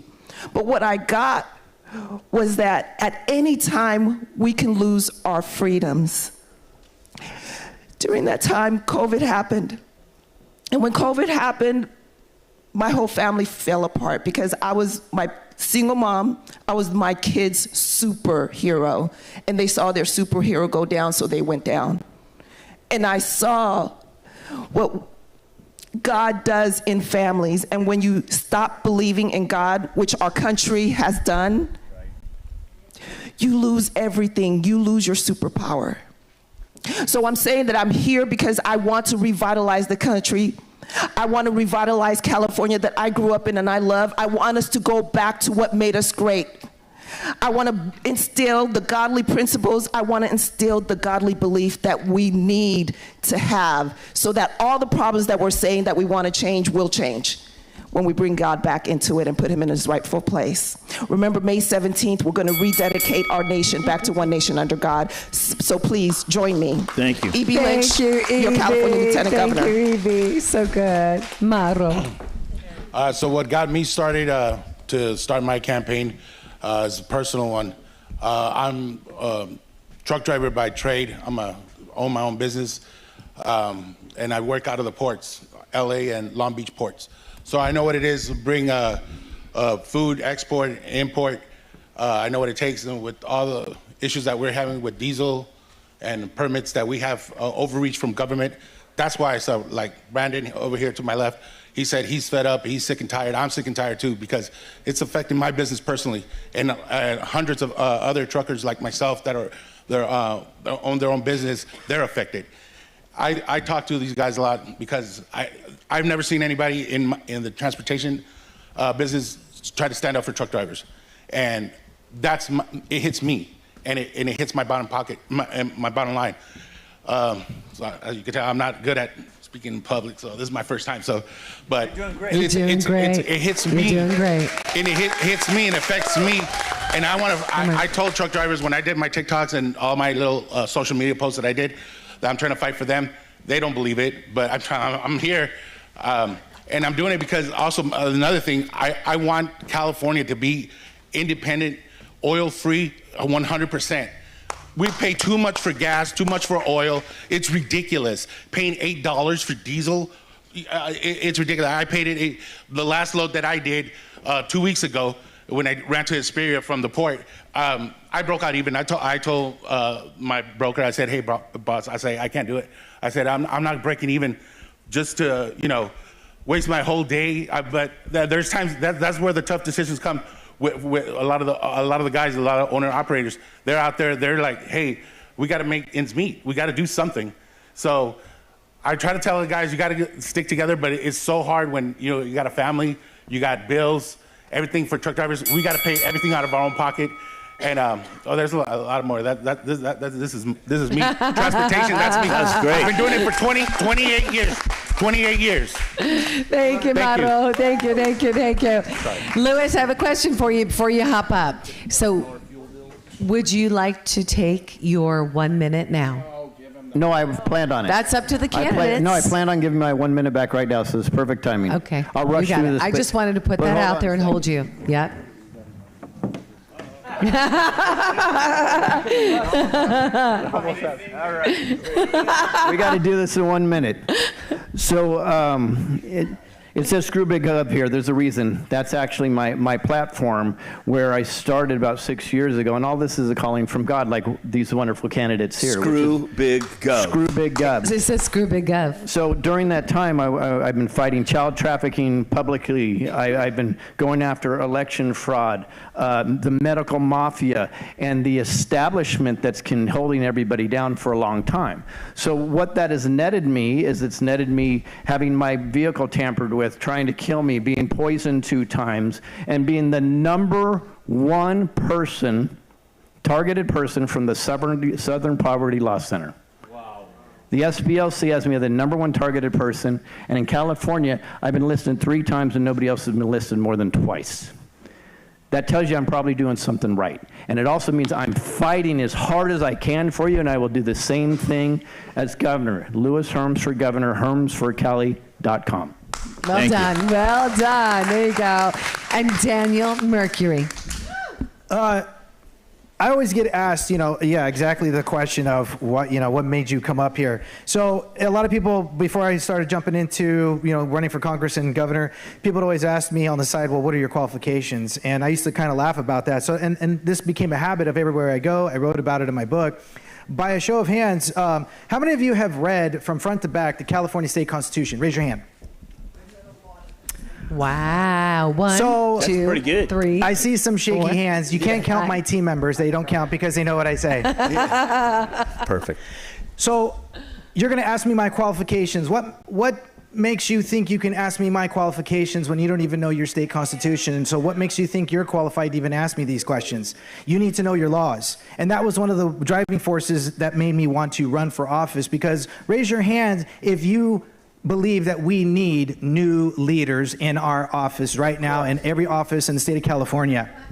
Put your hands down. See, here's my problem with that. I'm tired of people trying to be my leaders. I don't want to be your leader. I don't care to be your leader. I'm never going to be your leader. I plan to serve you. Well said. They're not your leaders. They're never supposed to be your leaders. They're supposed to be and do the one job you ask. What are you going to do if you become, in the position that you get in? It's in the United States Constitution. This is more so the Declaration of Independence.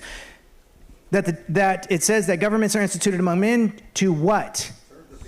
No. To secure the rights of the people. Right. So when you sit there and people say, let me ask you this one last question, raise your hand if you trust the media. Raise your hand. Oh, God. No. If you don't trust the media, then why do you trust the media to tell you the 8 candidates that you should vote for when there's 61 other candidates that are voting, and yet you're going to trust them to tell you who you should vote for? You should probably take those 8 candidates and throw them in the garbage and look at the other names that they failed to tell you who to vote for. And I'm one of them, Daniel Mercury for California governor. Yeah. Well said. Well said, Daniel. Thank you. And Christine Bish. This is a long story. It started out in 2019. I'm going to give you the abridged version. Why am I running for Congress? Because I got kidney cancer. It's that simple. I was sitting in front of a house waiting for a strange man that I didn't know. It was a vacant house, just like all realtors do. And when he didn't show up, I was playing on my cell phone and discovered a federal lawsuit where my water district was suing the old McClellan Air Force Base because the water was contaminated. This was near the middle to the end of March of 2019. And then on April 10th of 2019, just by accident, we happened to discover that I had malignant kidney cancer. And that the #1 cause of cancer by the contaminated water in my neighborhood was kidney cancer.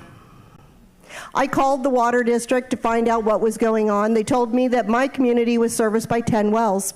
7 of them were closed because the contamination levels were so high.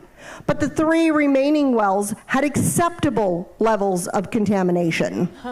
So what did I do? I called my representative. Said, what are you doing? Right? Left a message. What are you doing? Have you talked to the EPA? Have you been on the floor of the House of Representatives? Well, I never got an answer. I never even got a form letter. So as I was recovering from having 1/3 of my right kidney removed, I'm laying in bed and Doris Matsui comes on TV and she's complaining about Donald Trump and how she's going to make sure for the rest of his term that he will get nothing through. Now, mind you, I was on some really good drugs. I was laying there and I said, you know what? You don't want that job. I want that job. Now, my mission has changed, it's evolved. In 2022, my oldest daughter passed away because of her fentanyl addiction. And I blame politicians who have allowed the border to stay porous, and that was Republicans and Democrats alike. Right. While they're fighting about immigration, they're fighting about whatever they're carrying on about, I know that the drugs were being trafficked across the border, the drugs that killed my daughter, the drugs that have killed everybody who took them at that time. All these people that have died from the drug addiction, even from just trying it. There is no one in this room that can say you haven't been affected by the fentanyl crisis, because if it wasn't someone you love, it was someone you know, it was the neighbor down the street, it was their grandson, it was the kid that used to play football. We have all been touched by it. So where my mission to run for Congress has changed, it's evolved, the truth is, we need people who are willing to serve and stand up to the career politicians who are ruining our lives, costing our lives, stealing our loved ones, stealing our jobs, stealing our money, and I'm the fighter to do it. And that's why we're going to send a bitch to Congress. Thank you, Chris. Thank you. Thank you. Thank you, Chris. Scott Shields. Wow. Woo. You know, agree with everything Dan said, although I'm going to tell him, because I do run a couple companies and I advise for others. In the human resource department, he would be characterized as a leader. I do agree with everything else you said, but you do need to have a leader leading other people. And what the leaders do is they sacrifice for others. Okay, that's what leaders do. Anybody play sports here? Raise your hand. Everybody back here. You'll know the difference between somebody that plays sports, grows up playing sports, and they want to achieve a result and they have expectations, either make money, go to college, or whatever they're going to do. At the end of the day, when they win, they don't have a tear in their eye. You saw tears in my eyes today. Emotion from some of your stories. I'm winning. They're winning. You don't have to get the trophy to win. It's the journey, and it's the effort in the heart, and it's the effort in the mind at the end of the day, if you played sports, that you gave everything you can to achieve the result. That's where my tears come from. I started with organ harvesting as a human rights effort, and it put a lot of tears in my eyes. And I've been fighting it, I've been winning, and we're going to destroy it. The Chinese Communist Party is here. It does awful atrocities overseas. It does awful atrocities here by brainwashing our children, doing drugs to our children, and everybody that does business over there, whether you're in the farming community, whether you're in the tech business, or any business that doesn't want to face up to the fact that the Chinese Communist Party is at war with us, needs to wake up, because they are. And I'm fighting them, and I'm going to beat them. And they own the Democratic Party. And I'm a Democrat, and I'm going to take them out of there. If you're a socialist, you go to the Socialist Party. If you're a communist, you go to the Communist Party. If you're a Green Party, you go to the Green Party. And you get out of my Democratic Party, because we're going to take it over, and we're going to rebrand it the way we need to rebrand it. Well done, Scott Shields. Well done. Hey, Doug. Scott, what's the name of the movie that you made about organ harvesting? Right here, Scott, go on the back. It's actually, I didn't make it. My wife was executive producer. Where is she? Wave, she's wave, right wave, there. wave. Stephanie, we love you! I watched it online. It was a good watch. You did watch it, yeah. It's called Finding Courage movie. Finding Courage. Finding Courage movie. It's a story about a family that we've got relocated to Dixon, the whole family, before we pushed it out. Got the grandmother, she's still alive at 93. You gotta beat her, Don. and Don, I met Don, that's another reason. But when I decided to run, it was the day Charlie Kirk got shot. Remember, Kim? She asked me that question when I interviewed her. That was the day I decided, okay, I'm running. The Democrats at the elite level, I'm watching them. They didn't have tears in their eyes. Are you kidding me? No empathy. Where does it come from? It comes from atheist Marxism indoctrination at the highest level. These are demon heads, folks. Right. Demon heads until they're not. My wife was in the. You're gonna go here. My wife was. I asked you the question. Yeah, my wife was indoctrinated in the Mao Youth Club. That's like the Nazi youth group. Okay. When you go to their website, you'll see her story. There's going to be a book coming out on her. Okay, if she can demarxify herself, everybody in America can too. Yes. Okay? And Scott, you can watch. I did an interview with Scott and Stephanie on TakeYourPowerBackShow.com. Go there, watch the Rumble. It's powerful. And I want to connect a dot here because this dot may not. Go ahead. This dot may not be connected. So we've got fraudulent elections. We've got, and we're thinking. It's the Democrat Party. No. Guys, no. What are we looking at, Doug?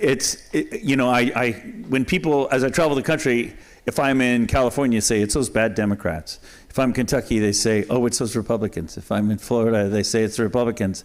It's not a red-blue issue. It's whoever's in control, staying in control. In Oregon, which is a blue state, they have 105% of their people registered. In Kentucky, which is a red state, they have 105% of their people registered. It's not about red and blue. It's about we the people, remembering that America is an experiment in self-government. For too many years, we've been letting other people teach our children. We've been letting other people run our government. We've been letting other people run our elections. Time for us to step up and be the government and be we the people again. And until we do that, that's right. That's done. Right. And it all ties to that Marxist, communist agenda. Which is real. Okay. It's been decades, folks. Yep. When I bring up social justice, somebody asked me that yesterday. I need to bring this up because I've been really hitting the top Democrats with this and that social justice. Why can't you be for social justice? I say, well, what is social justice to you? Okay. You know the history of where social justice came from. You're pretty good at this stuff. Okay, social justice was before Marx. It was about humanitarianism through the Catholic Church, actually. It was the good part of the Catholic Church trying social justice to bring humanity to decision makers. It wasn't class warfare, Marxism. And then in 1840s, when Marx came in, he hijacked it.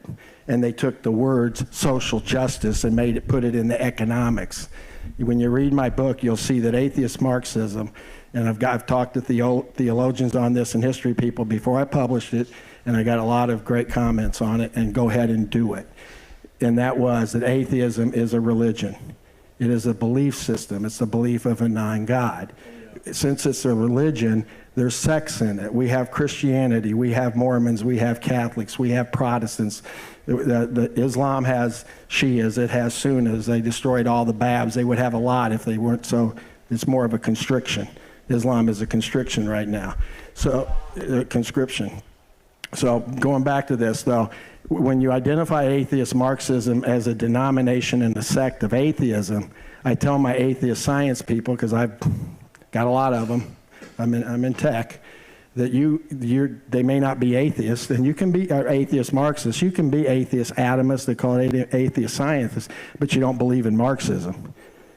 You don't go to church, and you don't go to a temple the next day, a Jewish temple. You can't be a Catholic, and this is where in the Latin community, and I love you, I want to get your name, and thanks for driving up. I want to get to know you. You can't be a Catholic. I know a lot of them in my family, a lot of vows, okay? You can't be a Catholic and a Marxist. You can't be. It's two religions. you wouldn't do it. But when they put it in the philosophy department and the social science department, they can indoctrinate you away from your spirituality. And I believe for sure our body, from a doctor that I know, a very respected doctor who very close with Robert Kennedy, our bodies are made up of our anatomy, chemistry, energy, and our spirit. Yep. Well said, Scott. It's called Thanks, ACEs. Scott. Thanks, Scott. Thank you very much. Well said. Thank you. And last but not least, Greta Solorzano. That's right. I am extremely passionate about this because what the guys just talk about it is that if we don't do it, if we don't take care of this country, it's going to be taken from under us. This is a great country. This is a great state. California is rich, not only on people, money, and actual resources. But California is becoming increasingly unaffordable to our kids. I have had the privilege to live the American dream. I certainly have. But I don't know if our kids are going to have the same privilege that we have had. Why? Because we are being run by corrupted, ineffective politicians. The worst part is that they are selling our country to foreign globalist governments. Right now, 70% of our crude oil is imported. That's a big part of our economy. Our refined oil is imported. Our fertilizer is imported. So what is the problem? We are dependent on foreign countries, ideologies. And if we do not own up and stand up, our kids will not have the same future that we have had the privilege to live. So why did I decide to run? Because I asked myself, why do we always have these corrupted people? Why do we have these incompetent people?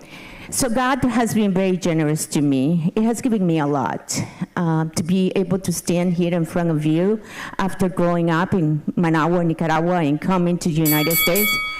I decided that I have the skill sets to actually change things and change the course of what is going on in the United States and California. Thank you. And your skill set is I am running for governor of California. Yes, Greta Solorzano. You're awesome.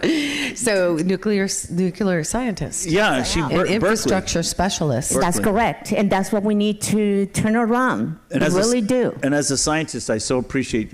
I watched her talk to the farm board here in a meeting, and she laid out all the percentages in the water and where we need the reservoirs. That's the kind of a true expertise. I really appreciate it. And there's a guy up in Washington, the state of Washington. His name is Glenn Morgan. He's a conservative activist. I really like him.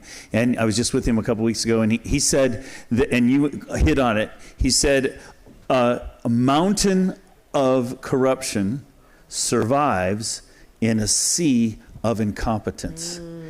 And so the problem is we don't have competent people in these roles, so corruption survives.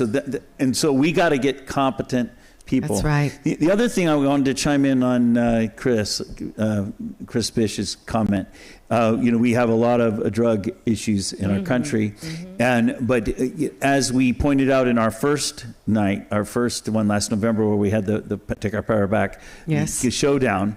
Laura Logan and I worked on one of the questions together, and it was a sad, aggressive question. But basically, it said, America spends more on raping children every day now than we do on illegal drugs. The child sex trafficking industry is now larger than the illegal drug industry in our country. So we are definitely depraved as a country, and that goes back to we really need a spiritual revival. We really need, if we don't revive spiritually, The rest is temporary.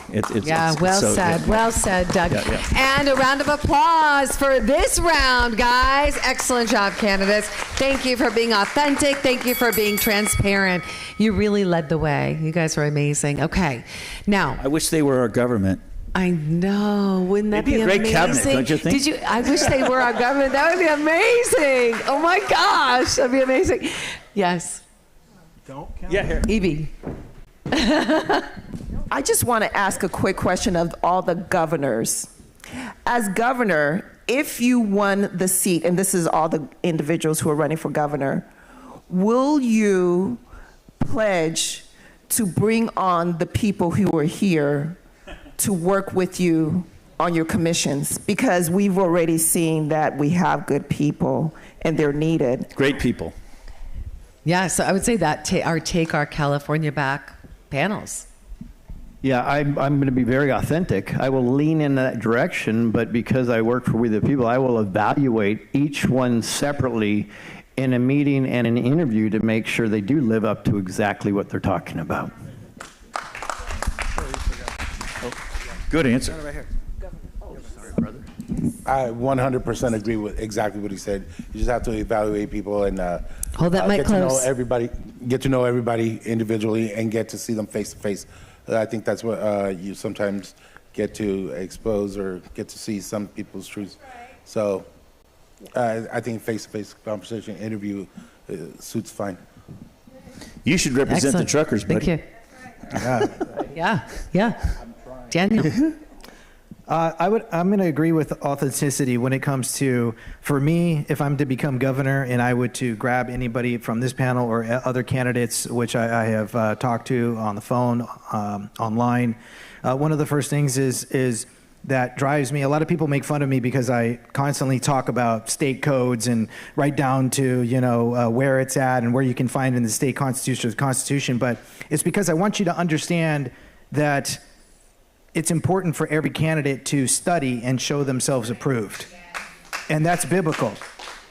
And that's one of the things that would be a criteria for me, for anybody being on my administration, is you need to understand your Declaration of Independence, the Magna Carta of 1215. You had to have read the Federalist Papers and the Anti-Federalist Papers. You have to understand your Constitution and your state constitution and invested authorities and the levels to which that they apply. If you don't know how that works, you're not going to be on my administration. I might like you, I might think you're a great person, but I'm not going to bring you on my team, especially if you don't have faith. And when I say faith, raise your hand if you think anybody, if our country was founded on Christianity. 100%. Okay, good. But a lot of people don't know why that is, and that's going to be one of the criteria for me. And I'll give everybody a cheat note, is when I read the Declaration of Independence, our forefathers were genius, and they talked about Jesus in their memoirs. But if you look at the Declaration of Independence, they were smart. And they mentioned God 4 times when they talked about that, we are endowed by the Creator, and that we are the laws of nature of nature's God, and that we need to pay attention to divine providence. And of course, most importantly, they spoke about at the end of their Regis of Grievances that they would adhere to the judge of the world. Well, who's the judge of the world? Well, I got to know my Bible. I think it's Acts 17 verses 30 through 32, which is where it says that, Jesus defeated death and is the judge of the world. So it's the only portion where we read who the judge of the world is. So if you don't believe what our forefathers were doing, you're not going to be on my administration. Thank you, Daniel. Thank you. I definitely believe in God we trust and understand where it came from, because of Marx, the Liberty Revolution was actually that Marx took over was a in God we trust revolution, and then he took it over and removed God from it. So I know the history on this very well. In terms of creating a Christian theocracy in Sacramento, I can't do that. Okay, you can be Jewish, you can be Hindu, you can be Buddhist, you can be any agnostic. We had agnostics as founders, as you know. We had atheists as founders, as you know. We had Christian, definitely the core in God, in the Creator, definitely a believer in the Creator. In the book, you'll see what I call the chemical passport. Okay, the chemical passport. To answer your question, I've vetted people all over the world. I've vetted software geniuses. I talked to this gentleman back there a little bit. I can usually qualify people really quick on their character and their heart and their mind, just like I did with Robert Kennedy. Before I was going to support him, that's why I met with him. Okay, I didn't need to go through some resume. People change. He was a heroin addict. By God, he was a heroin addict. He's running HHS. We should be raising that up, that a guy can come from this, and now he's this. Okay, so I do get what you're saying, and I don't disagree with what your policies would be and how would you be. But yes, I would hire everybody here, give everybody a chance, find out what position is best for them that they think they can they qualify for. Yes, to answer your question, yes, everybody I've actually met in all my trip. How many times have I been doing this? Well, how many have we done? 1, 2, 3, 4, 5 times? Greta, I got to know. Yeah. I've got to know these and others, and I've got to know you recently and your tears from your service. I mean, come on, give me a break. It had me going. Okay, I've been friends of yours for a long time. Okay, so I've seen people go. I've seen people come. I've seen the family suffer. I know the deal. Okay, so yeah, you got a shot. Scott. You got a shot with me, okay? And anybody else would. So, and you over here for just driving up all day today. That told me something. Now I may change with you. I haven't got to know you, but I don't think so. I bet you're probably a pretty quality guy. So anyway, that's me. Thank you, Scott. Greta. I love that answer. And the bottom line is that I love each and every one of the people here in this group. Everybody has a level of expertise that I don't have, because mine is pretty much about infrastructure. However, as a governor of California, I have 4 years, 4 very short years. So if we're going to turn around the economy, the infrastructure, and make California affordable again, I will have to surround myself by a group of people that actually have incredible skill sets. 4 years go fast, and we really need to make this happen in 4 years, because we don't know if we're going to have the next election. So I will definitely evaluate each and every human being, and I will find the best candidates to work with.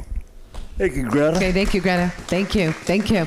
Okay, so it is now about time to close up. But we have a very important question. Every one of the questions that you guys gave us today are powerful. And I've got to pick one right now that I think is going to make a difference. I think all of them are going to make a difference. But because of time, we can't answer all of them. I was checking, we hit a lot of them pretty well. We kind of did. We hit a lot of the questions. Especially because a lot of them were election transparency for the we did pretty most good part. on it. I think we hit them all. The only one we didn't hit on my list here is the gas tax, but we can always get to that another time. This question. But I think Greta talked about, we've got the natural resources here already. Yes, she and did. And our Yes. truckers saying, look, if we're going to be economically viable. Yes. So we addressed some of the. We certainly did. As a group especially. Excellent job sending your questions forward, you guys. Yeah. Excellent job. Okay, so what we're going to do, we're going to finish with this final question today.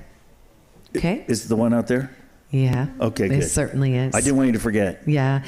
And so we've got somebody here. You guys have heard me mention him. And if you're new to our live stream audience tonight, we've got Don Bohanna in the house. And Don Bohanna, Don, if you could stand up, I'd love for you to stand up. And Minnie, if we could bring the mic over to Don. Don put a question forth tonight. Don is 89 years old. He's a warrior. John was convicted. He spent 25 years in prison. Did you also serve in the Army? Served in the Army. Yeah, a veteran, Don. Served our country. And opened the first Denny's restaurant in Watts years ago. And you told Denny's, I ain't doing no 24 hours. Can we have him come up to the stage so he's facing the cameras? Yeah, Don, would you walk right up to here, all the way up to me on the stage? Oh, sure. Thank you. Or anywhere, so he's facing That would be us. great. Yeah, that's true. He doesn't have to come on. He can just sit up here in the middle and turn around. Yeah, take a seat on the stage. Yeah, that'd that's be good. perfect. That's great. Can you see him That's okay? awesome. Yeah. Good job. Yeah. So Don, you do have a question, but just to preface it, tell us your story real quick. Okay, well, first, thanks for having me here, and I've certainly enjoyed listen to candidates here. I've been on the periphery of political things all my life. I was convicted wrongfully of the accidental drowning of Dolores Jackson, Michael Jackson's sister-in-law, Tito Jackson's ex-wife. It was all done by corruption, and will come out, and one of our governor was one of the chief corruptors, and he will be named front and center. But briefly, so you know a little about me, before I go into the total story. I'm a single parent. I raised 2 girls. Both of them are college grads. One with an MBA out of USC, the other one an MBA out of Pepperdine.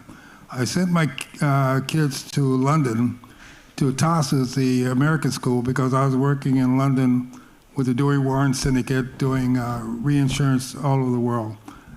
In addition to starting a Denny's restaurant and after the 1965 Watts riots, Kenny Hahn, one of the supervisors of Los Angeles County, had been trying to get a restaurant in the area for about 10, 15 years, and Denny's wouldn't accept anyone. I still told Kenny I would go to Spartanburg, South Carolina, and talk to them. I knew I was cleaner than the Board of Health, so I knew that wouldn't be a problem. So they immediately approved me. I started constructing from the ground up, and I built the first restaurant in Watts from the 1965 riots. I opened it up in 1991, I think in November of 1991. In addition to that, I founding director of Guardian Bank. We built a bank on 8th and Figueroa, and I was talking to someone this morning. We expanded to 3 branches, 2 in Orange County and 1 in Los Angeles. We started a bank in my office in California Life Insurance Company, which I had purchased California Life in a leveraged buyout, and we were licensed in 32 states, including the District of Columbia. I was doing business in addition to 32 states, also in London, Germany, Munich Re, that's reinsurance, and Swiss Re. And so I was doing a lot of things. Well, anyway, I met I didn't know the Jackson family at all. I happened to meet Dolores through a friend of mine. I didn't even know she was a Jackson when I met her. I only knew her about a month and a half before she drowned in my swimming pool. I didn't know at the time she was an alcoholic, and I'm not trying to down her, but just the facts of life. And so I later found out she had cirrhosis of the liver and so forth and so on. Now, the reason I was wrongfully convicted, the Jackson family, this accident happened on August 27, 1994. There was ruled an accidental drowning by the Sheriff's Department and by the Los Angeles County coroners. 3 years later, the Jackson family, through their attorney, Brian Oxman, hired a person who I thought there was a coroner, but found out he was not even a coroner, and they somehow changed the autopsy around. Well, at the time, I was indicted, so you can indict a ham sandwich, as you probably know. And so the indictment, and it didn't really bother me because I hadn't done anything. And so when it came to the trial, I'm kind of going over a lot of things. I don't want to take a lot of your time because it's going to all be in the media very, very, very soon. All of this is about to break. Yeah. You guys are getting the lowdown. Live stream, you're getting the lowdown now. Yeah. And can I just insert one thing real quick? Actually, hang on. It's unfair to you for me to have you turn your body around. I'm going to come sit beside you. I get to have lots of conversations with this amazing man.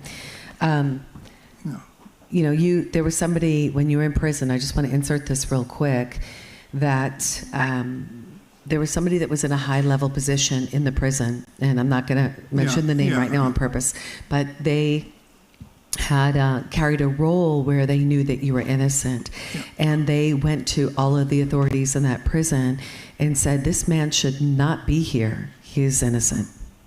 Yeah, I also had an FBI polygraph done by Dr. Edward Gelb. Dr. Gelb, so you know who he is, he did the autopsy on Tsar Nichols over in Russia. They took the body up.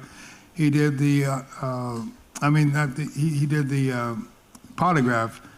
Also, the Patsy and Joe Ramsey, he did all the high-profile, Enrique Camarino, who was a DEA agent killed in Mexico. And I came out with the highest score he ever had on a polygraph. My score was 99.9999. Hey, didn't he beat you, Clint? Clint, didn't you do a polygraph? Did he beat you? I think you guys had the same score. That's amazing. So anyway, I asked Dr. Gelb, I remember after I had the exam and all these machines hooked up in. Mic close. I said, why is it 100%? He said, Mr. Bohannon, you tell the truth. You know, nothing is 100%. Nothing in life is 100%. So anyway, as an example. So Don, you know what I'm going to have you do? What? I don't want you to tell everybody everything. They need to read your book. Yeah. Your book is being written right now. Yeah, a book is being written, and all the names, address, phone numbers, everyone is being exposed. Nobody, there's no unknown. You'll read about everyone's name, rank, serial number, where they work, what they did. And I'm talking about district attorneys, I'm talking about coroners, I'm talking about anybody, the governor, he's just as, oh my goodness. He won't be president. Trust me. Anyway, I want to thank you for giving me the time just to tell you, but you'll hear a lot about it within the next 2 or 3 weeks because I'm represented by Dr. Michael Bodden, the famed forensic pathologist out of New York. Dr. Bodden's been working. He was going to actually testify, but I won't get in that later. But you'll hear a lot. I got the correct team, and we'll win this hands down. But I just had to take 25 years of my life, and I had a stroke. That's why I walk funny. But I ran a 9,500 and won the city championship in 1954. Wow, it's so good. Now, would you like to ask your question to the governor and state candidates? Yeah, I have a question for the governor, and that comes when you start appointing people to commissioners, and particularly parole commissioners, because we have an aging prison population. Only because the parole system is so corrupted. Clarify that. The governor appoints the parole commissioners? Here's what happens.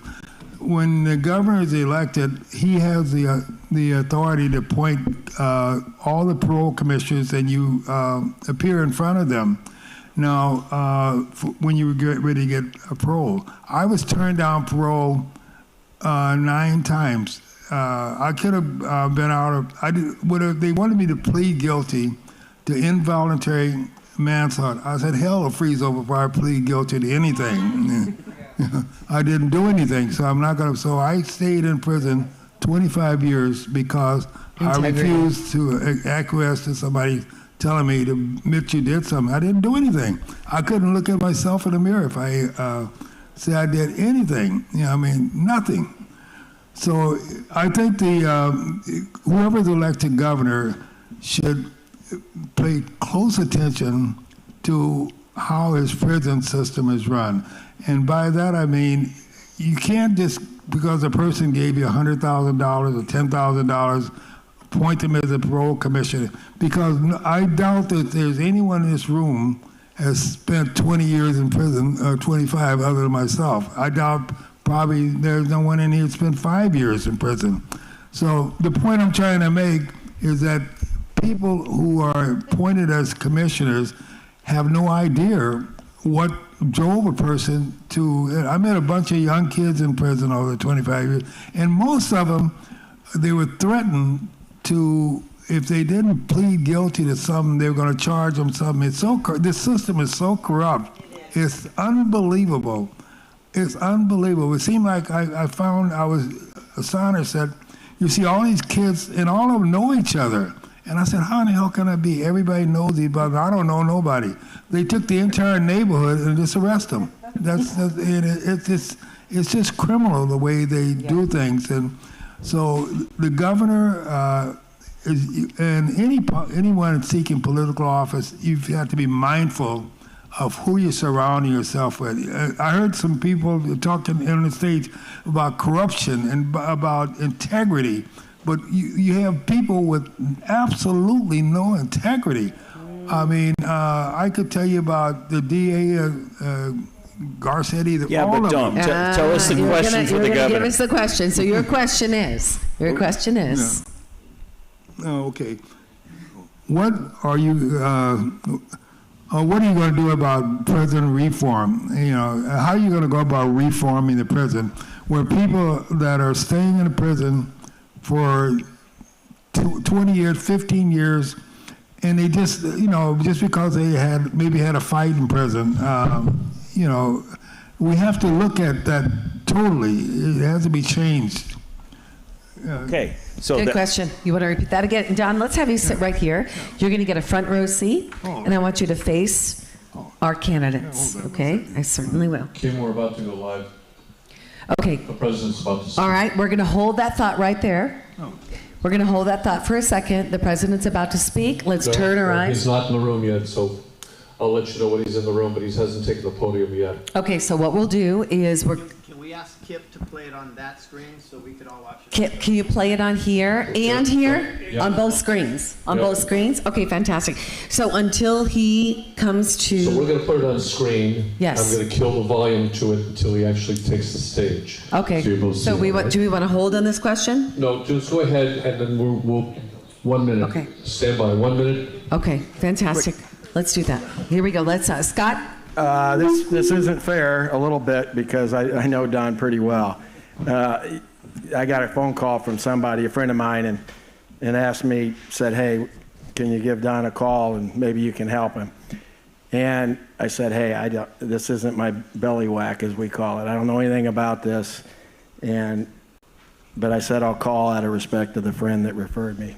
And I called Don, and within 2 minutes, I got the chemistry passport with Don. I could tell something wasn't right. Amazing. And then I met Don. Don came up to the Bay Area where we live. My wife and I spent a couple days with him. I'd already got a reporter to call him, an investigative reporter that I know. I said, please call Don. And I said, I don't know anything about this, but I trust this guy. Do what you can. And he talked to him. He vetted him. And he vets very well. And I then met with Don, and now you're in charge. and there's no money coming to me or Good delegation. There's no money coming to me. There's no money coming to me, and there's no money coming to my friend. This is what we do if we can, okay? This guy, as you get to know him or you're going to help him, tell all your friends to watch Kim show when she does. We'll be having him on. Book. Yeah, whatever. TakeYourPowerBackShow.com. Brother. So awesome. Thank you, Scott. Well done. Well done, Scott. All right. Do you want just the governors to answer or all the candidates? Well, I think that this is something that we should probably have all candidates touch on. Well, real quick, on justice reform, what I'm going to do, I'm going to talk to Don, and who he recommends I should talk to. Anybody I interview, we'll probably interview with Don. There you go. Okay, Don will be my human resource guy to say, okay, this guy knows and can help. I wouldn't know how to, like he said, I wouldn't have a clue. So good. Christine? Kim, Yeah. Kim, the problem is that when Don goes to talk, all we have is the back of his head. So if he was up on stage... do we want to pull him up on stage right now? Don, you want to come up on stage? Yeah. He's done talking. Come on.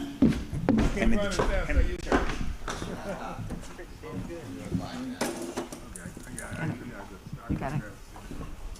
He's got it. Let's put him up next to Kim. There we go. Thank you. You're welcome.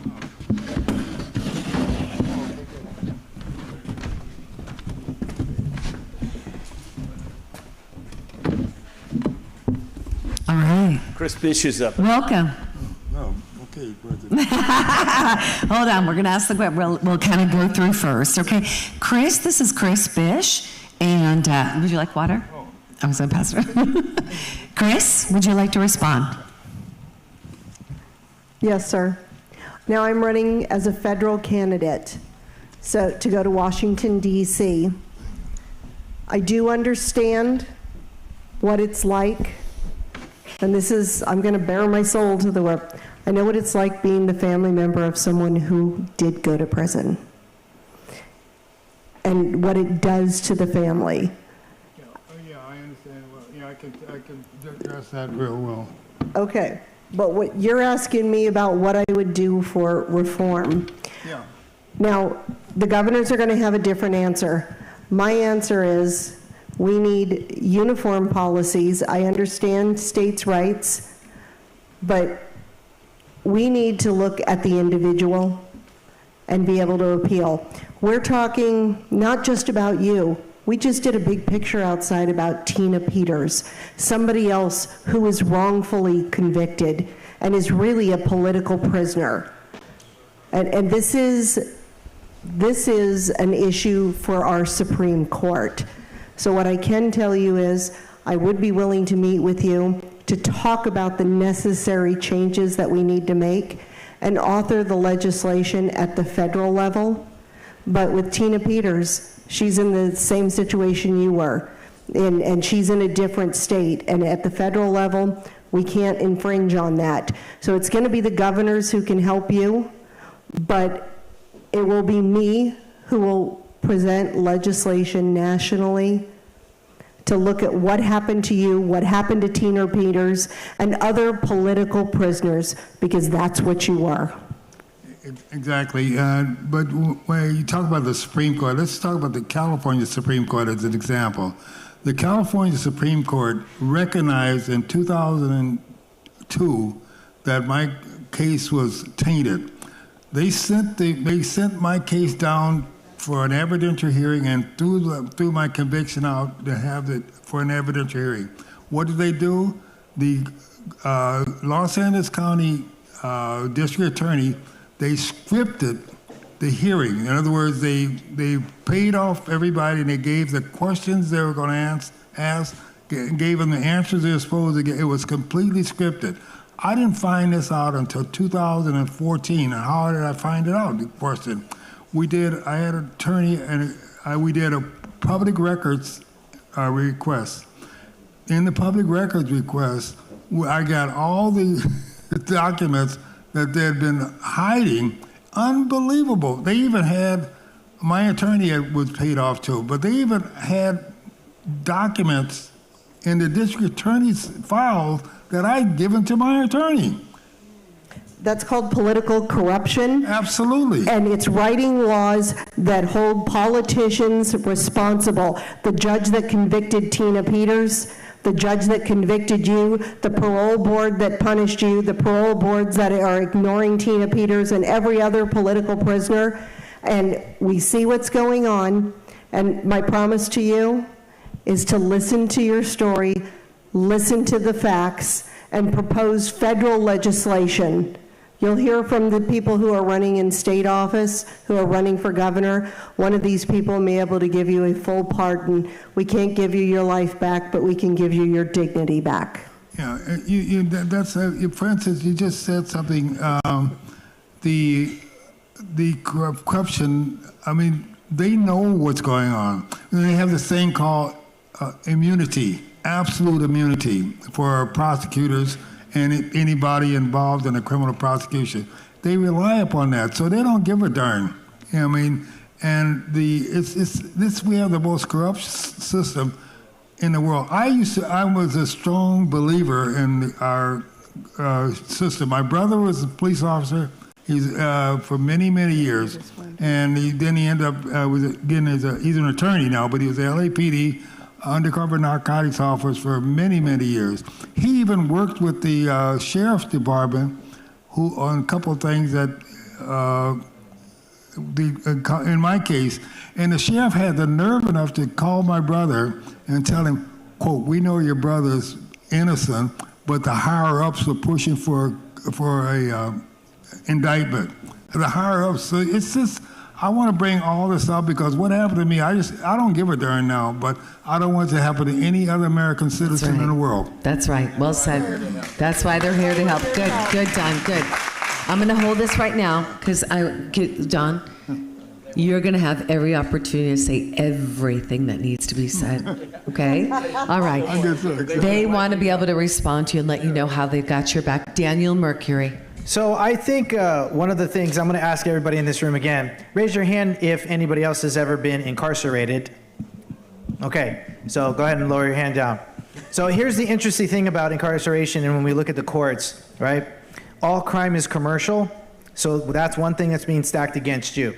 Number two, we have the Miranda rights, but when you look at Miranda versus Arizona, which is where the Miranda rights was created from, if you were ever incarcerated, you were detained, you were read your rights, you were read your Miranda rights. Let's talk about that real quick, right? You have the right to remain silent. Anything you say can and will be used against you in a court of law. Stop. They said can and will be used against you. They never said for you, in support of you, to guide you, to maintain your innocence.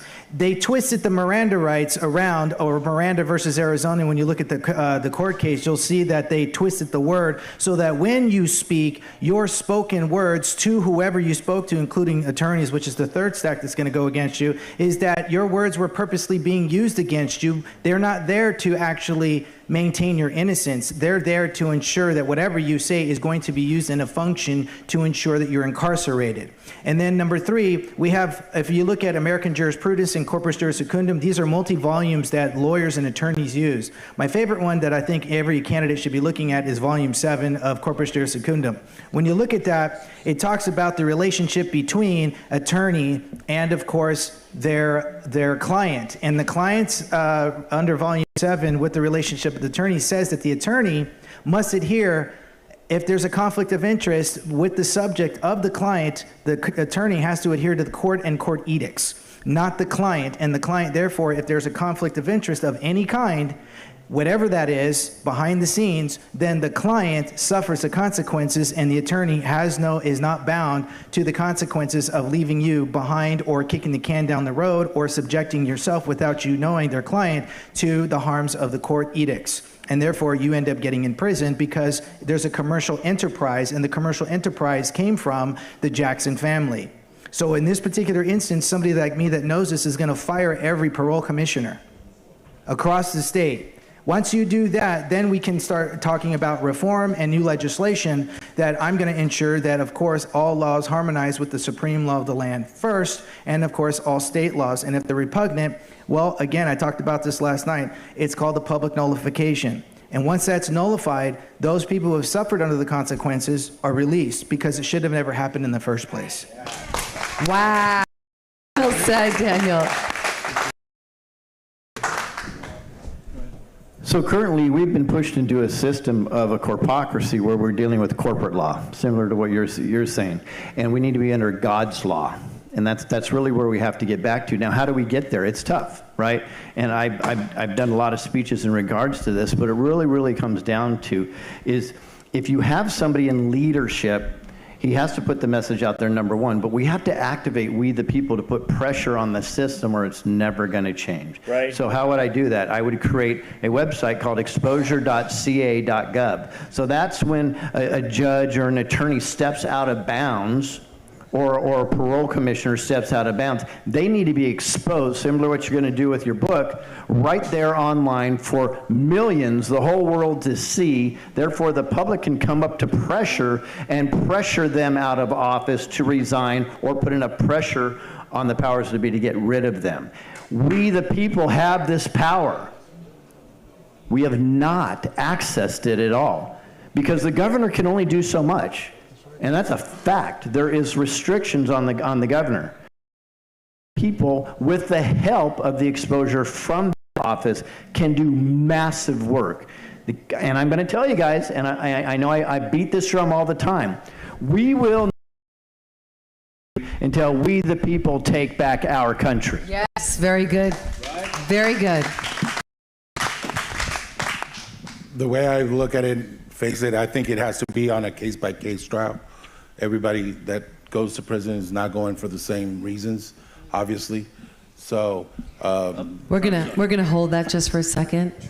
We're gonna come back, and do we have that audio for President Trump, who is about to speak or speaking? Can you put it on the timer screen as well? We're trying.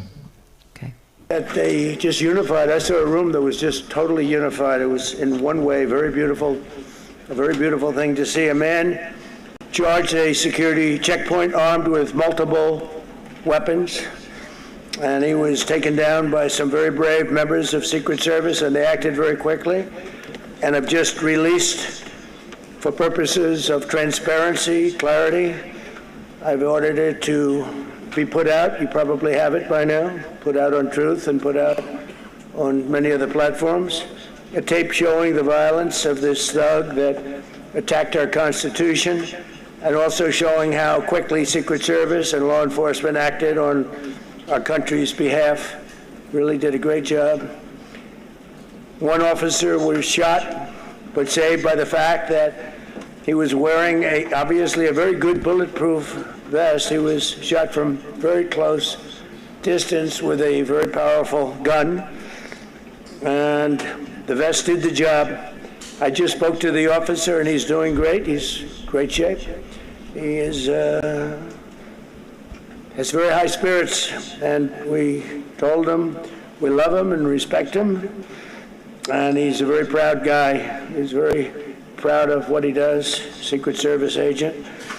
And we looked at all of the conditions that took place tonight, and I will say, you know, it's not a particularly secure building, and I didn't want to say this, but this is why we have to have all of the attributes of what we're planning at the White House. It's actually a larger room, and it's much more secure. It's drone-proof, it's bulletproof glass. We need the ballroom. That's why Secret Service, that's why the military are demanding it. They've wanted the ballroom for 150 years for lots of different reasons, but today's a little bit different, because today we need levels of security that probably nobody's ever seen before. But everyone owes a tremendous debt of gratitude to the courage of law enforcement, the law enforcement, and working with the D.C. police, and we just spoke with the mayor. And when we're finished, the police chief is going to take over and discuss it also from their viewpoint. But they also performed exactly as they were supposed to, and you see the attacker in different positions, but you also see the attacker totally subdued and under control. So as you know, this is not the first time in the past couple of years that our republic has been attacked by a would-be assassin who sought to kill. In Butler, Pennsylvania, less than 2 years ago, you all know that story, and in Palm Beach, Florida, a few months after that, we came close. We really had, again, we had some great work done by law enforcement. But in light of this evening's events, I ask that all Americans recommit with their hearts in resolving our difference peacefully. We have to resolve our differences. I will say, you had Republicans, Democrats, independents, conservatives, liberals, and progressives.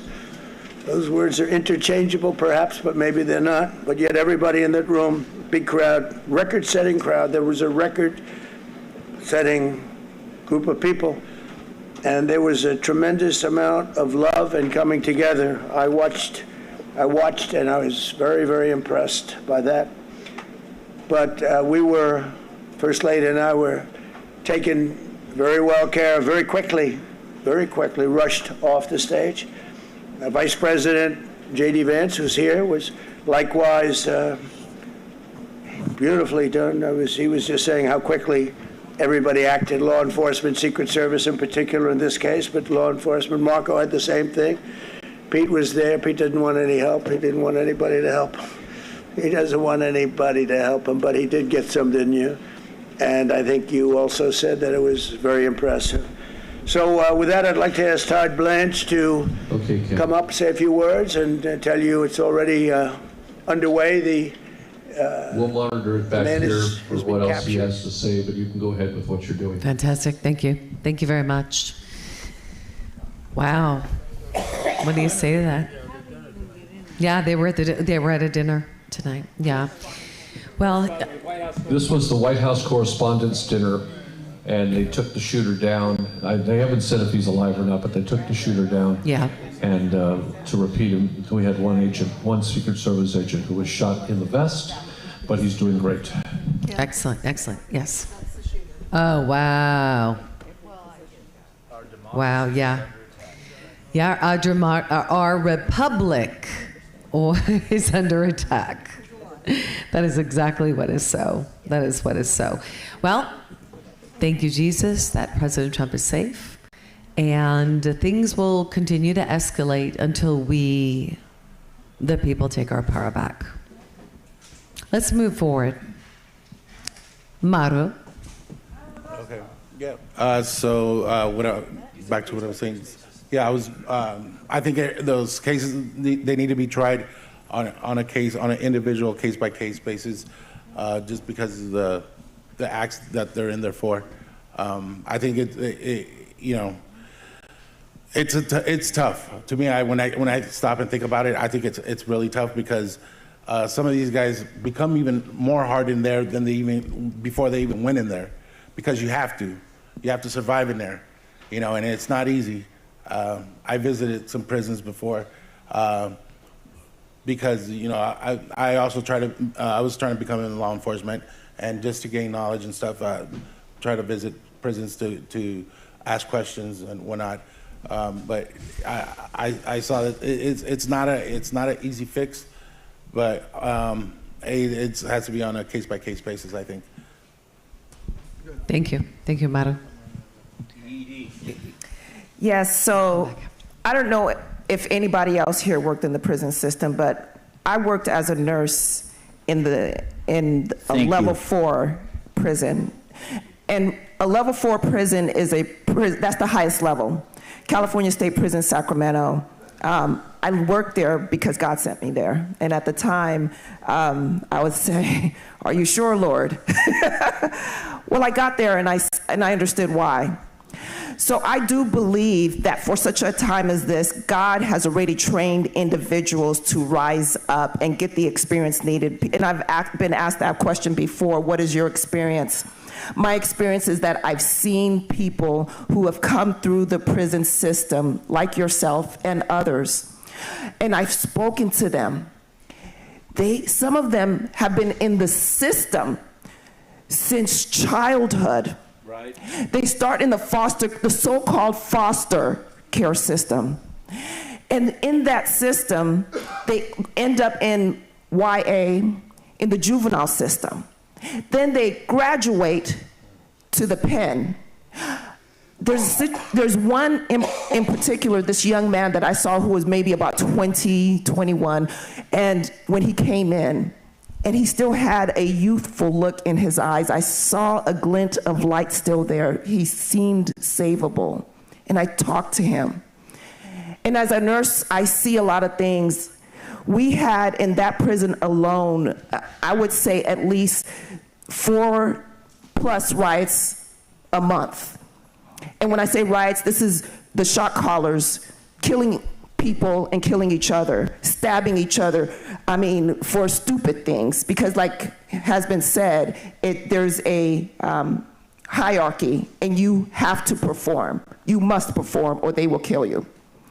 So I saw this young man come in, and then a few months later I saw him again. He was no longer the young man that I first saw. The light was gone.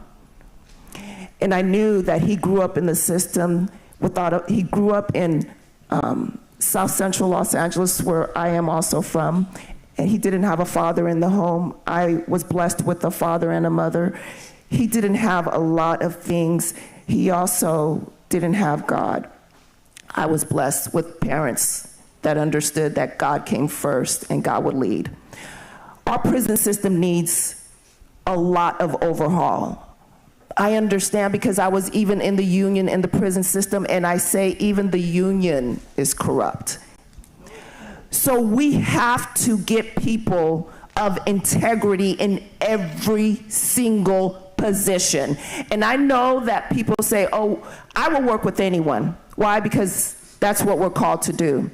However, understand that if you don't understand a person's belief system and where they derive it from, you don't understand that person. I'm telling you that I believe in God, not because it's special, but because I want you to understand where I get my right from wrong. And if you don't understand the person that's working for you and their belief system, then you just tossed the coin up and said, okay, maybe not 50-50. We must have integrity. And when we have integrity in those positions, then the true reform starts. Because everything else is going to be a temporary Band-Aid, if anything, because they will succumb to the pressure. And I won't, because my God is the one that judges me. Atta girl. Thank you. So good, so good. And you know, I want to hold here just for a second, Tammy. I'm going to come to you. Dawn, we've talked a lot about why you're doing what you're doing and bringing this into the light. It's not about being vindicated as much as it is about... It's making sure that this doesn't happen to anyone else. In other words, I could take care of myself very well until I have my stroke. I had a stroke in 2010 in prison. The doctor said, there's nothing wrong with you. You don't have high blood pressure. You don't have this. He said it was all stress, the stress of being in that environment. So I understand, but what you just said about these kids, these kids, they do not have they hadn't had a father. I was considered a father. I had so many darn children in prison because they would come to me because they felt they could talk to me. They felt that, you know, I'm not going to tell them the truth. I broke up more gang-related incidents because I said, what are you going to get out of this, you know, except go to the hole? What are you doing? Are you going to let somebody else tell you to go beat somebody up? For what? I said, that's stupid. So the guards didn't like it too much because I didn't allow a lot of nonsense to go around with me because these kids would listen to me. But we have to change how we hire the guards. We have to change the supervision. We have to change the whoever's a captain or whatever you want to call them. It's a corrupt system, and whoever is elected governor needs to have someone who understands the prison, who understands what goes on, because if you're elected governor, you don't know what happens in the prison because you've never been there. And so you have to have people that you can trust and call upon them to be your consultant or something. Not necessarily me. Maybe you with me eating, you can call on her or something like that. But you need someone who knows the system because it is broken. I mean, I say broken, it is broken. The gunman was Cole Allen, 31 years old, Torrance, California, Teacher of the Month, December of 2024, at Education in Torrance. That's who the shooter was. Indoctrinated atheist Marxists, folks. Okay, you gotta, yeah, I didn't catch that. I was so focused right here. Tell me one more time. I just got the information, so I just told everybody. And tell the me the gunman was information Cole Allen. His name is Cole Allen, 31 years old, from Torrance, California.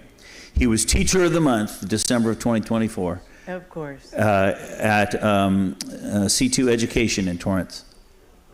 Wow. Level 2, L2, Level 2 Education in Torrance. They represent our children. And he's the one teaching your kids. Yeah. Wow. Yeah, that should tell you. Yeah, we had a superintendent in where I lived for many years in Blue Ash, Ohio, and we had one of the top performing schools, and I was president of the Rotary Club that year. So we brought him, the superintendent of schools, and I said, "What is it you're doing right to make the schools so good here?" And he says he interviews every teacher himself. The superintendent of schools. And he says nobody teaches in any of my schools unless I interviewed them. It's sort of what Scott was saying. He does the chem test on them. So good. Anyway, so good. that was just by way of information. To you, Tammy Nobriga. First of all, I want to say it's by the grace of God that you have humbled yourself to bring yourself to this position to really speak for other people and not yourself, because you've already endured this, and praise Jesus that you have come through this the way that you have. For me, this is kind of short and sweet. I believe, well, we know it's corrupt. The whole system is corrupt. So that comes down to getting people in there that are not crooked and corrupt and evil, and that's a lot of it.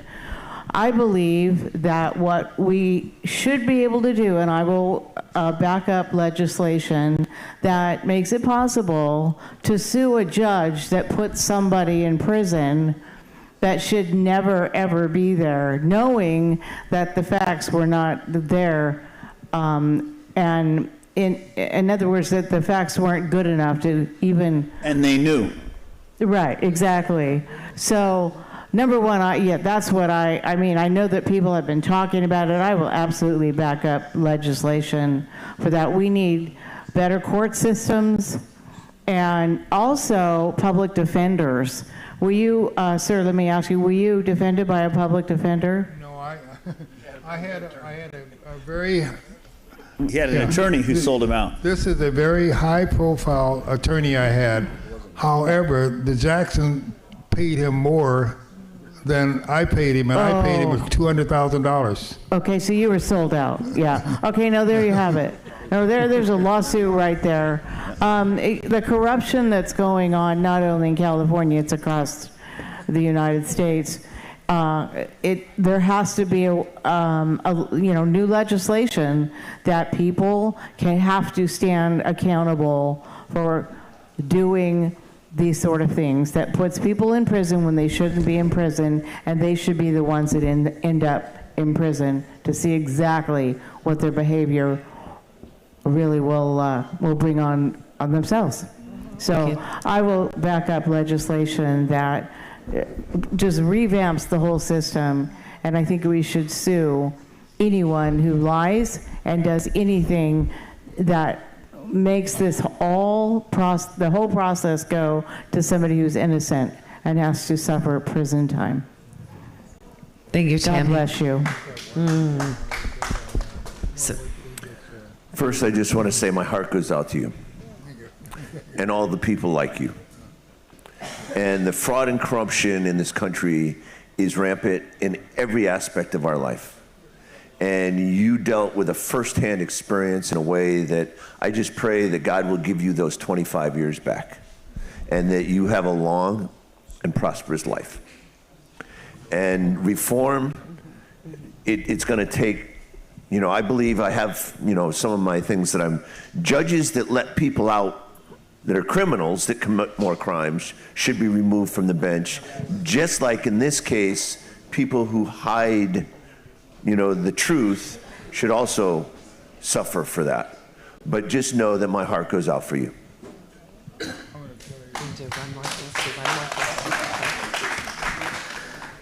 Don, you are such a humble person. I met you last night. We shook hands a couple times. And just talking to you, I could tell that you've been through a lot. And that being said, I would like to see action.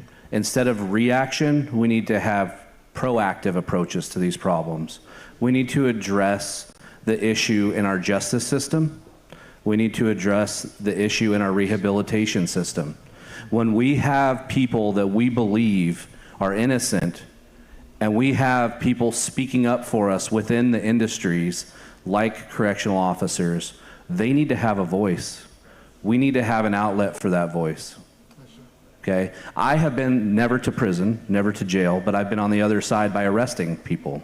Okay? So I understand that there are people that are wrongfully convicted. I actually have a family member who I believe is wrongfully convicted of a crime. That being said, I truly believe anybody that goes several years after serving their sentence and being rehabilitated and released and still says I'm innocent is probably more than likely truly innocent. And we need to listen. And a wise man once told me there's a time to speak and there's a time to listen. And we need to hear those voices.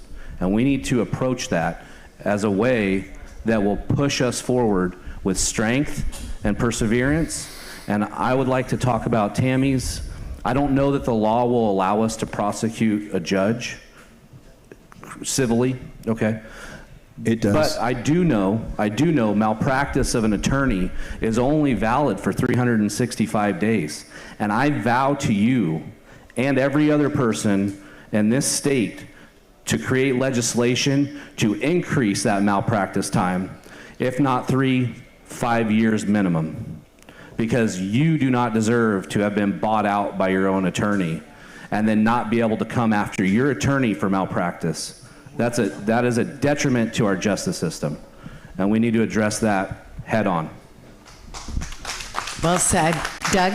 And as an FYI, Doug, we've got about a minute to wrap up and close the show. So I want you to say something. Yeah, and sure. then I'm going to give it to John. I would say, my experience across the country is our judicial system is a wreck.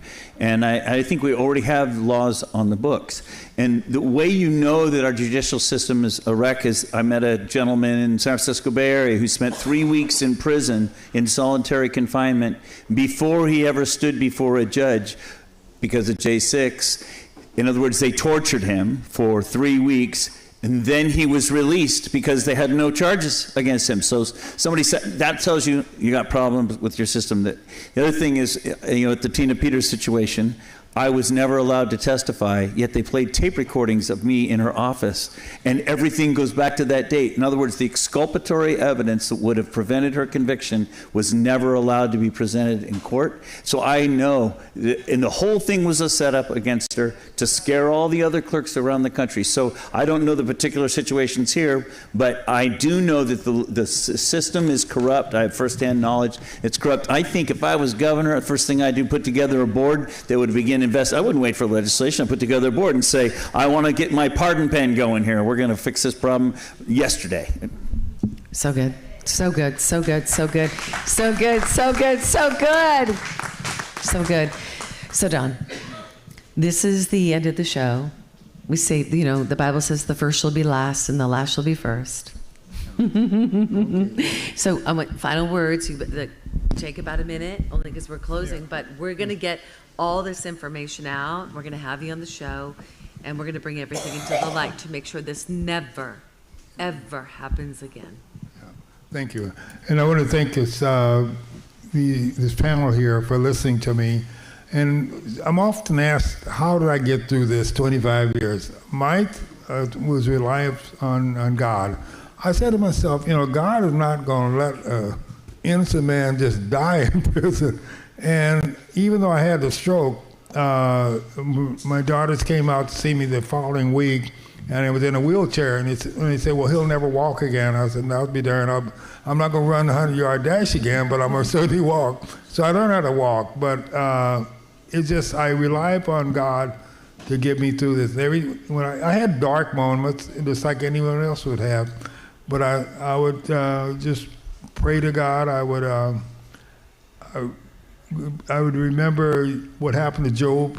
I'd go over that, how everything was taken away from him. He never cursed God. Yes. He always relied on God to get him through. And I used that as inspiration. I used 2 Corinthians verses 4 and 5, where he'd been tried on everything and still persevered. Joseph. So God would got me through this. I just played a little part. I love you, Don. So good. So good. Thank you for your courage to continue to fight. I think that we're going to close out in a prayer tonight. I want to say thank you to you, Don. I want to say thank you to all of you guys for sticking it through all the way to the end. And everybody here. And I want to say thank you to everybody out here for sticking it through all the way to the end. Run this race with perseverance marked out for you. Okay? And I want us to remember that God who began a good work in us is going to carry it out to the very end. We're going to take a moment to, our sponsors are going to roll through. Again, thank you to all of our sponsors. Thank you to our live streamers. Thank you to our teams. We have a breakdown tonight. What we're going to do is we'll probably grab some snacks, do a quick little powwow for the next, 35, 40 minutes with some of the Riverside team, answer any questions that you guys have. We want you guys to stick around for breakdown. If you can, it's going to take something to pack everything up, and the more hands make the work light. So with that being said, everything you're going to be able to find from this weekend, you'll find at takeourcaliforniaback.com.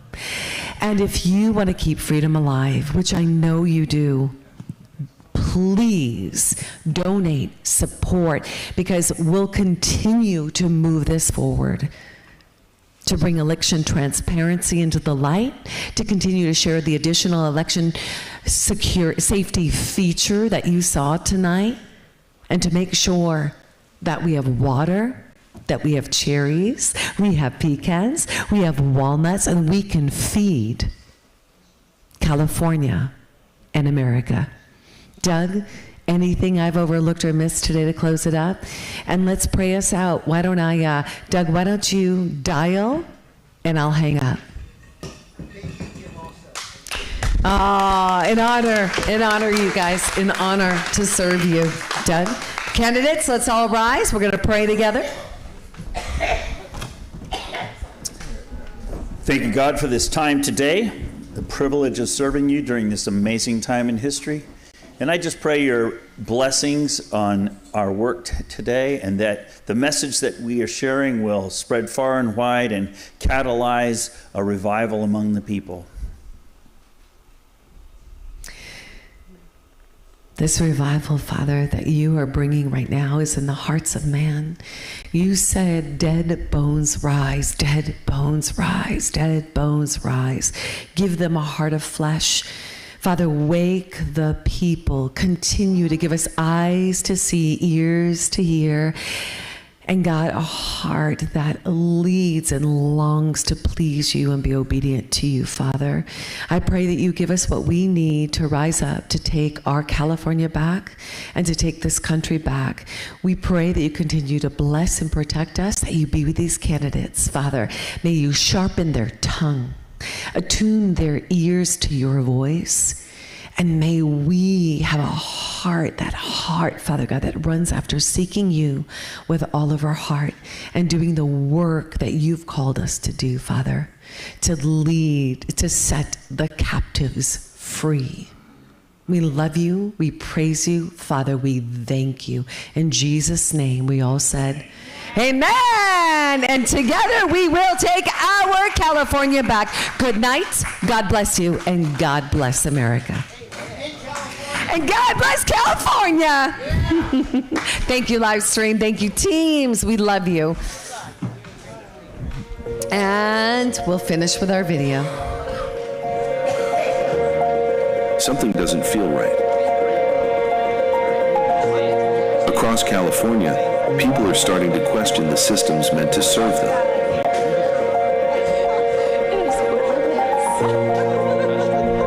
Our elections,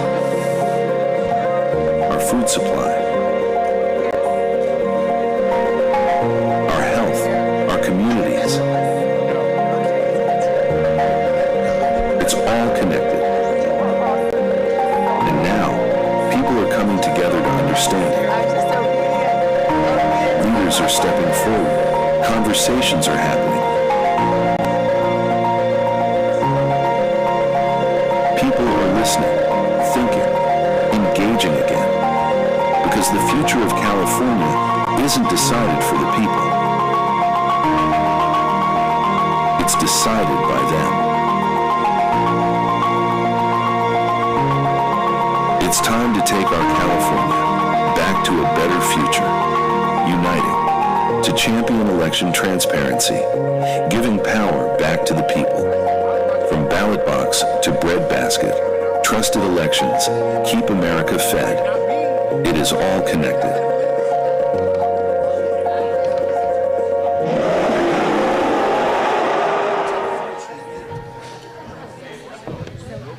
Just before we roll the sponsor roll, I want to remind everybody that we travel anywhere you need it. So come back and get a business card from me. We love you, Kip. Kip is amazing, guys. Get a business card from Kip. He'll set up and do exactly what he did tonight in your location. Only with some sleep, hopefully. Thank you, Kip. And keep us in prayer because we're driving over the Grapevine tonight, and it may snow. Oh, no way. Are you serious? God guide you safely on your journey in Jesus' name. Oh. All right, rolling the sponsor up.